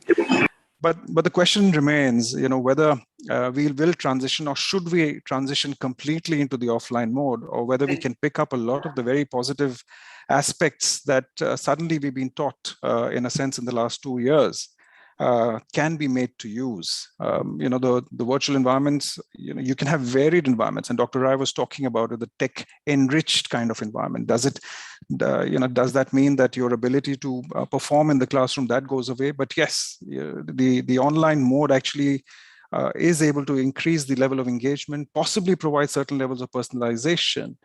But a lot of this depends a great deal on the readiness from both sides. That's fundamentally very, very important.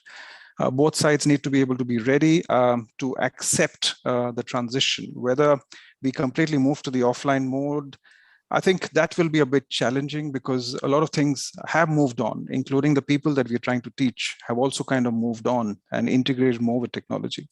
Yeah. So I'd like to come to you, Dr. Chitkara. Would you like to give your point of view on this, especially, with what you all have been doing? First of all, Jyotsna, sorry, I'm traveling, so maybe I have a flight. Maybe sometimes I will disconnect, but I think, thank you for bearing me. This is a great topic, that how we will be shaping our future managers. And because if you see the virtue and ability to immediately respond to, I think, learners' job requirement in MBA course, it is very, very important for all of us to understand. And I think MBA is one degree which can help graduates from diverse fields advance in their careers. You see that pandemic has done so much of havoc on teaching, learning, the research, upskilling, and I think social aspects of higher education around the world is also affected. So in my opinion, if everybody, I'm with everybody or my previous speakers, that we need to bring out a very drastic change in our management education for shaping our future managers.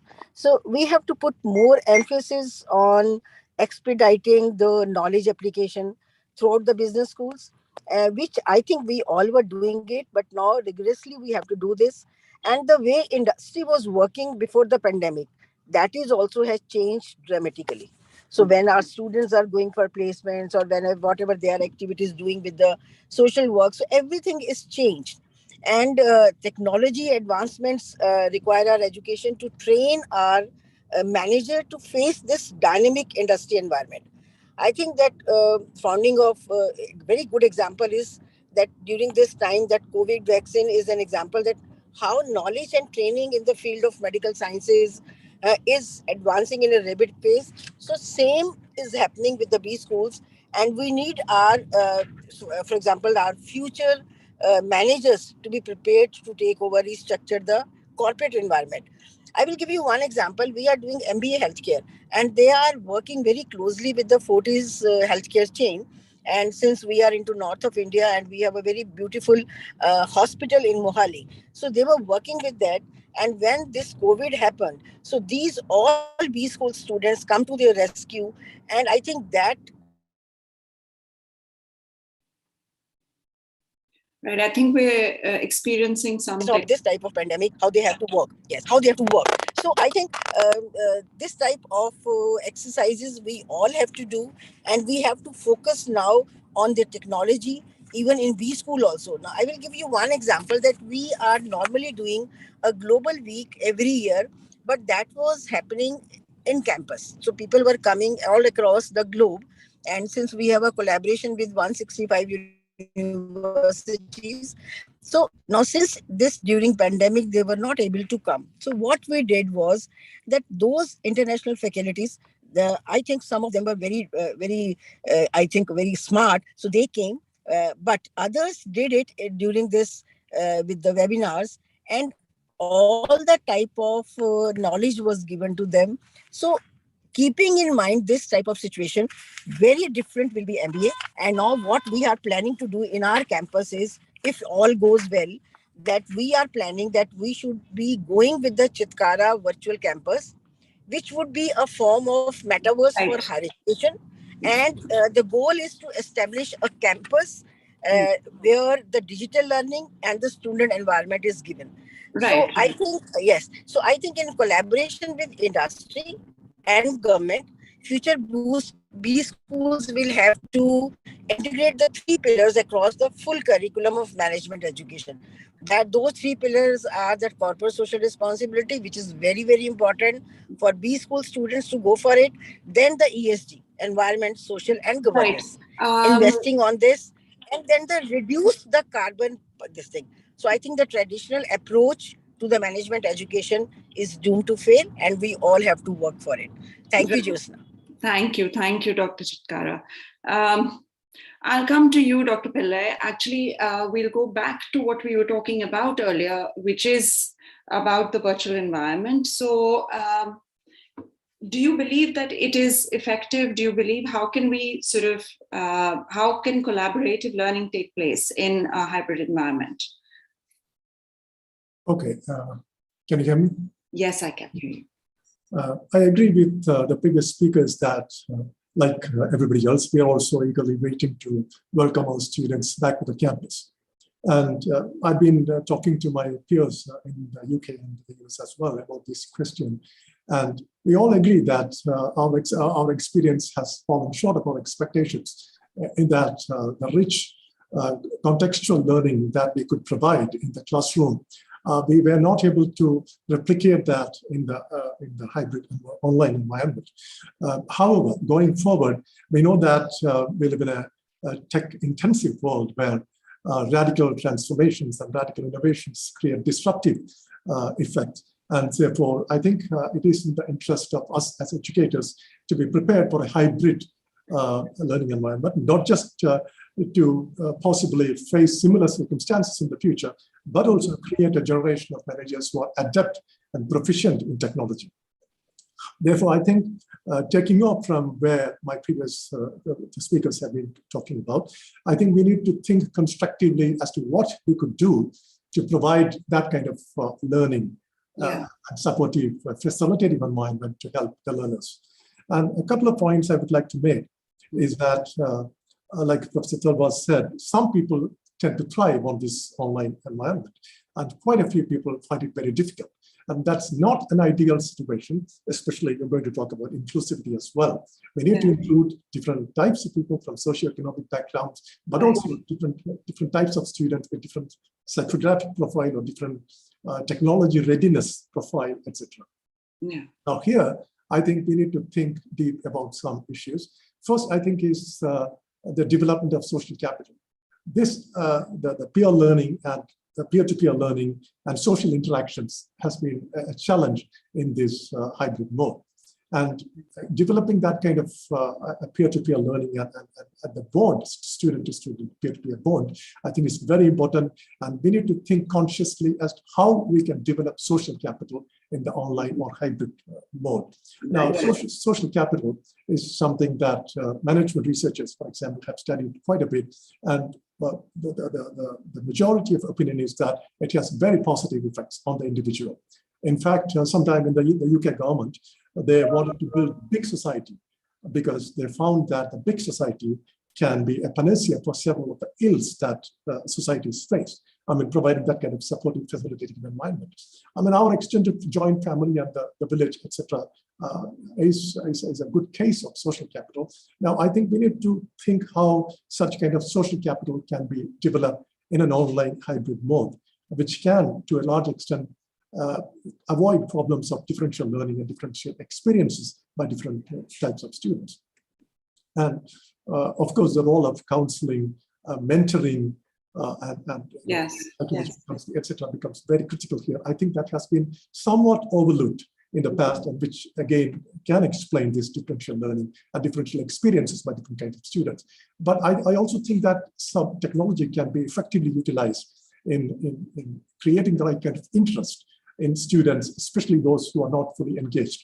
For example, gamification. Intelligent use of gamification as a tool can help in engaging those and creating that kind of spark, which in turn can create bonds and build social capital. And social capital is only one thing. Social intelligence itself takes a backseat.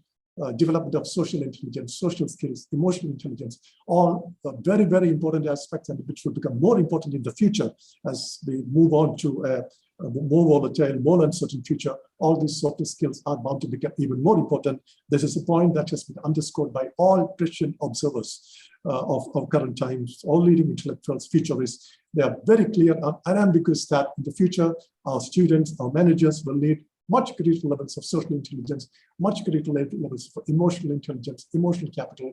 And I'm concerned that these are exactly those things that will take a backseat in this hybrid mode. And therefore, these are exactly those things that we as educators need to consciously think about as to how we can develop in a hybrid mode. Yes. And I don't have many solutions. However, I think these kind of activities, trained counselors playing an active role, mentoring, for higher level gamification and promoting peer-to-peer learning, and using students themselves as ambassadors to catalyze these kind of things. You know, sometimes it makes it much easier to draw on that kind of introverted student. It's much easier for a student to do that than for a faculty member to do that. So creating that kind of student ambassadors who could be trained to create an environment where these activities can be supported. I think we need to think about such aspects, such interventions, which can improve the situation. Yes. Thank you. So I'd come to you, Professor Rai. You know, given that now, I mean, we've heard everybody and pretty much, okay, so we've understood that hybrid is the way, and, you know, we've spoken a little bit about the challenges, but how we can sort of, you know, overcome them as well. What, in your opinion, now would be the future of management? What would you say it's going to be now? So, you know, when people talk about hybrid being the way forward, let me also put another fact. And when I say fact, obviously it's coming from some kind of a data analysis. So there were 300 of us deans from across the world who met, and we were talking about what's happening. And one of the things that we came across, and this was a unanimous kind of an experience, that if we look at if we have to rank the mode of learning and obviously imparting learning and assuring learning, ideal obviously is the physical mode. The second is the completely online mode, and the worst is the hybrid. So hybrid, instead of taking the best of both the worlds, seems to be taking the worst of both the worlds, because particularly in a classroom situation, if you're in the hybrid mode, when you have some students sitting outside or in an online, it's very difficult for the faculty, and you end up either ignoring those who are outside in the online mode, or you end up ignoring the ones who are in the classroom. Now, having said that, you know, coming back to your question as to what does future of management education look like, one of the things that has changed, and I think Vishal made an extremely important point, that there's some people who have moved on. And I would like to build upon that point. People have moved on in also the sense that they have understood the importance of lifelong learning. So people who actually went into online mode suddenly had this world open up to them, where they could be getting onto these edtech platforms, where they could be looking at the bouquet of things that have been provided by various universities around the world, and they were not limited to the geography. And therefore, one of the things that has happened is that people are now looking at lifelong learning. They're looking at learning while at work. They're looking at actually empowering themselves and making themselves more, not just employable, but perhaps relevant.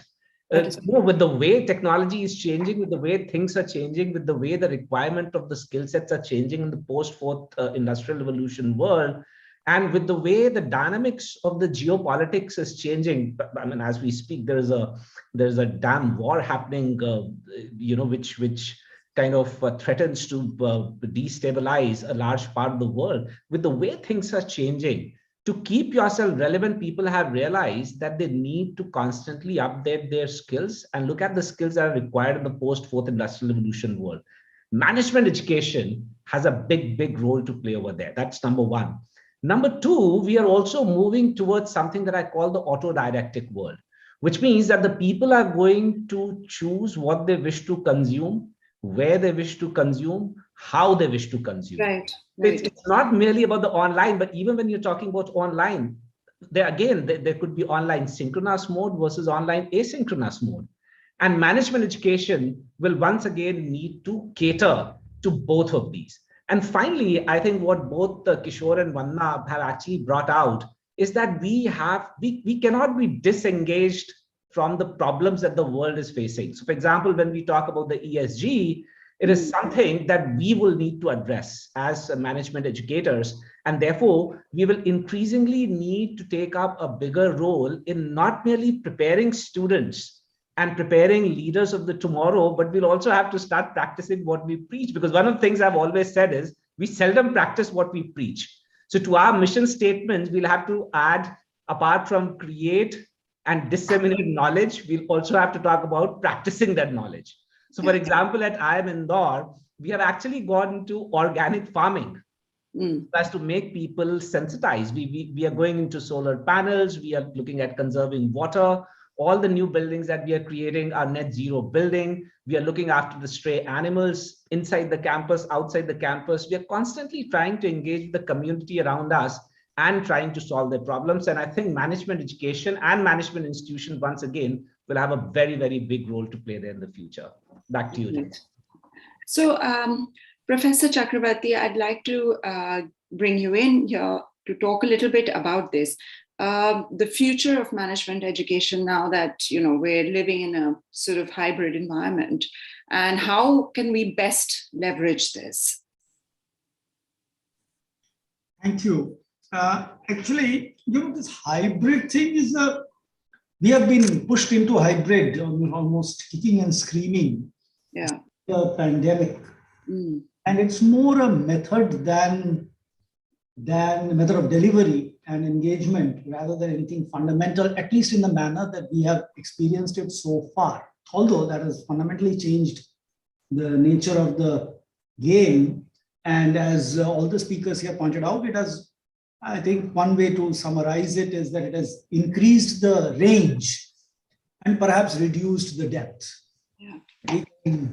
We can get the whole world. We are having this entire conclave today with none of us moving out of our offices. We are just speaking right here. I mean, imagine both the expenditure and the trouble that you would have to take if you had to bring us all into the same room and the amount of time that we would have spent. So clearly there are gains to what goes on. But on the other hand, yes, the nature of the learning, particularly whatever is the experiential part of it, whatever is the non-verbal part of learning, connecting, practicing, those are certainly not the same way, at least as we understand now. Now, going forward, one could very well imagine a world where virtual goes far beyond just having Zoom meetings. Well, virtual can actually extend to a virtual reality, augmented reality, things that, even these schools, I'm sure at other places, but I've heard of some cases in China where they had gone in even before the pandemic was happening, visualizing, and even technology schools, more than these schools have done it elsewhere in the world. So it's not the same thing as real world, let's face it. But what I'm saying is that when we are thinking about virtual, let's not think about only what we have experienced in the last several months, because that was something that we brought in to do business as usual, as best as we could in very challenging times. So if we think about management education going forward, and not purely just from the delivery mechanism point of view, virtual, 2-3 things are becoming pretty clear. At the end of the day, whatever we say, I would say a vast majority of our students come to us, not because they want to make the world a better place. They come to us because they want to have a better career for themselves, right? So our responsibility is, of course, to the planet and the people, but it also is to make our students ready for the workplace.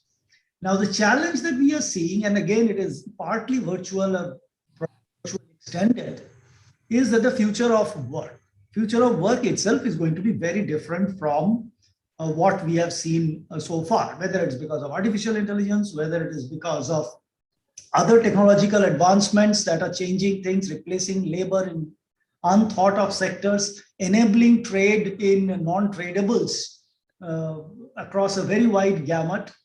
So that future of work is a bigger challenge for us than just the method of teaching, in the sense that we don't know what skills we should be giving to our students beyond, of course, the very basic meta skill, which is the ability to learn. So in an ideal sense, if we could arm our students with the ability to learn in a general setting, in an alien space that they are thrown in, without models, without any solutions, without any cookbooks at their disposal, and if they can process information in a way to sort of find their own way, then we have delivered a lot. Yeah. So I think going forward, management education also has to become more universal and more fundamental and less information specific. Information at the same time has become a free object. Anything that we teach in the classroom is possibly Googled out, and you have got ready lectures, the greatest minds available free of cost. You don't even have to go to Coursera for it. That is there. So how management education should fit into this new world is the bigger challenge. Right. So I can see that we seem to be running out of time. So what I'm going to do is, I'm going to come to all of you one by one. Could you tell me best practices from your universities that you all are sort of undertaking to build future-ready business leaders? I would come to you, Professor Rai, and then move to everybody. Okay, so that's a question which will probably require a long-winded answer. I know, but instead of explaining the entire philosophy behind it, I'll just talk about 2 or 3 pertinent issues. Yes. I think the first step that we all need to take, I'm sorry if I'm sounding a little professorial over here, but the first step that we need to take is step back and try to imagine the kind of universe that we would want to be a part of. And I'm not talking simply because there's a raging war right now. But what I'm saying is that we need to have, as institutions of higher education, a slightly broader vision of what is it that we are really trying to achieve over here. What is the teleos of management education? What is the teleos of institutions of higher education? And then we need to, once we have imagined that universe, then we need to figure out as to what role can we play in actually creating that kind of a universe, because that universe is not going to get created on its own. It's you and I who will have to work for it, and which means that the minds have to come together. We need to look at collaboration. One of the things, when it comes to collaboration, is for far too long, we have looked at collaborating only with international partners, and all of us, I mean, Mia Culpa as well, all of us have been flaunting as to how many international collaborations do we have, how many universities do we send our students to, so on and so forth. But we have never thought in terms of collaborating amongst ourselves. So, for example, one of the things that we did was, and that is simply because we were fortunate enough that Indore is the only city to have both an IIT and an IIM, that we got together and we collaborated to launch a joint program of Masters in Data Sciences and Management, and also a joint incubation. So somebody who wants to look at the tech side can go to the IIT, and looking for mentorship can come to us. So therefore, increasingly, I think we will need to also look at collaborating amongst ourselves within the country, within the region, etc. So that is the first thing. The second thing, like pointed out by Rajesh, it's extremely important for us to even predict what are the skill sets that would be required in that universe that we are trying to create, and for our nation to play a significant role in creation of that universe. And for that, I think once again, we have to get together, put our heads together and come up with those skill sets, and then subsequently start working on our curricula, our programs, and figure out as to how are we going to deliver. Some of the things are obviously, not going to go back to what we call the normals. For example, as we said, that hybrid is perhaps here to stay. We don't know how many mutations and how many other viruses are on their way, etc., etc. And therefore, we will have to continuously also make sure that we are tech ready in terms of having tech as an enabler to disseminate whatever it is that we can. And like what Vandana pointed out, perhaps we can look at knowledge, skill, and attitude and figure out which are the components that we can easily bring out in the online mode versus which are the components which really require a classroom kind of an experience. And then finally, what I think we need to do is we need to now stop merely talking about things like ESG and paying lip service to things like SDGs, but we need to build them in the curricula itself. We can't simply have one course on ESG or one course on CSR or one course on ethics and say, hey, we are done because here we have checked the box over there. We need to bring in this discourse into each and every subject that we teach. How to do it? I think there is enough collective wisdom even on this panel itself to figure it out. So back to you, Jyoti. Thank you. I will go to you, Dr. Talwar, now to get your views on this. No, I concur with Dr. Rai here on many of the aspects that he's been talking about. Very, very relevant. I think every management institution brings to the fore a lot of good aspects. Obviously, for us, it is important that we move, as management institution, move beyond being viewed as people who can provide successful placement cycles. I think that's something that requires a lot more multiple dimensional orientation to industry connect. How do we work with them? For someone like me, a faculty exchange should not just be happening possibly in the international environment, but should also be happening in the industry. Right, so young faculty who are coming along, they should spend time not only in other great academic institutions, but also in the industry. It'll help a lot in terms of the learning process in the classroom. At the same time,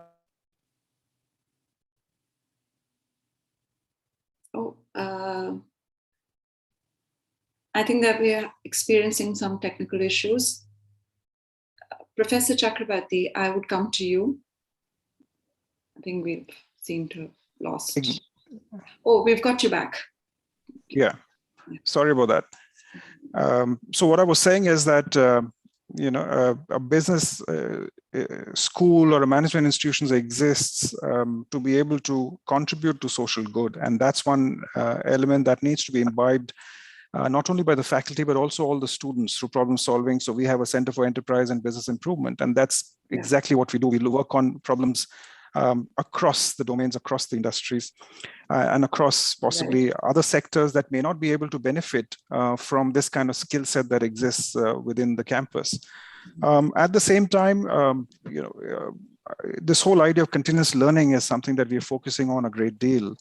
At the same time, it's also about filling up certain gaps. Remember, we are standalone. A lot of us here today are standalone management institutions, and standalone management institutions come along with a lot of positives, a lot of things that they can contribute, but there might be areas which requires filling of the gap. And that kind of aligns with what Dr. Rai may have suggested about co-creation and networking, as well as collaborating possibly with other institutions. It'll benefit us from an entrepreneurial innovation perspective as well, because that's one major aim that we should be looking at. But also, if you look at the NEP at the basic level, we are being, the idea is to become more interdisciplinary, multidisciplinary. I'm not saying management education is not, it fundamentally is, but much more broader focus needs to be there. And that requires a lot of good collaboration across domains, tech schools, architecture schools, management schools coming together and solving problems. Right. Thank you. Professor Chakrabarty?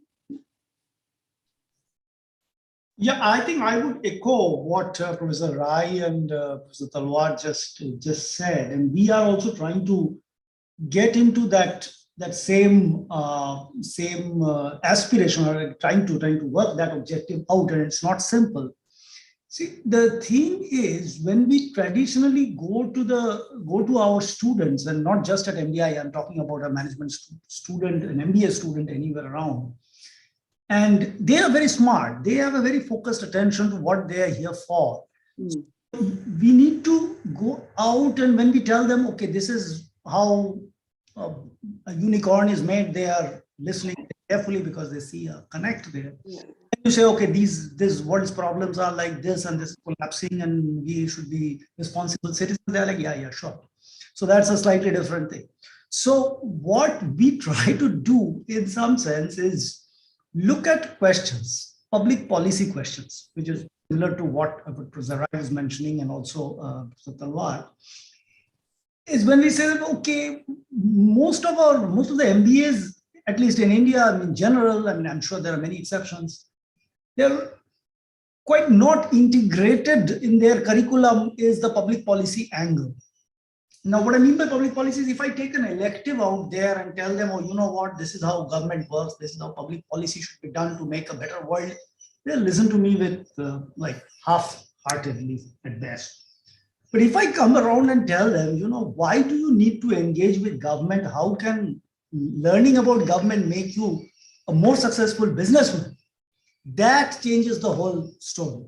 And in the garb of that, if I can tell them why avoiding armed conflict is a good thing for everybody, and not just society, but also for individual businesses, unless you are in some industries, but that would probably have a greater resonance. So we try to fit that in, and I'm not claiming that we have done that with ultimate success, but we are at least trying to bring that curricular connect, where that the benefit of, what is it that they say, that you can do well by doing good, right? Or I think I've got it mixed up or something. So there's a do good by doing well, that kind of thing. So you'll be a good citizen, and as well as personally profitable for your own. So that's what we try to do. So we connect. And that's something that I think hopefully will be relevant going forward. Yes.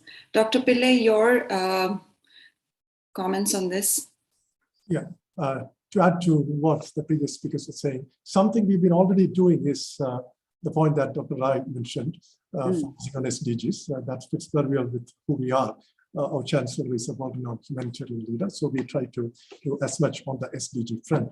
We are strengthening our focus on SDG of late.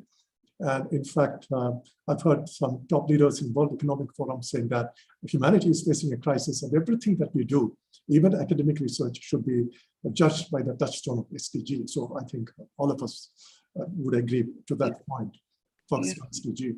There's other point that we are just starting, and I would like all schools to focus on, is focusing on entrepreneurship. We saw during the pandemic that entrepreneurship boomed. A large number of businesses were started, and there was a lot of interest in entrepreneurship education as well. Entrepreneurship courses, both online and offline, attracted a large number of students, number of students enrolled for these programs. And if we extrapolate this into the future, when there will be more crisis and generally more uncertainty and more unpredictability, that would offer scope budding entrepreneurs to take advantage of the situation. So this is a fertile ground where all business schools should focus on creating nurturing good entrepreneurs. Now, can I just add one more point there? Yes, absolutely, please. And in this regard, one point that I have seen and that I've observed is that many bright students would actually go and work in established companies, not for startups, because startups don't pay and there are risks involved and the pay is low and they are not sure of the career track there. Now, in the US, there is a body called Venture for America, which tries to bridge a gap between so as to help startup companies attract and retain some of the best and the brightest students, and in so doing also helps specific cities or specific geographical areas which are in need of talent. Now, if there could be a body, maybe a public-private partnership body in India that could play this role, that would really help a lot of startups in India to gather the momentum and also provide fillip to entrepreneurial climate in India and train and make India a more welcome space for bright young guys guys and girls to go into the entrepreneurial space. And I think that would also augur well for the kind of future that I talked about, a very volatile, very uncertain future where many bright entrepreneurs will make it big. Right. I think that's something that all business schools should think about more. Right. Dr. Chitkara, your closing remarks? I think I was waiting for it. I have to catch a fast flight, but I think I am with Professor Rai and Professor Talwar because we actually have not to talk about SDGs that we have to work on it, but actually we should start working on it. Now, for example, in Chitkara, we are working on the 16 SDGs, only the SDG number 14, we are not working life underwater because we are into north of the country.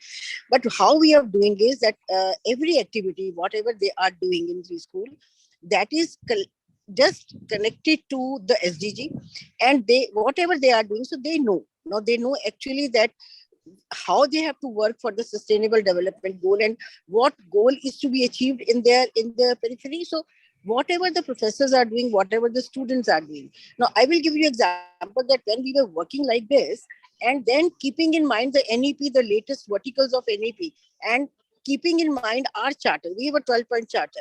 So keeping in mind all the verticals of this education and the national education policy, the students and the teachers together have started working. And my next goal at a university level is that there were a problem and I think we all are together on this point, that there was a problem with the educators also. The teachers were in a very great dilemma that when the hybrid learning was there, Professor Rai said that it is the worst type of teaching when the hybrid is happening.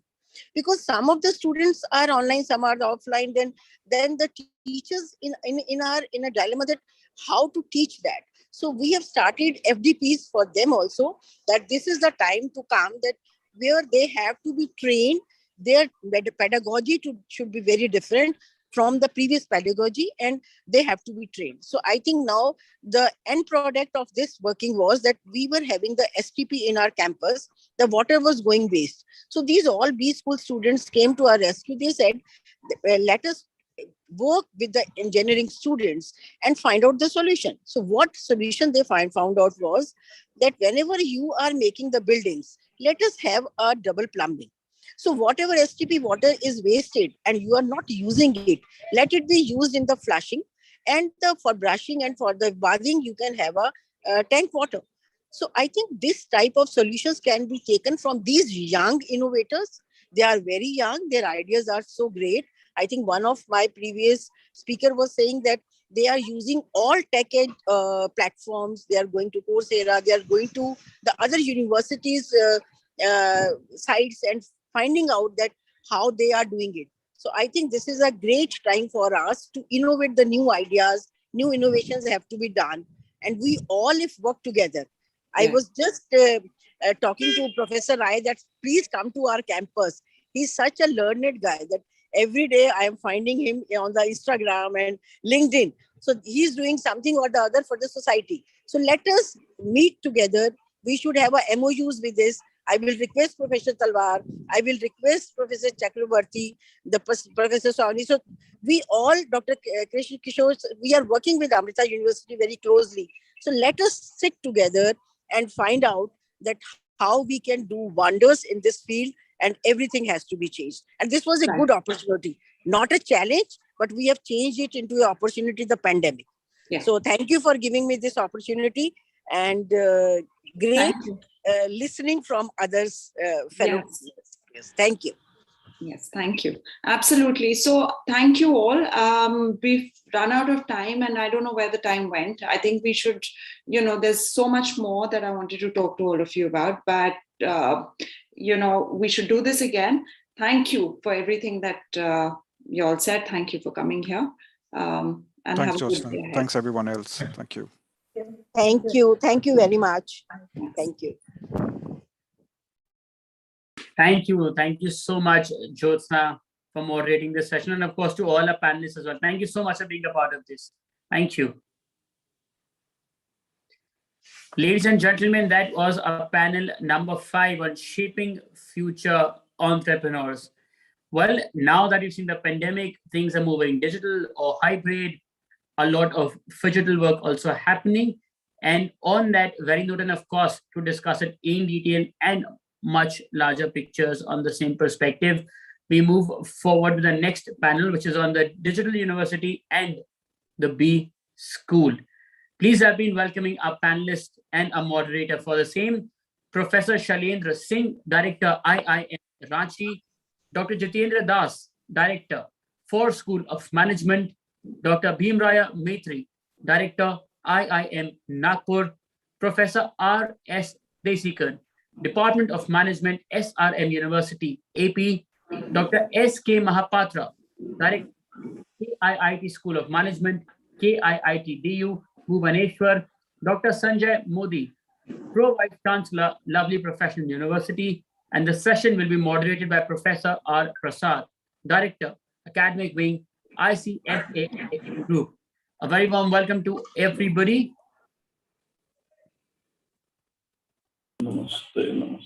Professor Prasad. Thank you very much. A very warm welcome to the panelists, very respected and distinguished panelists. As we get into the session, I'd start with a small preamble to set the ball rolling before we come to the panel discussion. I think the first thing was about the union budget, mentioning about the digital university. So it included things like world-class educational, personalized education, different languages, skills, outcomes, alignment to NSQF. So this is what set the ball rolling. And then thereafter, when we try to understand why this is getting done, we also have the connect to the gross enrollment ratio percentage need to be 50%. And then we need to increase employability. The skills is connected to that. And then the outcome-oriented education part towards which the direction is going. The other dimension is where industry is coming from, and where Industry 4.0 is changing the needs of employers, what kind of employees they are looking for, and what institutions are doing for this. So we also seen learner behavior changing across the pandemic. It has accelerated, and the expectations have changed. At the same time, we also see that institutions are trying to gear up. They have understood what is working, what is not working. They got a feel of certain things, and EdTech is also coming into play. So this is one direction with respect to the context. The second direction in a topic like this is the differentiation between digitization, digitalization, and digital transformation. So when we say digitization, we're talking about one element which is getting digitized. So if you've got a text file being made, a PDF file or an audio file, that is digitization. Digitalization is where you have an application and you're automating a process, a full process, which will give you an output. And digital transformation is where the whole thing is transformed and changed, so that you have got, for example, a digital university. It's a digital transformation. So we are talking about this journey from, we are in various stages of this, from digitization to digitalization to digital transformation. This is the background and the context to set the context well. So at the end of this, what we would like to expect are two things. First is what are the opportunities and challenges in the business school journey across this digitization to digitalization to digital transformation. And the other one is relate to the outcomes which we are expecting. We have to be realistic here for business schools to get digitally transformed, the priorities and the sketch and the roadmap for implementation. The ME has already introduced the speakers, so we will get straight away into the discussion. We have about 15 minutes overall. I think I've taken about 4 minutes or so. And I'll come to the first point to open it up.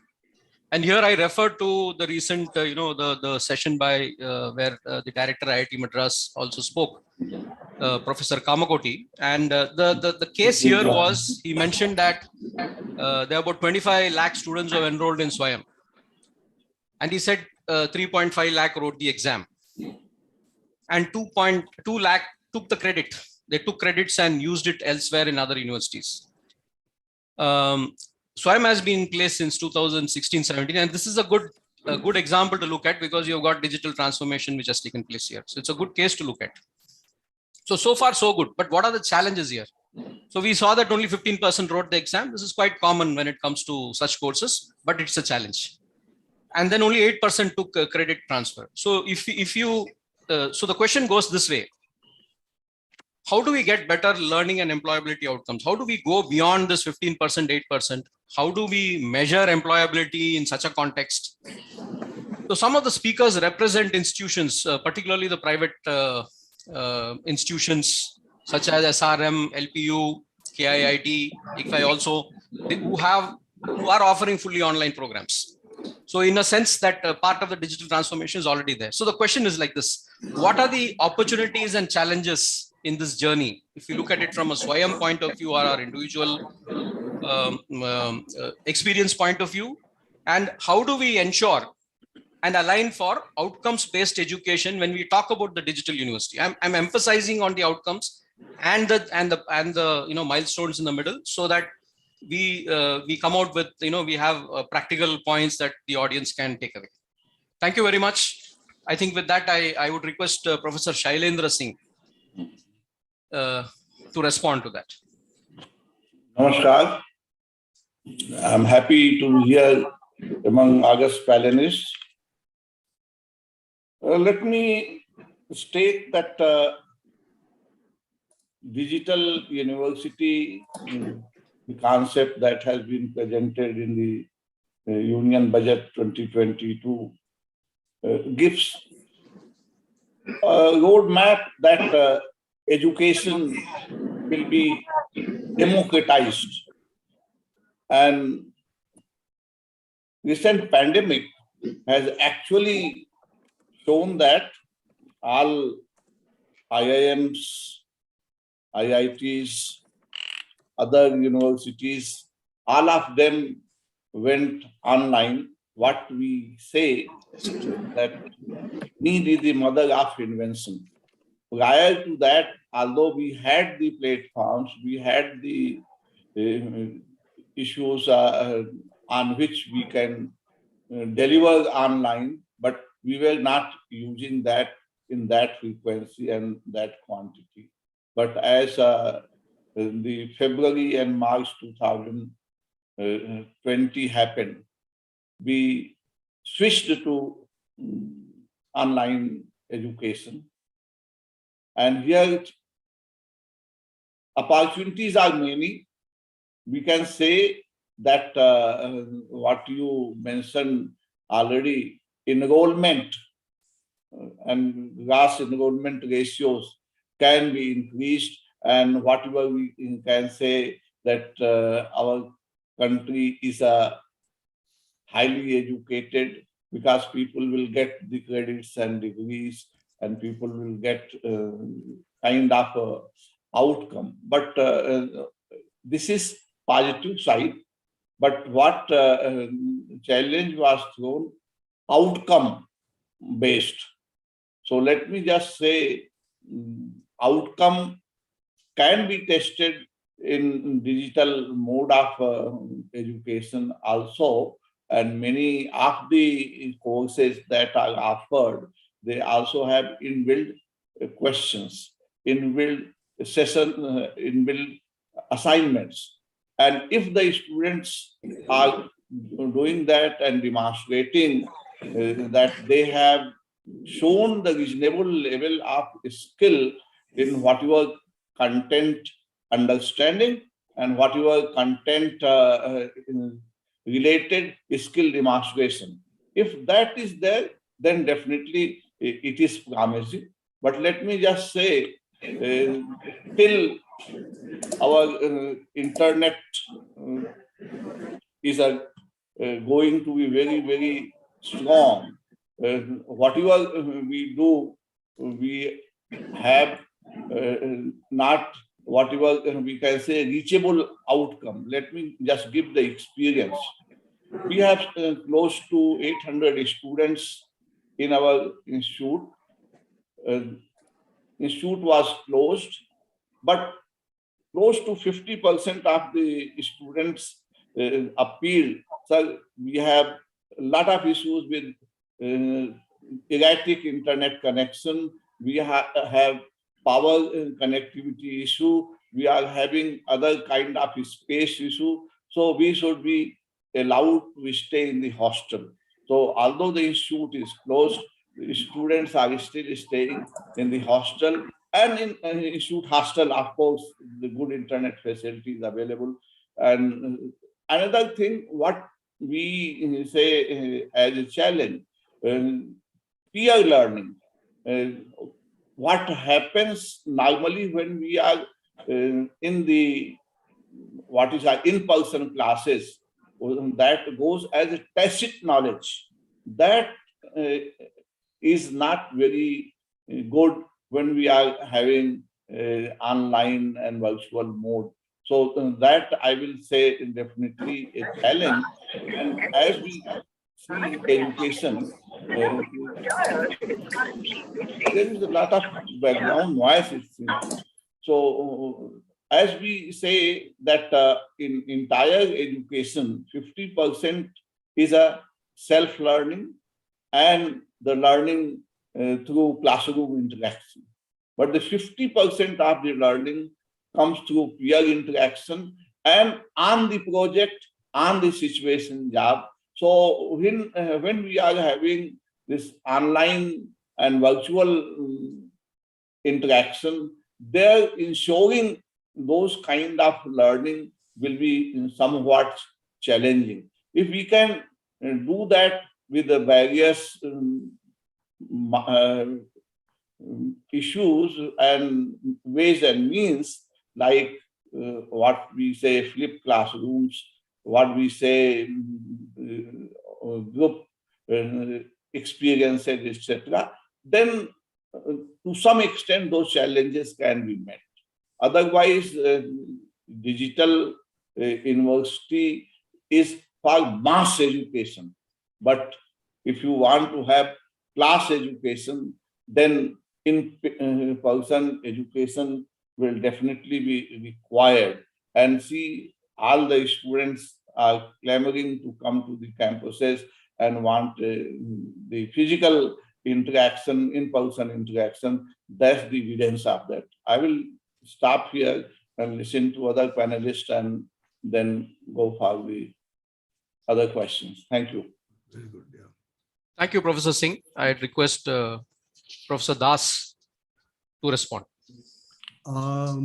Thank you, Professor Prasad. The theme is the digital university and the B school.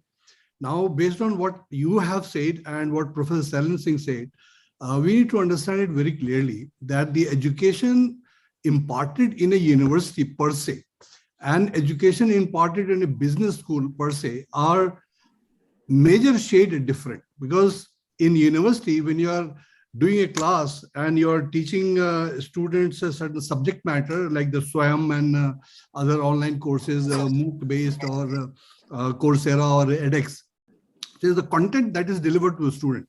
and the contents they understand, pass an exam, and they get to know, and they get a certificate. The B school environment is radically different from this set of learning which the students are to get. And this is primarily because the B school students are aiming for a job, a good job. That's the primary requirement. And that's the reason why the fees are high, and the content delivery and learning experience is of much superior quality as compared to a lot of other educational institutions. And that's how the equation works out. And you may be aware, the students always try to calculate what is the ROI for getting into a B school. So the B schools are very intensely focused on what is called the learning experience that is imparted. When we say learning experience, it is not from a professor's point of view, which could be looked at from a SWAYAM type of a digital course, delivered course, or a Coursera and things like that. Here, the learning experience is to be judged from the recruiter's perspective. What is it that the recruiters want? And therefore, entire curriculum, entire learning experience configured and delivered by a B school is fine-tuned to that extent, right? And we, as the professors, we understand that when you talk of a learning experience to a student, essentially there are three components, the curriculum-based activity, the co-curricular activities, the extracurricular activities.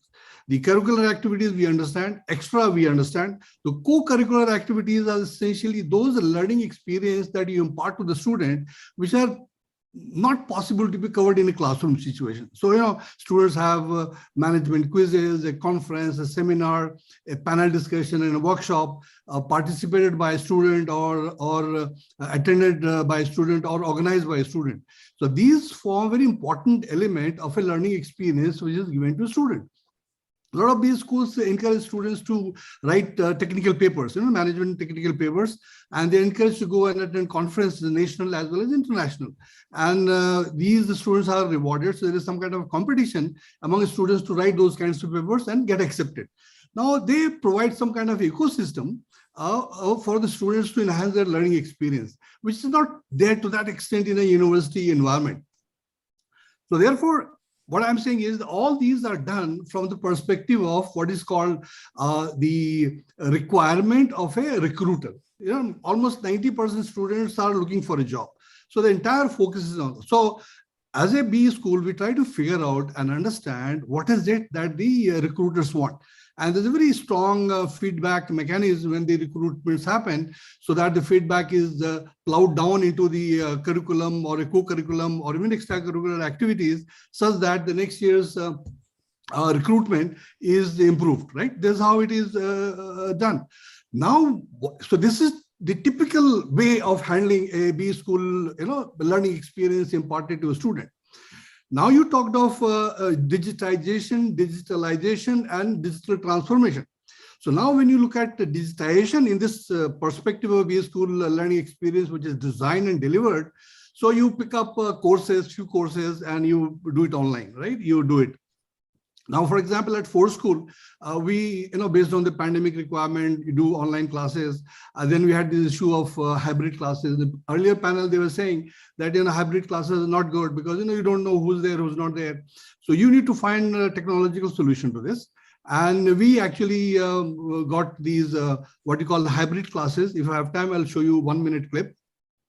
Hybrid classes where, for example, 60 students in a classroom. So let's say 30 students are joining online and 30 students are sitting in the classroom and professor is in the classroom. So all 60 students can be seen by the professor, and all 60 students can see all other 59 students, either in person or through the digital media. So you have to have infrastructure in the classroom like that. So therefore, the first question of a learning experience is to know who's what, who's where, who's speaking what, who looks how, the personal connect. So now technology is there to ensure those things happening.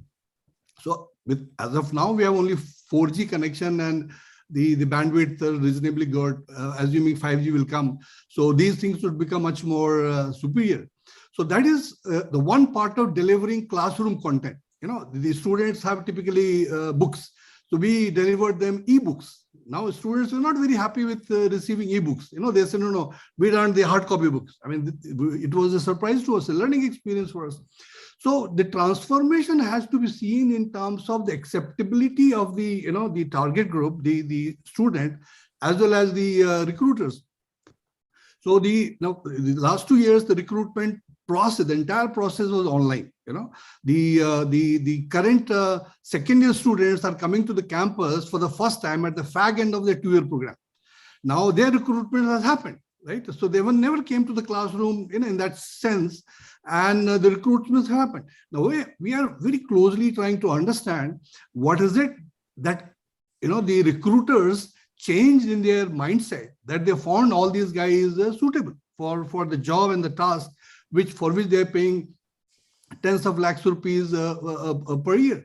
So the transformation has to be seen in that perspective, and the entire activity that we have, we need to ensure how we translate that into a model where the recruiters are able to accept. So the way recruiters change the requirements, our entire learning experience has to undergo a change.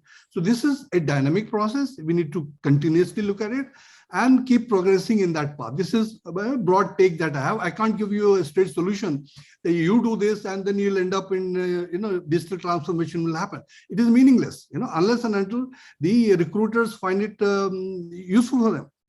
Now, the other point is, in the current times, we are in an age of information overload. So all the information is available to students. So if the information and details are available, what does the teacher do in the classroom? Right? So that's the big question. Now I'll give you an example. I'd seen a homeopathic doctor tens of years back. So he'd listen to the patient, and after listening to the patient, he had one thick book of homeopathy. Thick book means it was at least 8 inches thick, huge book. And then he'll start flipping through the pages, right? And then he'll keep noting down. Within 1 or 2 minutes, he'll write something. And after that, then he'll start writing the prescription for the patient. Now, he was a very popular, extremely popular doctor. You need to book his time a few days in advance. Now, the information is in the book, right? But can anyone write that prescription if they have the book in their hand? Probably not. So taking this simile to our own information age situation, all that information is there. The student who has not attended a course, for example, not attended an MBA program, for example, can this person go into a management job and keep Googling and keep looking at the information resources and handle a job? Probably not. So therefore, there's a huge role that the teacher has to play in the classroom to enhance the learning experience. So the student, when the requirement is there, the student shouldn't be looking at the index page. They should know exactly where to go, what to look for, and what is the solution. So this is the way we need to look at the way the transformation is going to happen. I think I have taken about 8 minutes. So can I get 1 minute? I want to show you a 1 minute clip on the hybrid classroom, which we have. And I've shown it to some other professors. Can I have the screen sharing right, please? Sure, Prof. Go ahead. It's going to be useful.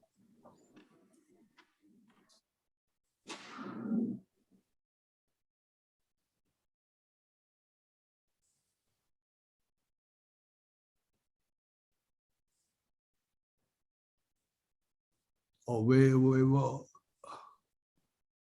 It has opened something funny. Hang on. Who can share? Only host.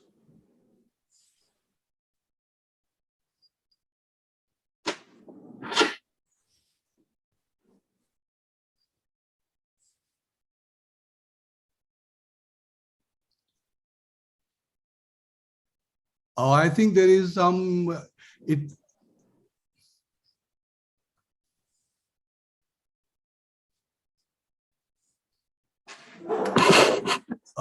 issues my preferences. I don't know, this sharing right is not, I'm not able to share my screen. It opens my security and privacy setting, on my laptop, which is what I don't know it. So I'll pass. I'll skip this. Yeah. Okay. If the ME can help out, Professor Das, maybe at a later point we can. If the Master of Ceremonies can help out from the business later I side, can. help We out. still Yeah, have maybe the time. we So I have the think time. I'll stop here, and the Master of Ceremony can connect with me otherwise. Sure. And this is 1 minute clip, so it's very interesting. So thank you, and I'm still available for Sure. more questions. Thank you, Professor Das. I think you raised a lot of valid points, and the first thing that you centered on is about the learning experience being very different in a B school and what happens in a university. The dominance of the content in terms of a university, and the need for a recruiter perspective, which shapes the learning, or what makes the learning experience important or relevant in the case of a business school. You also touched upon the importance of co-curricular activities, which increase the employability in the case of a B school. You also mentioned that this whole exercise is contextual, and therefore there are no very easy made solution, and that in the case of a B school, content by itself is not enough. There are a number of other things. I'll also touch upon what Professor Singh had highlighted. I think he highlighted the point that peer learning is extremely important, and therefore, it's not just tacit knowledge to some extent comes and is better when it is in the classroom than in the online. Peer learning is something that is a challenge, and also the fact that infrastructure, which includes bandwidth, power, etc., has been a challenge in a country like India.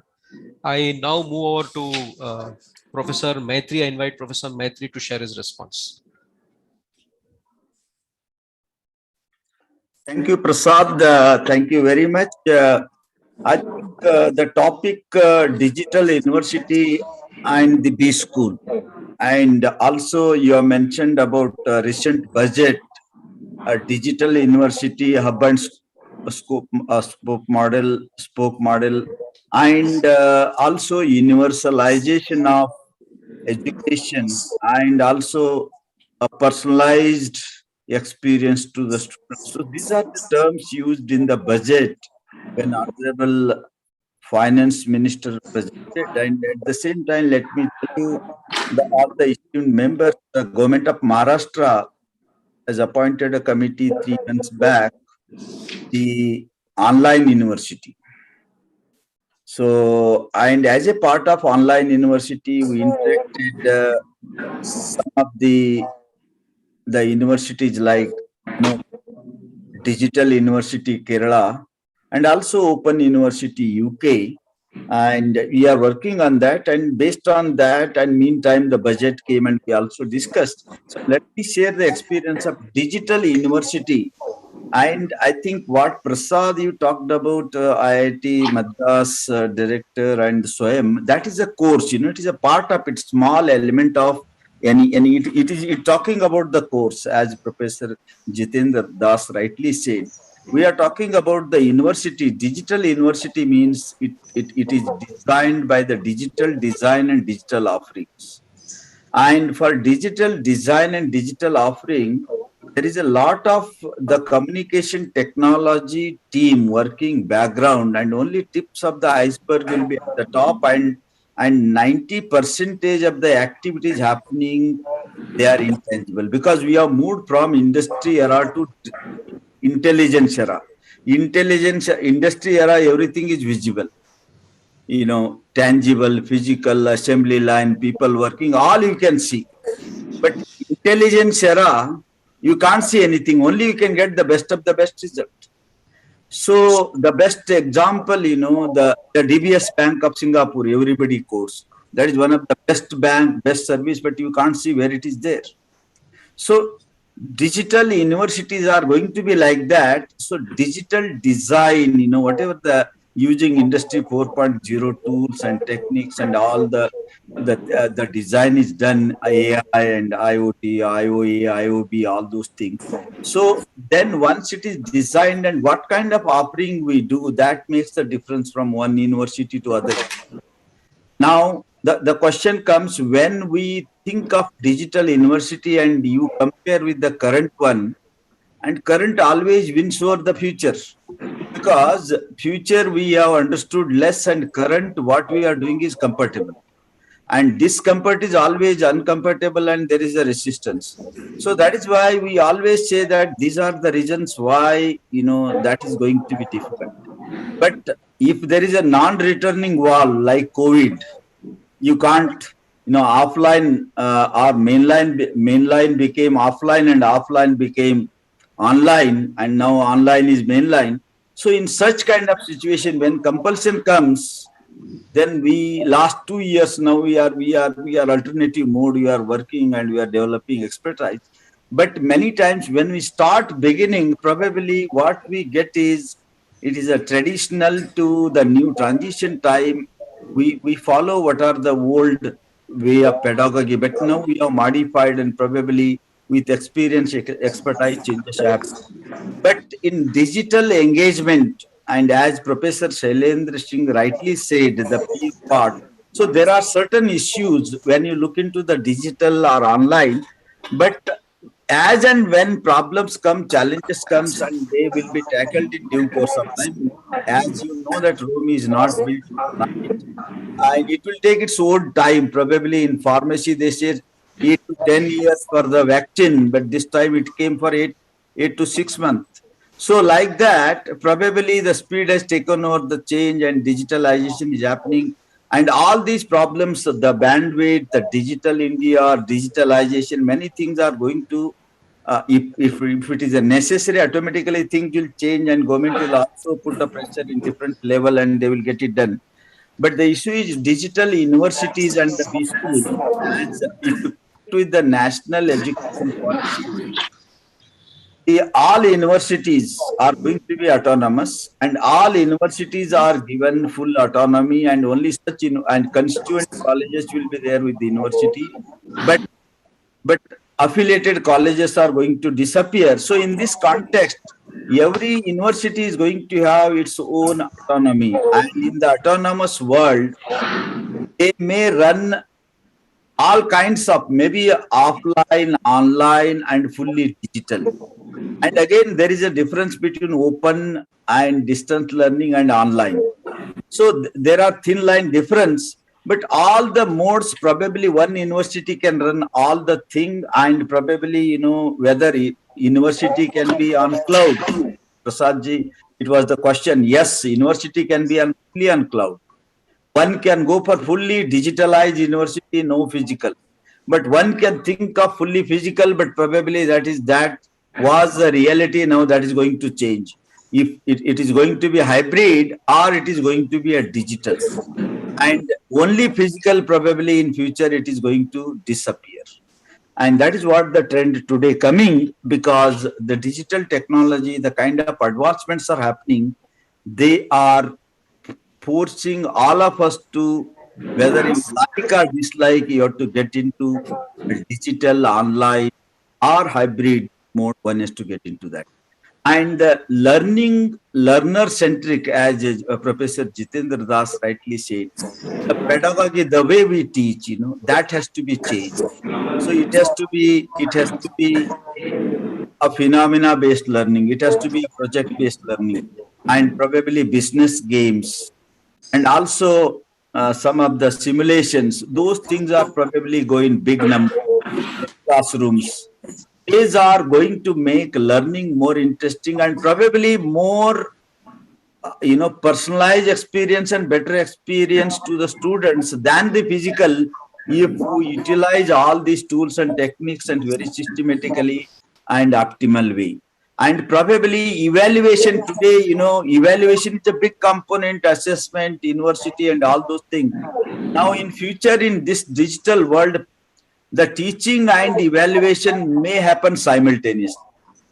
In simulation games or in business games or even physical games, if you do, probably after 10, 12 rounds, you can assess a risk-taking ability of the candidate. You can assess the courage. You can assess the strategy, how one can change the strategy. You can also assess the tenacity. So all those are, you can also assess the curiosity of the candidate, which cannot be assessed with current evaluation. maybe 90, 91 marks, but he may not be, he or she may not be having the courage. So that is why evaluation and pedagogy, these two parts may also in this digital world, both can happen immediately, simultaneously. And you need not have a separate evaluation in this digital world or in this whatever online world. So these are some of the changes are going to happen, and future belongs to the hybrid world. And digital may be little bit ahead, but digital also means the definition of digital may be, some different places like online and distance learning, the changes will be there. But future, it is all we are moving in the direction of digital world. And all those problems, what we think, they are going to be resolved in due course of time, as and when problem comes, technology develops, and operating system, operating standards will go up, and the day will come, we will be optimally utilizing a digital university. And I'm sure B schools are part of that university. They will get a digital design as per the B school. We have to all those three components, what Professor Jitendra Das said, they should be incorporated into the digital design, and digital offering are coming out of that, and students can get a benefit. So this is what I think my input, and thank you very much, Prasad. Thank you, Professor Maitri. I think you've focused on I think you brought the context that affiliated colleges may not be there in the context going ahead, and therefore with the autonomy, there'll be a lot of variety that people will come up with. And you also mentioned that what you see is finally going to be hybrid or digital, may not be only campus, though that may be the one which is successful now. You highlighted the need for digital design when you talk about a digital university or a business school in the context of a digital university. Thank you very much. We now move over to Professor Desigan to respond to this question. And thank you, Professor Prasad. I hope I'm audible because there was some hiccups on my video. Yes, sir, you are. Wonderful. Thank you. Good evening, fellow panelists, esteemed. I think the topic is digital university and the B school perspective. I think Professor Das has rightly said, when it comes to the curriculum, I always say that in engineering and science, the knowledge or the fundamentals happen inside and, they go out to the humanity.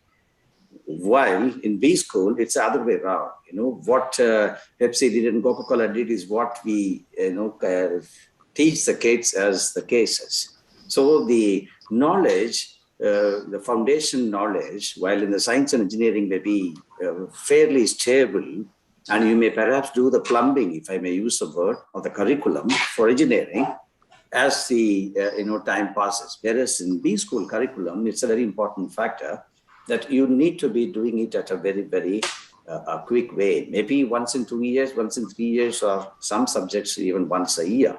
Because what I studied 30 years ago on marketing fundamentals may not be those, numerics and other things will stand. So first point is curriculum, if I may use the word volatility. And so, we're taking with a pinch of salt.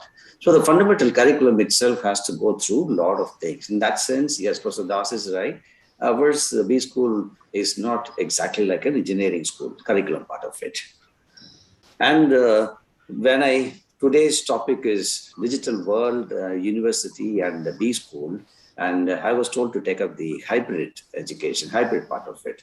I think all of you would have listened to the AICT's webinar also. It was a very nice thing to say the hybrid is being used as a phygital world, physical and digital. Now we hear the new phrase called the phygital world, if that is what hybrid is, because in the phygital world, I would say, in fact, at SRM also, we have been getting ourselves ready for that. Particularly in B schools, teaching the classrooms, cases, etc., you may have to have a lot of individual participation. I remember my own days, we are asked to do the role play, come to the stage and act like a marketing vice president or a CEO. And so the students will be asked to do a lot of role play, which is what one of the panelists also said about experiential thing. So B school education, the experience is the key through the cases, role play, etc. So that's the curriculum and the content part of it.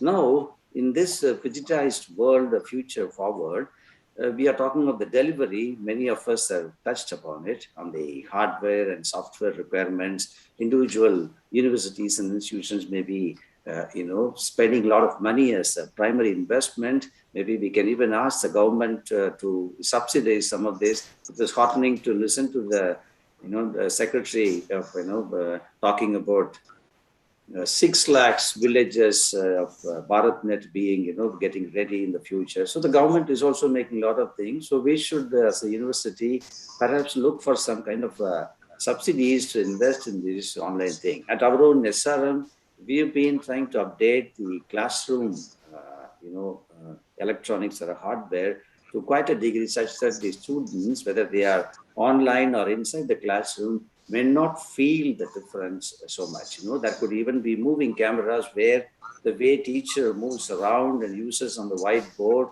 And if there are 10 students sitting in the class feeling the presence of the teacher, the students participating online also would have the same way, because the camera literally talks, and we have, high resolution cameras and audios that are there. So the digital world, the difference of experience of the individual students may not be that much if one is able to invest that. And we are also happy to say we are getting ready for that. This is the second part. First is the curriculum. Second is the hardware and software part of this digital world. And the third most important thing, I think some of the panelists touched it earlier, is it is not just a faculty development program. Earlier, an FTP would be, if to teach the faculty or equip the faculty about the newer content, newer topic, newer subject, neural networks or new marketing, etc., model, etc. Or the pedagogical part of it, that could be perhaps part of the faculty development. But here, it's going to be a lot beyond. Because, as a teacher, if I have to kind of to look into the laptop camera and keep talking about it with, looking at the students as on the screen, it's going to be a very subtle psychological, impact on me as a teacher. So the faculty development would have to address this kind of, transforming the teacher for the digital world, so to say. The transformation of the teacher has to happen on all these 3 dimensions. The content of the subject that is new, that is coming up, the pedagogical aspects of, connecting with the students. Third, the teacher oneself. So that is a very, very important. This is a third aspect I would talk about it. Train the FTP being slightly more than the normal understanding for all of us. Transforming the teacher, I would call, for the digital world. Fourth, of course, is the pedagogy. All of us have talked about it. And in these schools, unlike some kind of video only or animation only, an engineering or a science can be taught, we can think of going forward in the digital world, a lot of games coming into. I have my teenager kids literally sitting there and playing with somebody in Mexico. You can even have a common area and the players get into it. So in the same way, if I can think of organization and in the boardroom in the game, the vice president marketing will be a student sitting in the classroom, while the vice president may be participating somewhere in online, and they can come here. And I'm not talking about science fiction, futuristic. It's there in the game. The gaming industry has proved all, where participants physically, inside the game, can reach a place. So if my teacher at IIM Bangalore told me to come to the podium and do a role play, I think we can ask the future students also to do a role play through a game. So the pedagogical aspect of content development, not just videos and PPTs only, has to get into this mode of it. So it's a kind of a real technology challenge of content preparation going forward. We are not yet there. We have reached maybe in finance and other places, simulation games and what if analysis kind of stuff. But literally to have, as Professor Das said, if the experience has to be there, and I'm not having the physical classroom, then I don't miss anything in the digital world. These are very essential aspects of the pedagogical elements. Otherwise, yes, we are all good about it. We've been teaching online courses, case discussions, and even interaction students coming into. But the experience part of it, this is the gaming is going to be a major hardware and technology partner in the pedagogical part of it. The final part, before I close it, will be that, we all know that Dr. Kasturi Rangan's NEP 2020, the government has adopted it. Individual state governments are getting ready for that. Universities are getting for that, outcome-based education. So we have done a lot of work on each of these course design, the outcome measurement, which aspect of outcome, how do you measure amongst the students? It's a complex, all of us know about that. Now it's going to be a big challenge for us again, because if it is going to be not just the physical classroom where I can say class participation or, the person's personality as a student, now in the digital world, how am I going to measure each one of it? It's not just the assessment and the performance thereof of individual examinations for the courses. So OBE, I think all of us as educators and teachers, we may have to relook at it and then really see in the digital world how this OBE even design is going to be. And another challenge is that what you are going to really measure as an outcome, the student understanding, etc., amongst these subjects, and how you measure that. If the person hasn't appeared at all, as some of us have talked about the 100% digital world, there were no university on a cloud, etc., what is our OBE is going to be? So that is the critical part. With these 4 or 5 elements, I thought is very important. I stop here. Thanks a lot, Professor Desikan. I think you've brought in additional insights. First, about the curriculum volatility between engineering and the business school. The next is about the requirements when you get into phygital or hybrid, particularly with respect to hardware and software, which needs to be identified. You also highlighted the need for behavioral and psychological change in the faculty and development programs, which focus on that. You did mention about pedagogy and the fact that with technology, you may also be able to do a role play while doing a game. And most importantly, you stressed on how to relook at outcome-based education in terms of measures and the methods that you may use to take it up when you do online or hybrid as versus the physical. Thank you very much. Thank you. I now request Dr. Mohapatra, Professor Mohapatra, to share his responses with us. Thank you, Mr. Prasad. Esteemed fellow panelists and the audience who have remotely joined this conclave. At the outset, let me bring you the warm greetings from all my colleagues at KT University. I thank Business World Education for giving this platform to share my experience. Good evening to all. So the theme of this session is Digital University and the school, and a lot of perspectives have already come. I would not like to repeat much. However, through this digital medium of interaction today, we have already begun participating in and witnessing the digital transformation in education. And we have been witnessing it largely for the last 2 years. But I believe the journey is long and we are going to see many changes ahead. The contents of the session is placed on internet. The number of attendees and beneficiaries of this session shall keep rising over a period of time. You'll see. This is just a peep into the reach that digital education can have. During discussion, one point came up, this versus that. Digital education or this kind of hybrid education, digital education versus classroom education. For a moment, I would like us to think that this divide is artificial. They are not one against other, but they are very, very complementary in nature. Recently, we had our 18th convocation on 16th of February. And for 2 reasons, this is important to us. One is the theme of the conference we kept, World is One, the unifying factor of digital world. The second is, in this meeting, for the first time, it was not anchored by a human being, but by a robot called ISA. And it was flawless anchoring. I'm giving a feel that 1,000 people could attend, 1,000 of the faculty could attend from a large auditorium. And equal number or more from different parts of the country and some parts of the world.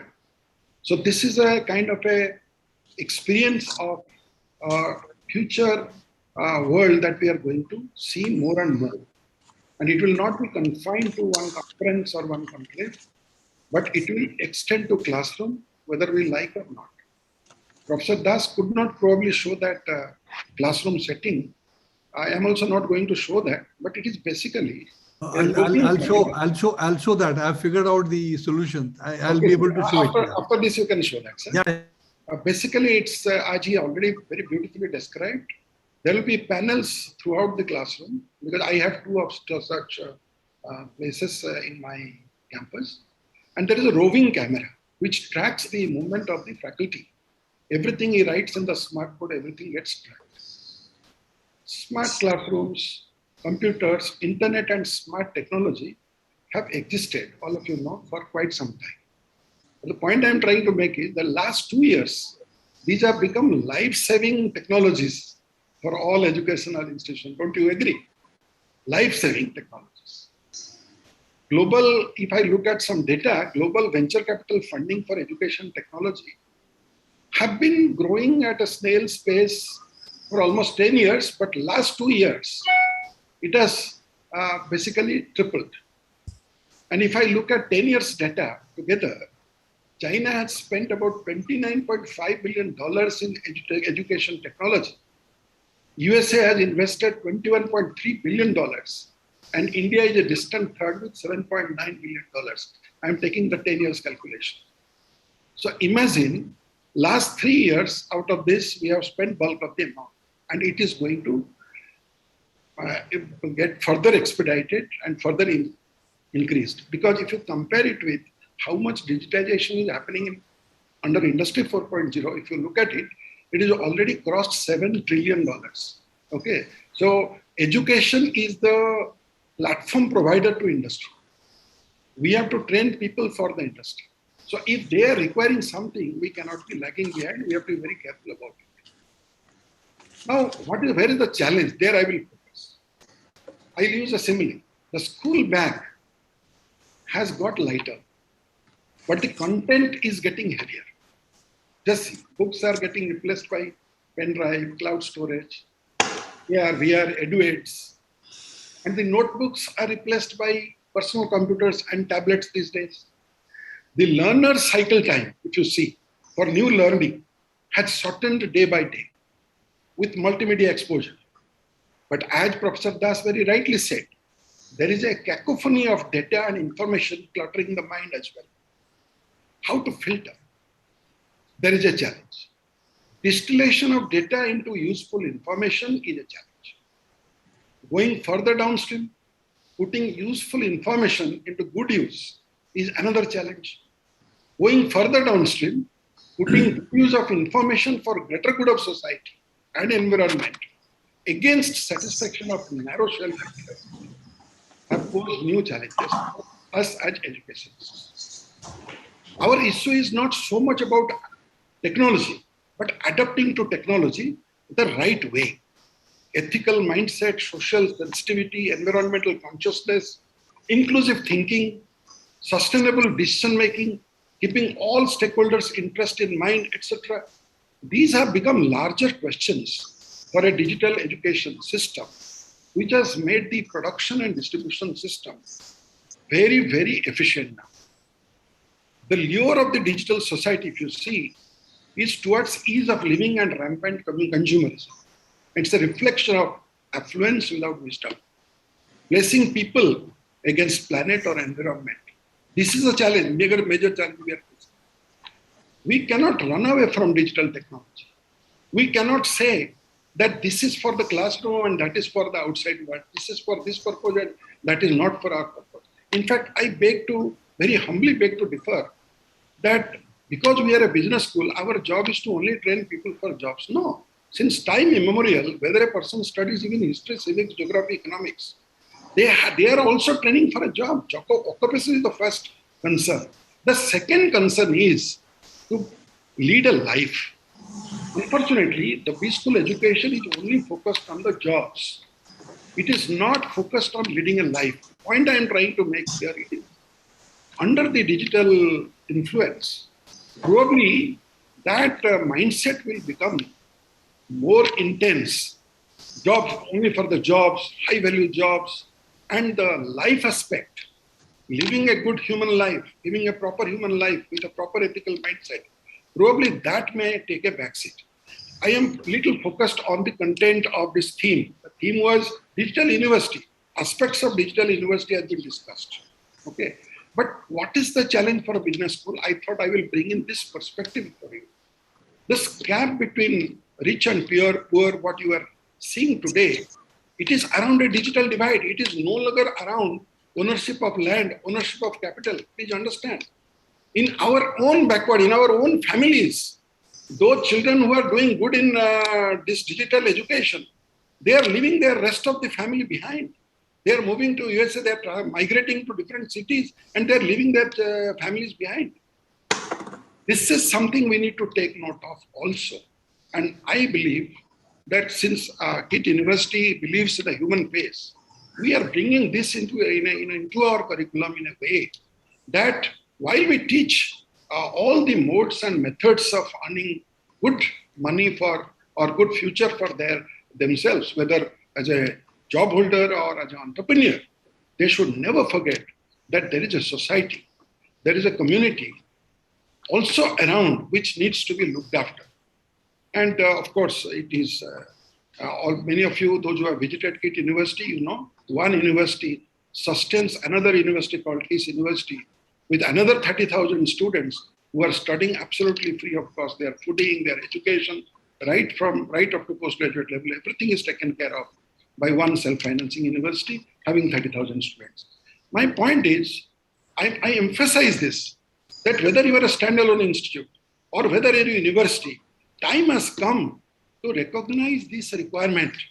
If we are not sensitive to this, we are going to end up in little trouble. This digital divide is soon going to become a rich-poor divide in the world. I will rest my point here, reserve for the question and answer sessions. Thank you, Professor Mahapatra. I think you brought a very important dimension, and you started, you concluded with the digital divide, which is the most important, and then under that was the balance between occupation and leading life, where typically business schools are focused on occupation. You connected that to the needs of the society and the community. And then you felt that the rest of it in terms of technology investment is getting done. And so somewhere along the way, the technology will come in to make all this happen. But I think the most important point was that overall for society, the digital divide is a challenge and we need to do things for that. I now request Professor, I think we have one more panel member, Dr. Sanjay Modi. I request Dr. Sanjay Modi to also respond before we go to the 1 minute video. Thank you very much, Professor Prasad, and greetings to all the esteemed panel members. I think majority of the things have been said. Let me begin by making one small point, which has practically happened on the ground in LPU. Very surprisingly, I was at least personally not expecting it. But then this time, the number of companies which have come for hiring of business management students has phenomenally increased. Number one, average salaries and salaries of a certain limit, they have phenomenally increased in spite of the fact that this batch of students who is going to pass out in 2022, they have not been onto the campus. It is now that some of them are dropping in. And here again, it's not the complete batch which is coming. So this comes as a surprise, which means that the digital education, in spite of our own fears that it might not deliver the learning outcomes, it has actually succeeded. Reason being that, I don't know, I can share my experiences. We made the faculty very conscious of the fact. We monitored how education, the delivery is being made online. And we found that, because it was a sudden shift, so some faculty thought since everybody was not visible on the screen, so they were a little less interactive to begin with, which we showed them different models, and ultimately the interactivity improved. And in addition to that, we made sure that, the personal interaction or moving into the society, they don't miss that element. So we gave them assignments which they could do in their respective places. some broad analysis which they could undertake. And I think, these students, one good thing which might have happened during this time is that they saved a lot of time of commuting between places, and they had more time to focus on what they were expected to do. So probably they were able to strengthen their analysis and their own self-study, which led to, because in our anxiety to share more, at times the business institution and all academic institutions in general, they tend to overload the student with information. So this is a very interesting dimension which I wanted to share with you. And I think one element which has contributed to this improvement is that, because of the facility of digital interactions, online interactions, the industry experts have become more open to interaction with students. So the number of interactions, the quality of interactions with the industry professionals have increased very, very significantly indeed. And surprisingly, they are also, because perhaps they had a little more time, they were very passionate to share things in a very practical manner as would benefit the students. And likewise, interactions with international faculty and international industry experts, student participation in online conferences, and large number of online events, and even, to compensate for this, physical kind of co-curricular or cultural activities, I think LPU took this initiative that even the student clubs were in operation. They were doing something which they were expecting the students to do in their respective places. Cultural co-curricular activity, all of them were converted into digital formats, where every competition was happening online. So I think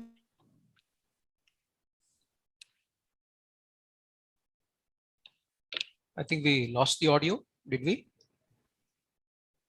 We were very concerned that this might get diluted, but surprisingly it has not. But one small concern which I would like to share in the context of a digital university is that, if you look at times, I'm not talking about the content of any specific discipline, but in general, if you look at some of the content, whether it is NEPTIL or many other online content, they are not really tuned for digital education, online education, the way they should be. Perhaps if you look at the model of MOOCs from, say, Coursera, where the expert, the faculty goes into the field. If he is to speak about retailing, he goes to a retail store. He goes to a mall, shoots some part of his delivery there. He goes to the industry, operations person goes to the industry. So, that thing goes missing in the India's digital content that we create.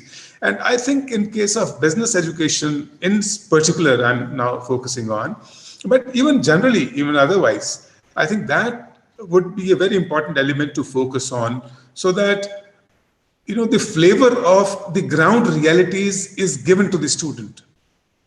It is not lost, because the student, as we say, this is being done in order to extend the reach to rural areas or the underprivileged. Their exposure would be even less with respect to these things. So the kind of content that we create has to have a lot of video content. I'm assuming that in times to come with 5G and all, we would have better connectivity, and those challenges of connectivity would not be there. But the content definitely needs very urgent focus. There are many institutions which are providing digital content, but this needs to be taken care of. But rest of the things, I think the generation coming generation is very well tuned to digitization, and I think it is the faculty which needs to be more, as some of the experts have already said. I think addressing the screen is a big challenge.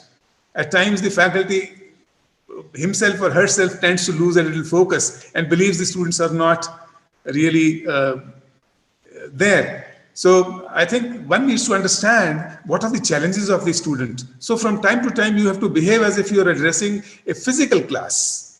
And I have tried my hand at teaching digitally, and I think the same amount of interaction happens. But the only thing which needs to be done is to make sure that the student is motivated enough. You have to deliver your education in a manner that it is as interesting as the physical class. You have to keep them engaged.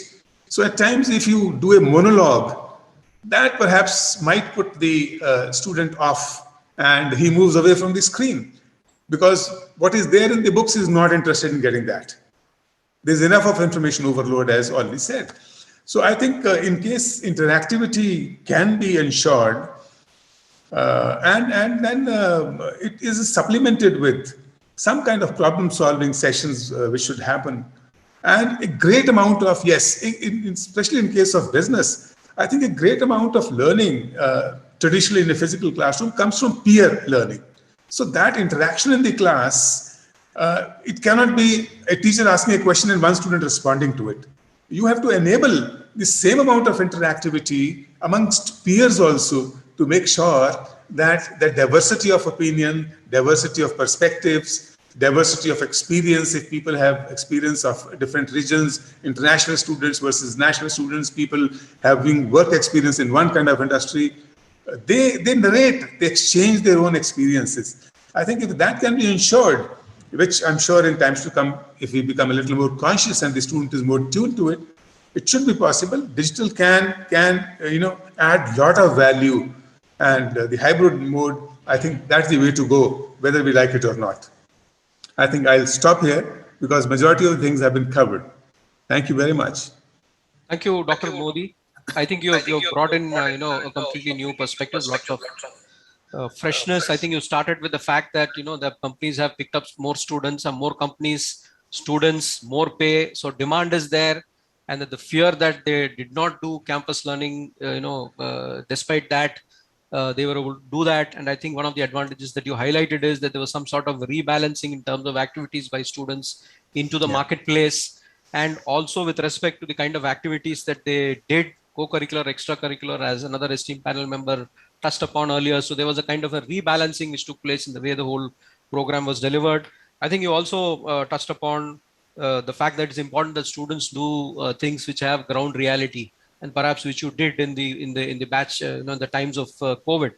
You touched upon the faculty challenges, also keeping students motivated, as well as increasing level of interactivity. Thank you very much. I think that covered a very different terrain.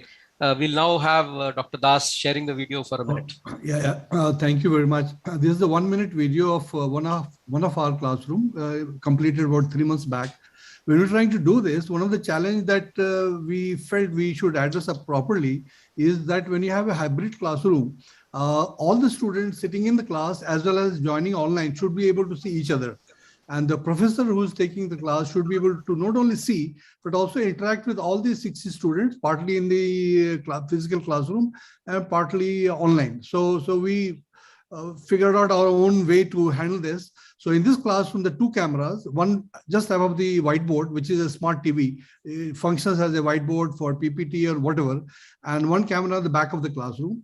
And the 2 screens, one for the student who is sitting in the classroom for them to see, and one screen for the professor to see those students who are joining online. So in all, there are 3 screens. One is a smart TV and 2 screens on the top. So I'll just, hopefully it'll play now and you'll be able to see it. The 1 minute video. So here it goes.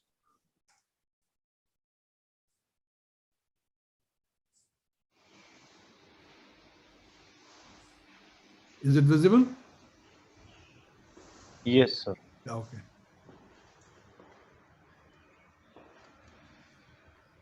This screen top is for the professor to see the online students, and the camera on the left hand side, which is a dynamic camera. It zooms, it turns, it does all that.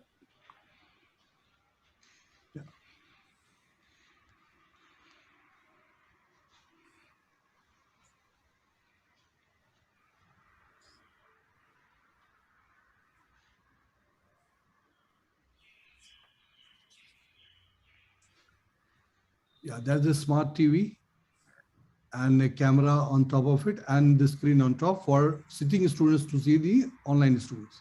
Okay.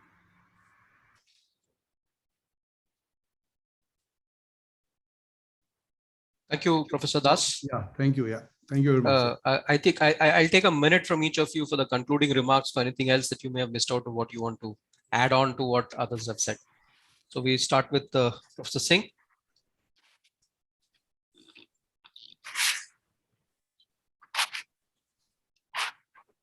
Professor Shailendra Singh. Okay, we'll move over to Dr. Jitendra Das, concluding remarks. Let me. Yeah, sure. As we have already discussed business school, so outcome-based learning, when we are talking, we always say business school will be selling its product. So all our students are on sale that way. And their marketability will be there if we are having experiential learning. And as it has been said earlier by Dr. Mahapatra, that not this way or that way, it is not against, digital education is not against anybody. I am also saying that it is not against any pedagogy or any methodology or any method, but still, when we say class learning versus mass learning, peer learning and other learning will always be requiring more physical, experiential interaction to have greater impact. Thank you. Thank you, Professor. Dr. Das. Thank you. As we move from a physical classroom to a hybrid classroom to a digitalized learning environment, one of the most important element is the faculty preparedness, the competency of the faculty. How do you do a breakout rooms online and make forms, groups, and peep into each of the groups working as you do in a physical class? So how do you do that online? So the faculty also needs to be properly trained to operate in a technology environment such that the learning experience is not compromised. So we should not forget the faculty part of the learning experience or the preparedness of the faculty to handle all this learning experience that we are trying to deliver. Yeah, that's it. Thank you. Thank you. Dr. Maitri, please. Yeah, so I think now all of you know that speed of change has taken over the size of the organization. So in this kind of environment, future belongs to digital universities and digital B schools. And the winners and the losers, if you want to differentiate those who get into digital design and digital offering, they are going to be a differentiating factors from one from the others. Thank you. Dr. Desikan? Yeah, see, my only point is, though we have been, as panelists, saying the job part of it, people getting jobs, I would say in our university, we focus on three things. The entrepreneurship, being entrepreneur, developing an entrepreneurial spirit in one, and of course, the placement and the jobs that the students are made ready for it, and also about their higher studies and the research if one want to. So when I look at these three dimensions, whatever factors I have mentioned earlier, particularly in content development, etc., we have to look around this, not just preparing them for the jobs only kind of a point. I want to make it. And instead of being a job seeker, we should have the mindset to be the job creator. And then I'm happy to say even one of our BBA third-year student himself has become an entrepreneur with a crore plus turnover. That's a very proud moment for all of us. So I think our as teachers and educators and designers of schools, we should be not just looking for a job-seeking mentality to a job creation mentality amongst students. That's how we should gear up on that. Yeah. Thank you, sir. Request concluding remarks from Professor Mahapatra. See, there are two aspects in education. One is going modular, that is the skill development part, in which our faculty should focus on the competition that we are going to have from edutech companies. The second part is creation of fundamental knowledge, where we should focus on research. So as long as the university and the schools focus on these two things in a very distinct manner and know where actually to lay importance when, we will have no issues absolutely. And integration of technology is a must. There is no escape from it. The sooner we do it, the better it is. Thank you, sir. Dr. Modi, please. Well, there are one or two things which I would like to add. One is that, we do speak of digital institutions or universities, but a couple of things will remain deficient there, which are required particularly for the students of a business school. One, though they're relevant for everyone. Today, if you look at the industry and ask them, what is it that you expect from the student? Normally, they look at two things. They said, because skills in any way, one is able to polish on the job. They say, basically what we want is people who are confident, good communicators, and can interact, good interpersonal skills. Now, couple of these things go missing when you get into the digital world, digitization. So I think that some solution has to be found where, because the interaction that you have on the campus with your peers, with your teachers, that there is no substitute to that. And digital world, that goes missing completely. And I don't know, because as a lot of processes in times to come, especially repetitive ones, are going to get automated, the value of a human factor would be, his USP would lie in the quality of interaction that he's able to have. So if we can't build on that, or we have to, in the digital world, we have to look at options which can compensate that, competence of interacting, what we call as emotional intelligence, that empathy, but those kind of things go missing in the digital world. Because you are not interacting with your colleagues, you don't know how to interact with them, whom to befriend, whom not to befriend. This is one dimension. Second, I think there are many other connected issues. For example, student connect with the teacher. I don't think in any case it can be as warm, as close as in the physical mode. People come back. If alumni have a connect, they don't have a connect basically with the buildings. They have some connect with the buildings, the classroom I sit in, but the better connect is with the teacher. And that's because the teacher has patted the student on the back at one time, counseled him at another time, solved his problem in the third time, helped him in a difficult situation in the fourth time. Now, that's when the connect gets developed. And alumni have a lot to contribute. I don't know whether the same kind of sentiment among the alumni and the passing out students can be generated through digital learning, because neither can that connect with the teacher, nor with the peers, nor with the succeeding batches that can get connected. If you look at best of the business schools or universities, you will find alumni contributing very, very significantly, not only in terms of the financial contribution, but in terms, I know of my son studied in ISB. He trained and mentored about 8 students before the placement season. And one student was mentored by at least 5 to 6 people to make sure that they're absolutely ready for the placement season. Now, I don't know how you develop this sentiment. So the intensity of bonding with the institution to me is very important, which is so important for the growth of the institution itself. So these were the two things: the attitude, the interpersonal relationship, that and how you interact, the quality of interaction that you do, and this element of intensity of relationship with the institution.